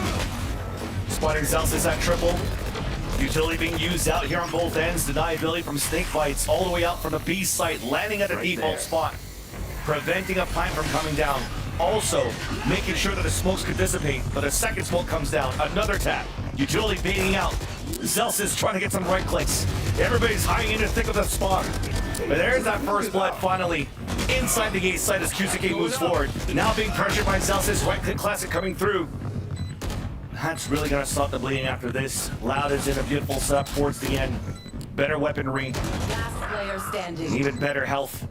So much more confidence coming out of these Loud strategies. We just saw Loud tempt the plant without having Showers control, knowing how much it would rile up Sen. They only had a smoke covering Shower. That doesn't prevent anything. They were accepting mollies, they were getting shot while planning. Loud wanted to take that fight, and QCK, as you said, pushing through to break that defensive smoke, absolutely threw Sen off. Nicely done here by Loud to get another round secured. They do it differently too, giving Sen a different look to work with. John Cutie's gonna have ult for next round, but Loud's feeling good on the momentum, and they'll have Cow and Zine probably on ult along with Tui's. So we'll see this again. Once QCK got to that right side, it caused a lot of trouble. And then it was just hunting after that with blood in the water. Yeah. Thankfully, though, silver lining for Sentinels, the Phantom that they saved in a previous round became the Phantom they saved into this round. Yep. And also on top of that, the economy has been built up also in the ult economy. That could now finally maybe start using that dimensional drift. So moving up here for information and control. TenZ position all the way towards the left side as well. And could TP instantly towards the A site should Loud try to pressure in the pit that John Cutie just plays down towards mid. Saucy. Look at me, not at TenZ. Oh, the spam through the bottom left corner. And it's punish as TenZ was looking for a hero play to trade it right back and maybe TP away. So that's two players falling down. Saucy alone on the anchor towards the back of the site. It's again the 1v1 prowess right now that Loud's able to hit. Sentinels isn't finding these kills from TenZ or just the members trying to do their own little excursions here like they were on previous maps of this series. Loud is tightening everything up. It looks like they could get this entry into B to count as well. Saucy's been good anchoring the back of the A side of split. Can he do it this time around on B? Now it looks like the fault line, the side of it just hit him. And Sadoc's able to punish him for trying to anchor solo and do the hero play. The last two guys will most likely save at this point. And they still have Cow and Zine's ult after the frags on this round. They've been cycling so well here to get themselves in the site. Sadox is going to be coming up soon. I think these next rounds, Van Silly, if it may be even a timeout for how Sentinels are going to use this showstopper. Is it to put pressure on and Zekin and Tens are activated, right? Are they going to use it for a retake? Because right now the retakes do not seem like their Sentinels doesn't have enough room to get the retake they want, I should say. So that's going to be a question. How is this showstopper going to turn it around for Sen? It's definitely hard to get the room or to retake when you're losing players in the process of what Loud is currently doing and really picking players apart in their positioning within these sites. So yeah, we might come down to those plays where you have such a low buy right now for Sentinels. It could be a potential just half buy with rifles, and you have to do that hero play. Potential with the, hey, let's Hail Mary towards short. The amount of times here that Sentinels, or should I say Loud, try to contact up towards short and really try to execute through the Brimstone smokes. It could be one of those, hey, let's try to flash, let's try to showstopper. Yes. Get one for trouble, second, hopefully your Rocket's gonna get two or something like that. All right, it is the timeout. Kaplan has called it. 4 ultimates in the arsenal of Sentinels. Right now, I'll just go with the only one they're missing is John Cutie's Viper Pit. So now you know what they have. Can they get a 5-2 out of this? Around 6, yeah, $2,400 on their credits now. They're back on to a full eco buy. So yeah, Kaplan wants a word here. This is a point where they need to start swinging this swinging this half back in their favor. And what can Loud do against that? If they're expecting this, they play back or do for a double take, right? You have the Rolling Thunder. So if Sentinels actually starts to aggress on you, they can kick back just as hard with that ultimate. Remember, QCK is 1 away, so that might be an option for Loud here to make sure they're 2 ults against 4 this round. A lot of options here. Loud's been focusing A for the past few, and a lot of pings going down from Sentinels straight down mid here. Or short A, I should say. Let's get this started. The fans are ready. Timeout's over. And we're back on to bind here. 5-1. Loud looking to bring us to a map 5 with the momentum they currently have. Let's do it, Vans. Zelsis taking control of shower, so there's no early smoke moving out towards the extremities of short A. Looks like we had a nice flash that came out from Sadak though on the top of the palm tree, blinding 2 players. Sadak gets the pick off the Tens, not allowing Zekin to really move forward with a showstopper satchel from the APC. Beautifully done here by the IGL of Sadak off this timeout, anticipating some sort of pressure towards short, and that flash was everything. Oof. Walk forward, the first contact in, the continuous kills out of Sentinels. Spike down at the same time, Seekers coming out. Now know that Sadak now pivoted across short towards the sands, while his teammates meeting up with him here in the back of the fountain. So look at Sentinels, how do they want to pivot this? They keep it towards a 2-2. Regaining control towards Hookah, so they can spray on one side. They've Loud TPs towards the A site. You have 2 players pushed up in their area to watch that as well. Slow movement through Octagon. They have to attempt everything here, hoping to find either util or that error peak. Left. And it's buddy system right now, right? Yeah. Movement from John Cutie and Saucy. They will not part from each other, just the flank watch on the other side. And then they collapse once they know the spike is down here. But right now, Zelsis is in range here. If it did come a moment where these players fell down towards 1B, they had the orbital strike. So time was precious for Loud, and it did not take advantage of the time left. For sure, Loud 5-2 now as Sen pick up another round. And just to know, let's be sure we're cheering for the results, not the build up to the result, to keep these players in the mode they need to be in and focused on just the kills. Good push, good play. Sen come up with another round. And now it's going to be 3-3 on these big time ultimates. That guy's definitely not smiling. He is not smiling right now. They're having trouble finding a way to break that smile. We saw the other guys too, noting it. All right, 3 towards A here. And the split still from Loud to prepare themselves for a push. Tens hasn't been able to get as much space as he did last time. I know he keeps saying that, but they're really, really cutting him close. It's Tens close range with a TP. Zekin first contact once again. There's that jump spot. Tens is getting ready for the left side if there's going to be a reswing. Les setting up for an orb late towards U-Haul. Already activates it up. But this is going to be good information here for Sentinels because nobody's really moving behind, even a Boombot to try to bait it out.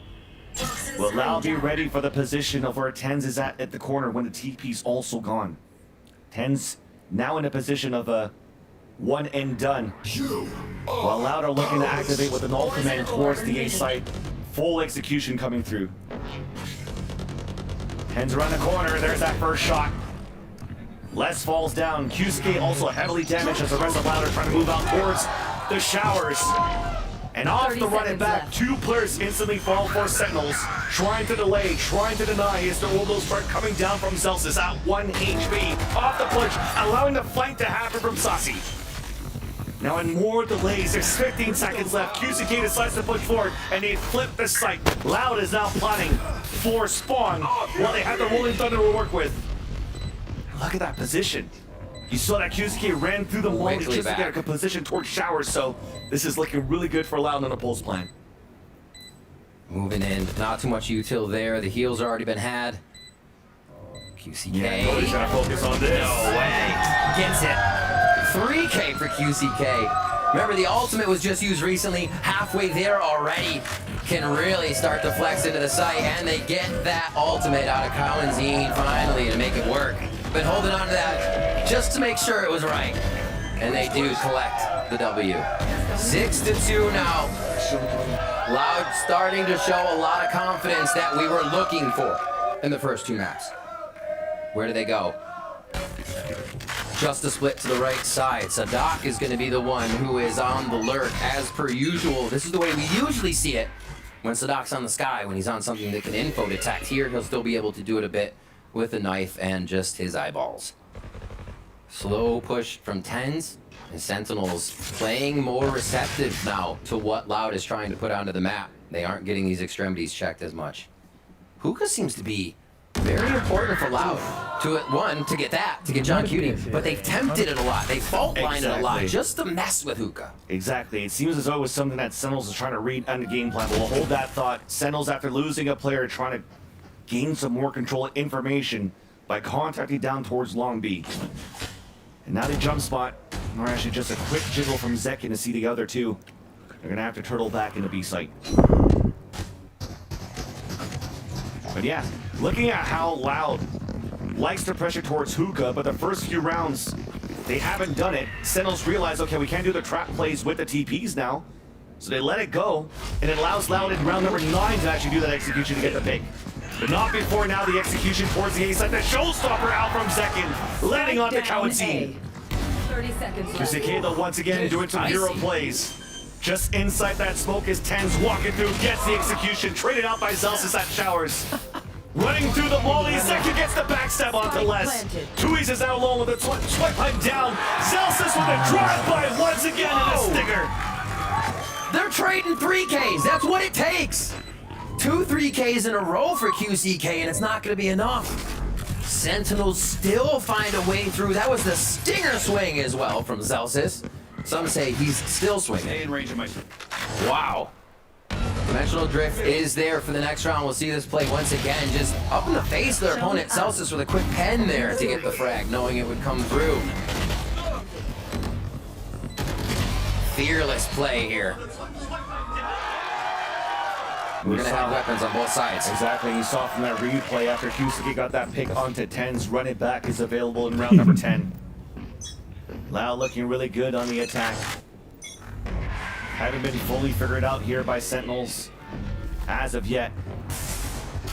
As they're looking for the contact now towards short. I think it was through smoke. Zelsis falls, running back once again. After the first kill to try to clear it out. Now they spot Zekin on the right side of showers.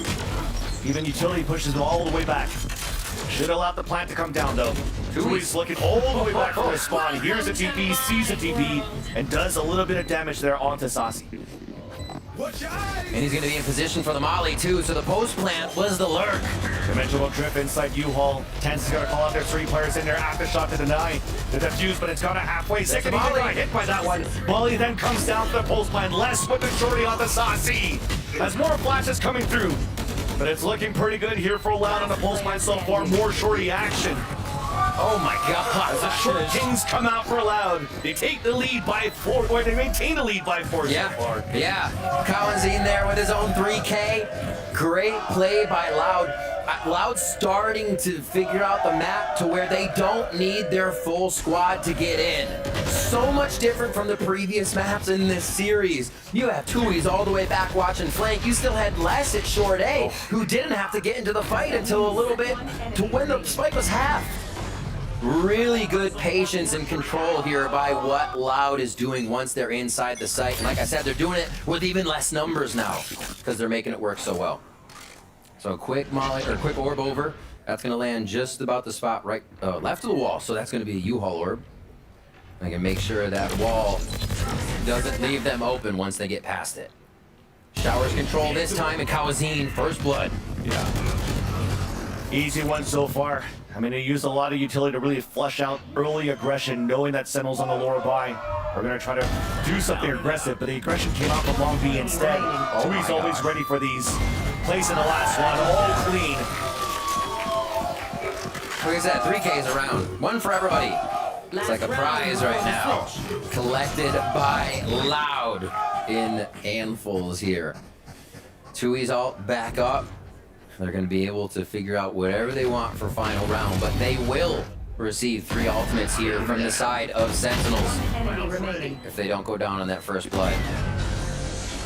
Loud went from slow playing kind of to the extremities to that round was Cowanzine walking up showers to contact and just frag somebody. Like they're using it all right now, and they're not they're trying to keep a precedent out of Sentinel's head. They're not showing the same thing. Loud keeps switching it up, and Sen keeps guessing.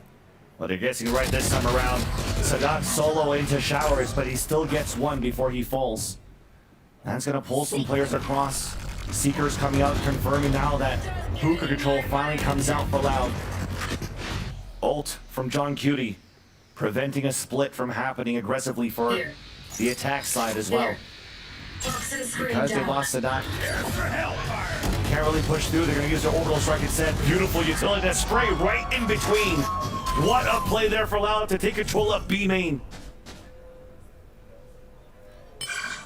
Slow. Okay, that's heard by Saucy at least, but does Zekin move? This is great ground to be gained by Loud. Loud right now doing a great job just to anchor towards the site. Saucy splits out the push, and that's a spike down. But QCK was still there inside hookah to trade it right out. Zelsis trying to count. They're timing to get through the smoke as it dissipates. He's able to fall away. You talked about Zekin anchoring for the longest time, team being through, and now you understand when Loud takes control of hookah, it's so hard to deal against for the retake. Exactly. Even if you have B main control in the Octagon Garden, it doesn't seem like it matters with what Loud is going to start doing to push and pull you around that hookah, around the market side of the map, and maybe even showers, because their numbers are working so efficiently in groups of 3 or 4 with that lurker still around the map. Very well done so far here by Loud in a 9-3. Hopefully could be the 9-3 curse for the Sentinels fans. But until we start the second half, let's toss it down to GB, who's working the crowd. All right, guys, so I can't settle who's going to win this series because it's just been so freaking intense. So what I decided to do was really just resort to science. We're going to do a push-up contest. Yes. So I got Tiago and I got Mango here. They're going to represent their respective teams. Gentlemen, assume the push-up position. There you go. There you go. All right. It's 1st to 10. Whoever wins, turns out they're going to win this series. Crowd, chant with me. 3, 2, 1, go! 1, 2, 6, 7. They're in a rhythm. 10. Get going.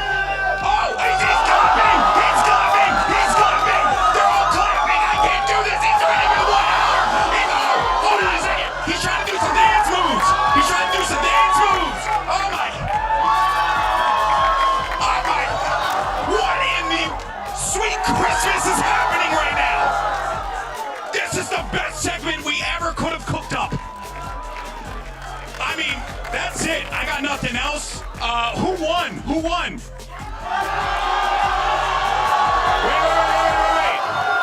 Wait a minute. Was it Loud?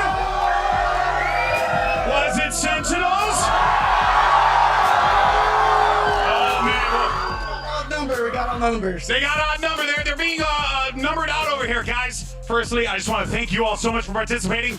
Give it up for these guys. I mean, unbelievable stuff. Come here, come here. Oh my God! And for you guys, Doug's giving out some free stuff. All right, Vansili Riv, please take this carnage away from my hands if you don't mind. Oh my gosh. What the hell just happened? It felt like one of those never let him know your next move. We went from push-ups to one hand to kickstands to b-boying. That was insane. All I know That is was we insane. got a GIF with GB dancing on the floor now. All that we got a GIF with GB and 2 other people dancing on the VCT America stage. Oh That's my all God. you need to get out of that. Awesome stuff by the 2 from the crowd. Love the showmanship. Thanks so much for coming out and making that so awesome. So even if the Loud fan won on push-ups, the crowd was still behind to see who won for the series. So I think it's still even out. We don't know who's going to win this series yet, All right. so we'll just let the game decide. In the pistol round now, Sentinels on the attack, working out very slow contact to start things off at their default. Again, you're seeing the same thing though. Jump contact coming out from Loud and getting ready to delay. Deny with Kawanzin. The fault line set up at the elbow, but it decides otherwise to pivot towards the A site. And it's a great read so far because that's where Sentinel's moving as well. They are. Encroaching back to the other side of the map. If you get that kill over towards B long, gate crash from 10s, everybody's hitting the site, but they go back to strat B of round 1. That's going to be the A hit. Not enough noise at B long, so we go for short. The molly from second now, but Loud ready on the other side for this as the smokes start to clear. And with the orb to use the dog, but it's towards the right side to allow Tens to move forward inside showers, and both twinsies are working together on the left side of triple. The right click classic, Sentinel score first in the pistol round. Sadak falls, and there's trades instantly all around. The spike's still down, 30 seconds left. Delayed enough for potential backstab coming through as Tui's just got spotted. They saw 1, will they see 2? Beautiful flash coming out from Tens, but they both They did did see 2. Quick heal. Comes down to John Cutie. Left side of triple. Gas down, wall down as well. Pivot back from Loud, using all the time in their favor. Oh, the headshot. Kusuke down to 8 HP just to try to delay, so Tui's gonna come out of showers. Gets that back, and there's the trade! Beautifully done in the coordination of Loud. They come out for the trade, and Tui's will get the defuse. Loud now we're at 10, and they're really trying to push this to the brink in map 5. To go to Lotus between these 2 teams as well. One of the biggest chess games you can run on our 3-site maps. Cannot wait, cannot wait. It looks like it is on the horizon. A stinger by here from Sentinels. We saw this be effective on Icebox. Can it have the same result here on Bind? Loud has just been so strong. Guardian in the hands of Tui's after those frags and the defuse. Building himself up to alt. Stingers and Bulldogs around with Sadak's Judge. Close in hand, guarding you all. All right, so send flip it. 10's now on the left side of the map to gate crash back to the right. So a little bit different from round 1. But Loud has no reason to really worry about anything until Sentinels puts their full force into a site hit. Trying to move quickly, try to pivot some players out. The knife came out from Shorty into Sands. And with that, it allows for Loud to just fall back for a bit. But they do have players to try to work for utility. So that holding as Judge, and Sentinels definitely know that tape. So everybody's pivoting towards the right side of APC to try to get the backstab. Zelsis just got spotted, Molly to Molly. Last and Sadak now pinned inside. But the Judge gets the kill. Second trades right back with the Stingers. Advantage for Sentinels as they get the plat down towards the A site. Rotate around. Maybe a little too late here for QCK with the damage that Zekin's doing with the Judge as he flies through sight, picks up the Stinger once again after that damage has been done. Yeah, Loud got a piece of their own medicine. Ten's also winning that fight. The Stinger meta has it returned.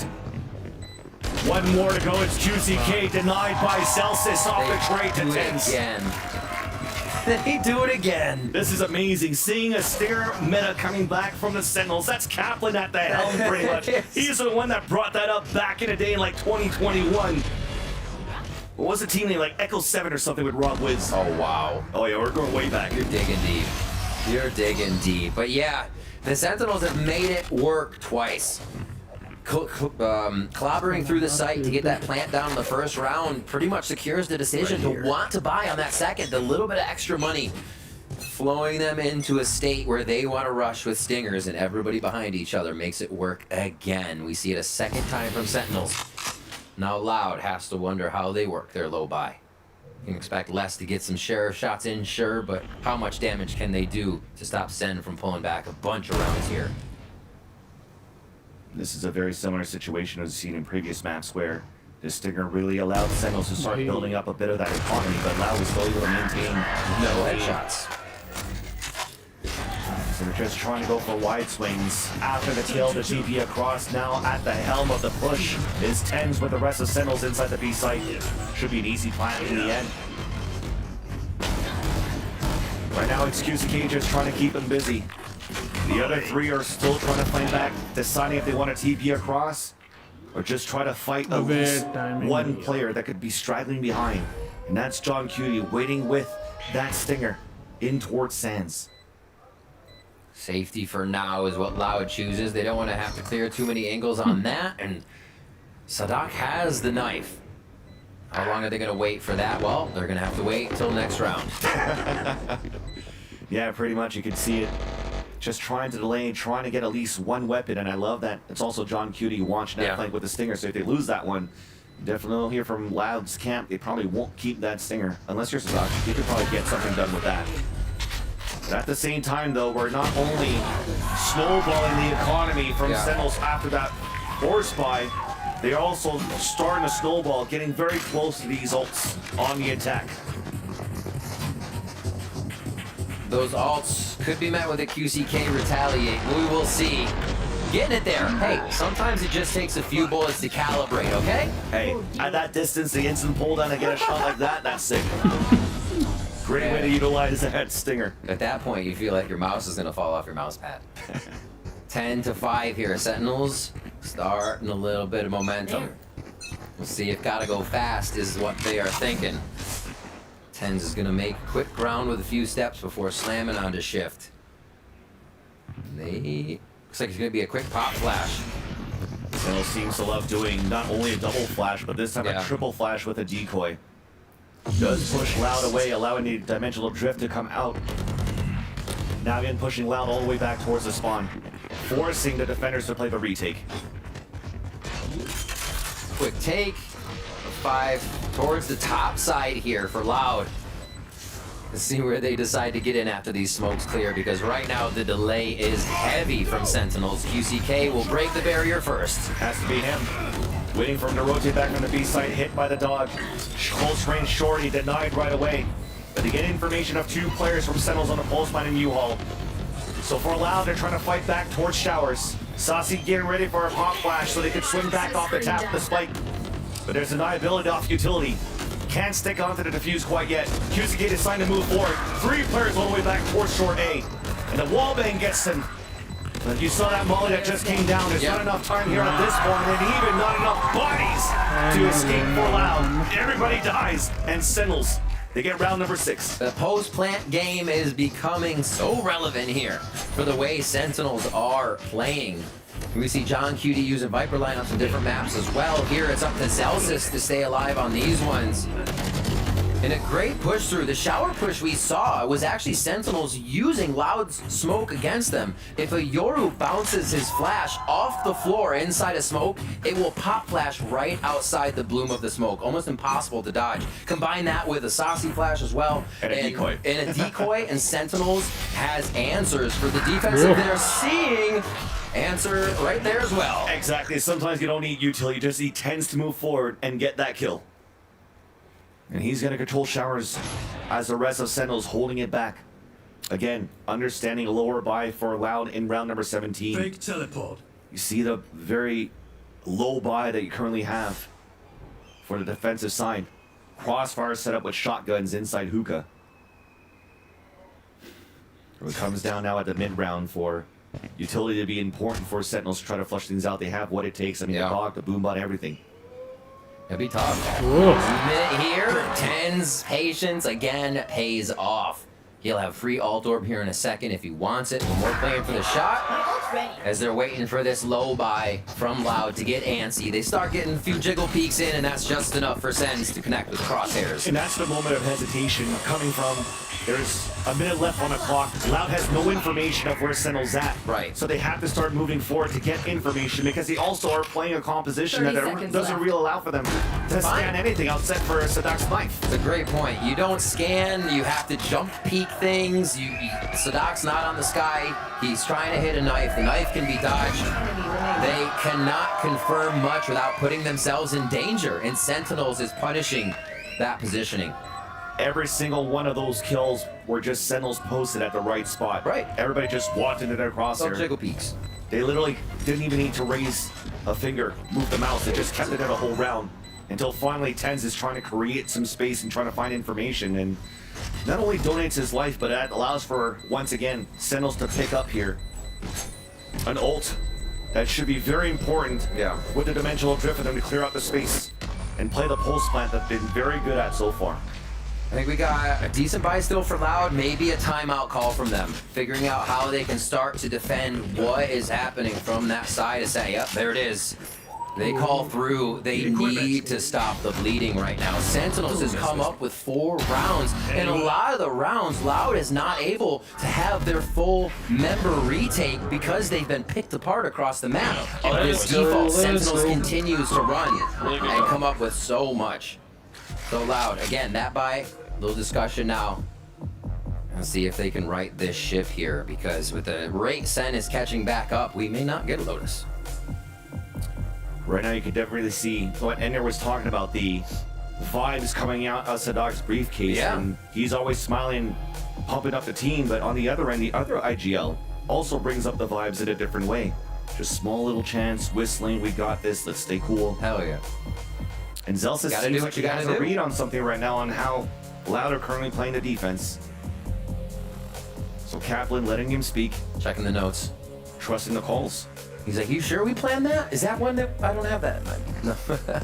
We'll see. Loud getting the same amount of time to chat. And they have a lot to throw at Sentinels here. This could be a round. They get that Kalanzine ultimate up. We've seen multi-kill rounds from him. One after the other. And it's very possible they have 3 ults to fight back on this, but Sentinels has a few on deck as well. This could be very chaotic. They go back to that default strat, setting up at just about every point of the attack side to make sure Loud isn't getting space. And Sentinels, we talked about it, of Loud's comp. Oh, Sentinels knows that Loud has to use the bodies to peek. They're their own sentries here. If Loud, or if Sadak's knife misses. So they're always looking for these shots. They're about to go for a 4-player hit towards the long B side. So with the initial noise that they made towards Showers, it was an instant TP from Tens. A jiggle now spawning a couple, and that's a beautiful fall line, but it's instantly traded. Too many bodies to deal against. Les gets taken down, and that's Walls denied. Smoke's too far away to try to smoke it back out, so it gives a chance now for Sentinels to move inside that site. And that's why Tens gave his life away, so he can have a dimensional drift this round over. And allow Sasi to get the plant and Seekers on top of it. Not yet, because it gets denied from the aftershock from Elbow. Orbital strike, but he's going to stick it still. No Seekers. There's a flank coming. That could be huge right there. Cusick getting the pick.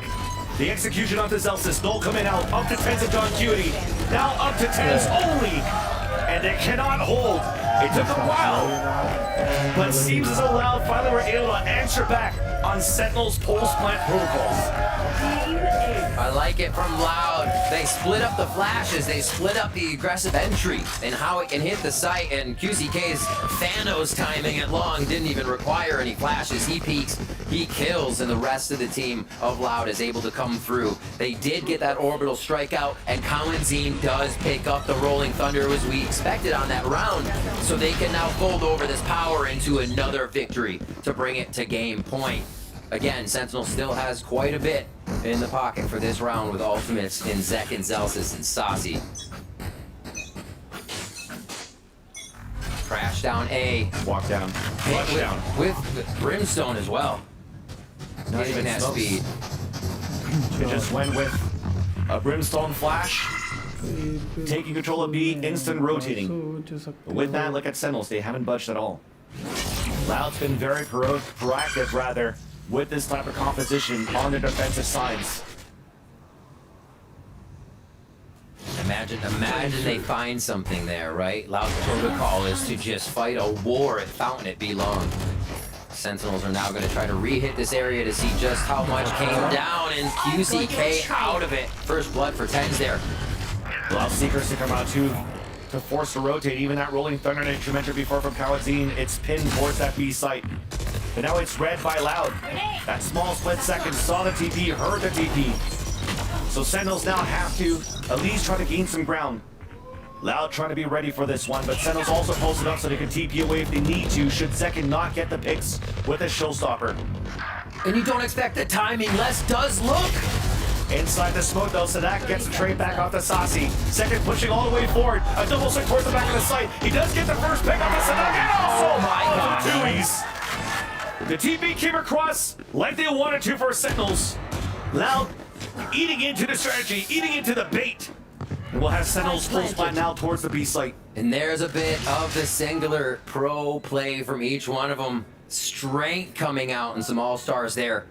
Now, up to Kawazine. Great shot to capitalize. It's going to be a tough one to get this down with what's going to be happening, obviously. He just looks for the exit kills that's going to happen to him. But with Tens coming around on the outside of this round, his teleport from B gate crashed into spawn. So Les had an inkling. Yeah, there's going to be a teleport, but maybe it's a little bit later. And Tens finally found that timing, even though Les did look. It just shows you just how patient Sen's pushing forward, how much they're making Loud have to consider this angle or this, when Loud just wants to be watching the site taken and denying. Another kill for Kawazine as we get a teleport out of Zelsis, searching a little blood in the water, but they cannot take him down. Kawazine's still been doing a very good job getting a lot of value out of these fault lines to not only set up himself but his teammates, but the amount of times was twice in this series so far we was able to get a fault line aftershock combination to get picks, get kills. So utility is still quite good here for Loud. But again, it comes down to that storyline on that second half of that forced by Stinger that we had from Sentinels, allowing for them to pick up 4 rounds in a row. Now finally going back and forth. Loud still in the lead by 3. Tens looking for Showers control solo with the shorty. Flash being initiated down towards long B though for Sentinels to try to see if somebody's going to try to tap an orb. Trying to deny it away from QCK. But he's got Tuies with him.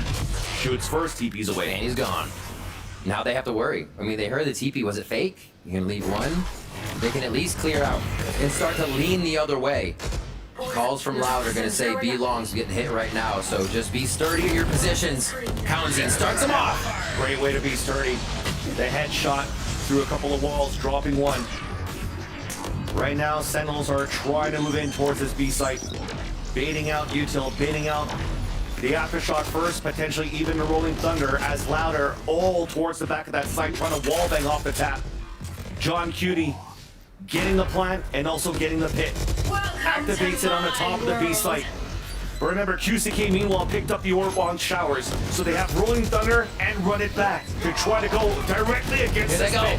Here it comes right now as QCK leads the charge. Looking through, trying to spot some players. There's the headshot off to John Cutie. Pit will now come down. Oh my gosh. More information as Tens inside the smoke. Traded out by Sadak. There's only one player left, and Celsius. Fully flashed, does get the backstab on the 2! Celsius! A 2 versus 1. Only as it's gonna win a almost got the clutch! But Tuies was there for the trade. The defuse! And Loud will be at that point. Game 5, Lotus on the horizon. Loud's timeout paying dividends a few rounds ago to find a way to get the Brimstone ultimate in. Then a few rounds later, the Rolling Thunder in. And now, the retake on the site again. Loud finds success. They stay alive. Enemy remaining. And they have a chance to push us once more to our final map. Still a lot of chances, 4 even for Sen to get to the OT here. Loud almost has this one locked down, but you cannot give it to anyone just yet with the way they've been playing. See how they jump into this next round, where they're going, what they're doing. Ten's ready off the rip for Dimensional Drift. And he's going to start just throwing out info to the team here. We'll see how Loud reacts. You got money to work with here for Sentinels in round number 21. Backs against the wall, spotting Sadak inside U-Haul, mauling into falling back to push them back. They can try to regain control. Les has a judge, but he's hurt the B side. QCK and Tui holding the A side. Off the Dimensional Drift information, trying to get utility behind and sprays behind it. It's actually Loud that capitalizes on all of these kills. Ten's alone against the world. How bad do you guys want a computer? Ten's a lot of work ahead of him here. And I'm sure Kaplan is looking at the Lotus notes at this point. What a great 2 maps from Loud. Incredibly hard fought on the last map of Icebox. That was such a back and forth. He does get the first contact. Still 40 seconds to work with. Doesn't have any more gate crashes, so he can't really come through. Walking through the snake fight as well. Yeah. And that's going to make it even more difficult. Pit coming out from Les, Judge inside, Ten's dancing around the corner of that pit. Walks in right now to pick it up. No way. As he walks across the TP though, QCK's waiting. Is it going to get cleared? TP's across, didn't see him. He made it through this 14 seconds left. As QCK chases him down. We will be going into a final map to decide the winner of kickoff. It did not look like it was in the cards for Loud to be taken 2 in a row. You have to agree the way the first 2 maps went, seeing Sentinel's prowess, how much they did. But we got to Icebox and Loud started to heat up. We get to Bind and Loud takes control. The question is who has momentum going into map 3, these teams pushing each other to the distance. Yeah, definitely if you're looking at this series so far, it could potentially be Loud at this point. Winning those 2 rounds, those 2 maps the way that they did. Now also having tape on how Sentinels plays Lotus where they haven't pulled out on their side. They might be able to flip this series so far in that last final map on Lotus to be decided. Sentinels versus Loud after the break.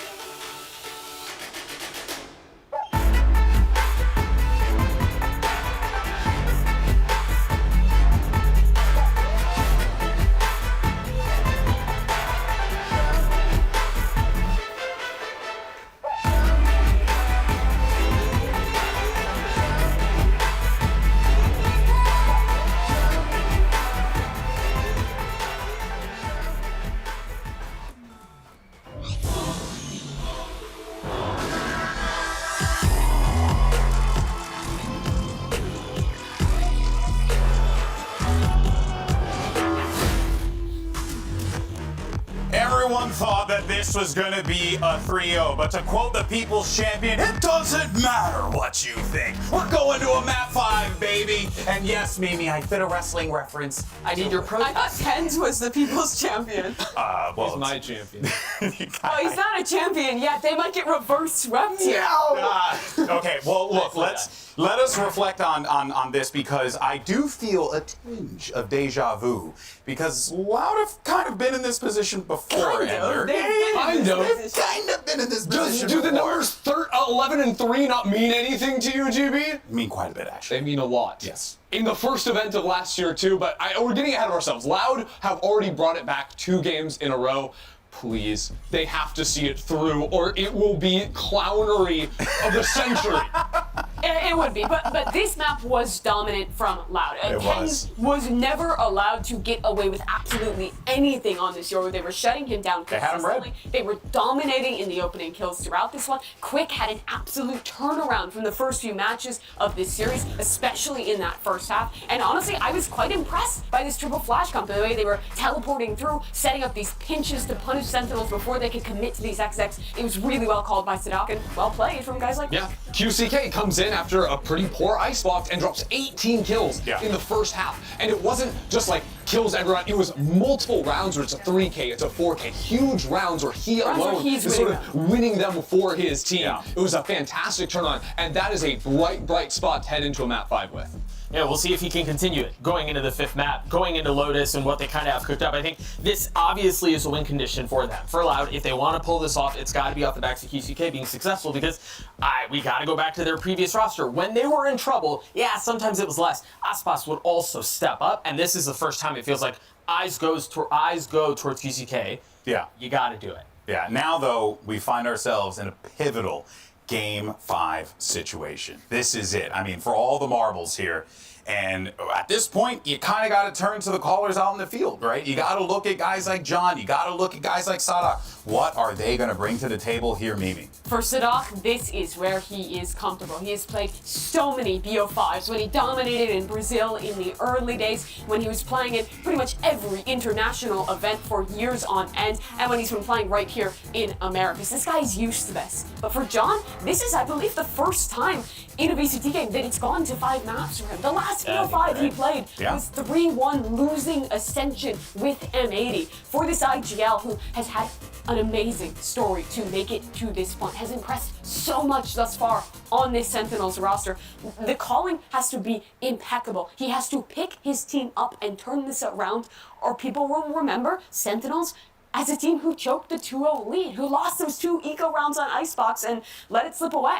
Last year in Ascension, it was the biggest match of his life. And he lost it, and he could not qualify for VCT, but Sentinels still knew him. Kaplan knew he wanted and brought him in. He has the next biggest match of his career ever again today to win the trophy after not qualifying. He has to come online here. And on Lotus, the next map, like, this is an IGL's playground, especially on the attacking side. How can you abuse doors, give fake info, out-rotate your opponent? It is going to be a battle of wits against these 2 legends. Yeah, and that is just going to make it all the more better. Of course, if you're just joining us here, you have missed quite the series because it has been a roller coaster. Up and down for Sentinels and Loud, but now we find ourselves here on Lotus, the final battleground to decide who will walk away as your America's Kickoff winner. Now, Lotus is a bit of an enigma here.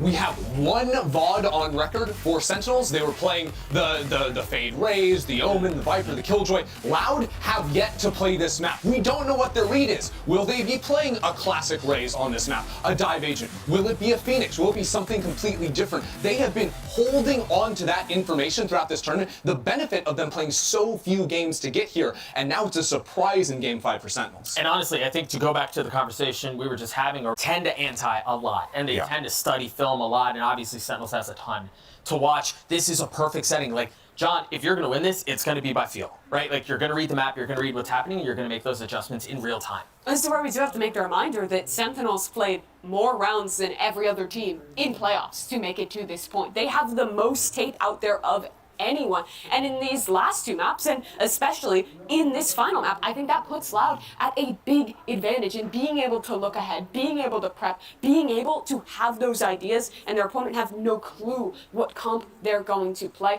on top of the experience that they already have in these situations, on top of the fact that they have been here before, have won map 5s before. This is honestly so difficult for Sentinels to win at this point. The good thing for Sentinels is Lotus was played all the way at the back of the beginning of the tournament. They only played it one time. They haven't shown everything just yet. And also how they can adapt on the fly, no one does it better, right? Kaplan coming in with the timeout calls, how he and JungQT know each other so incredibly well, playing together so many years ago on Ghost Gaming, reunited here. They know each other. When those Loud are throwing them something they haven't seen before, they're going to be able to find right pivots in order to counter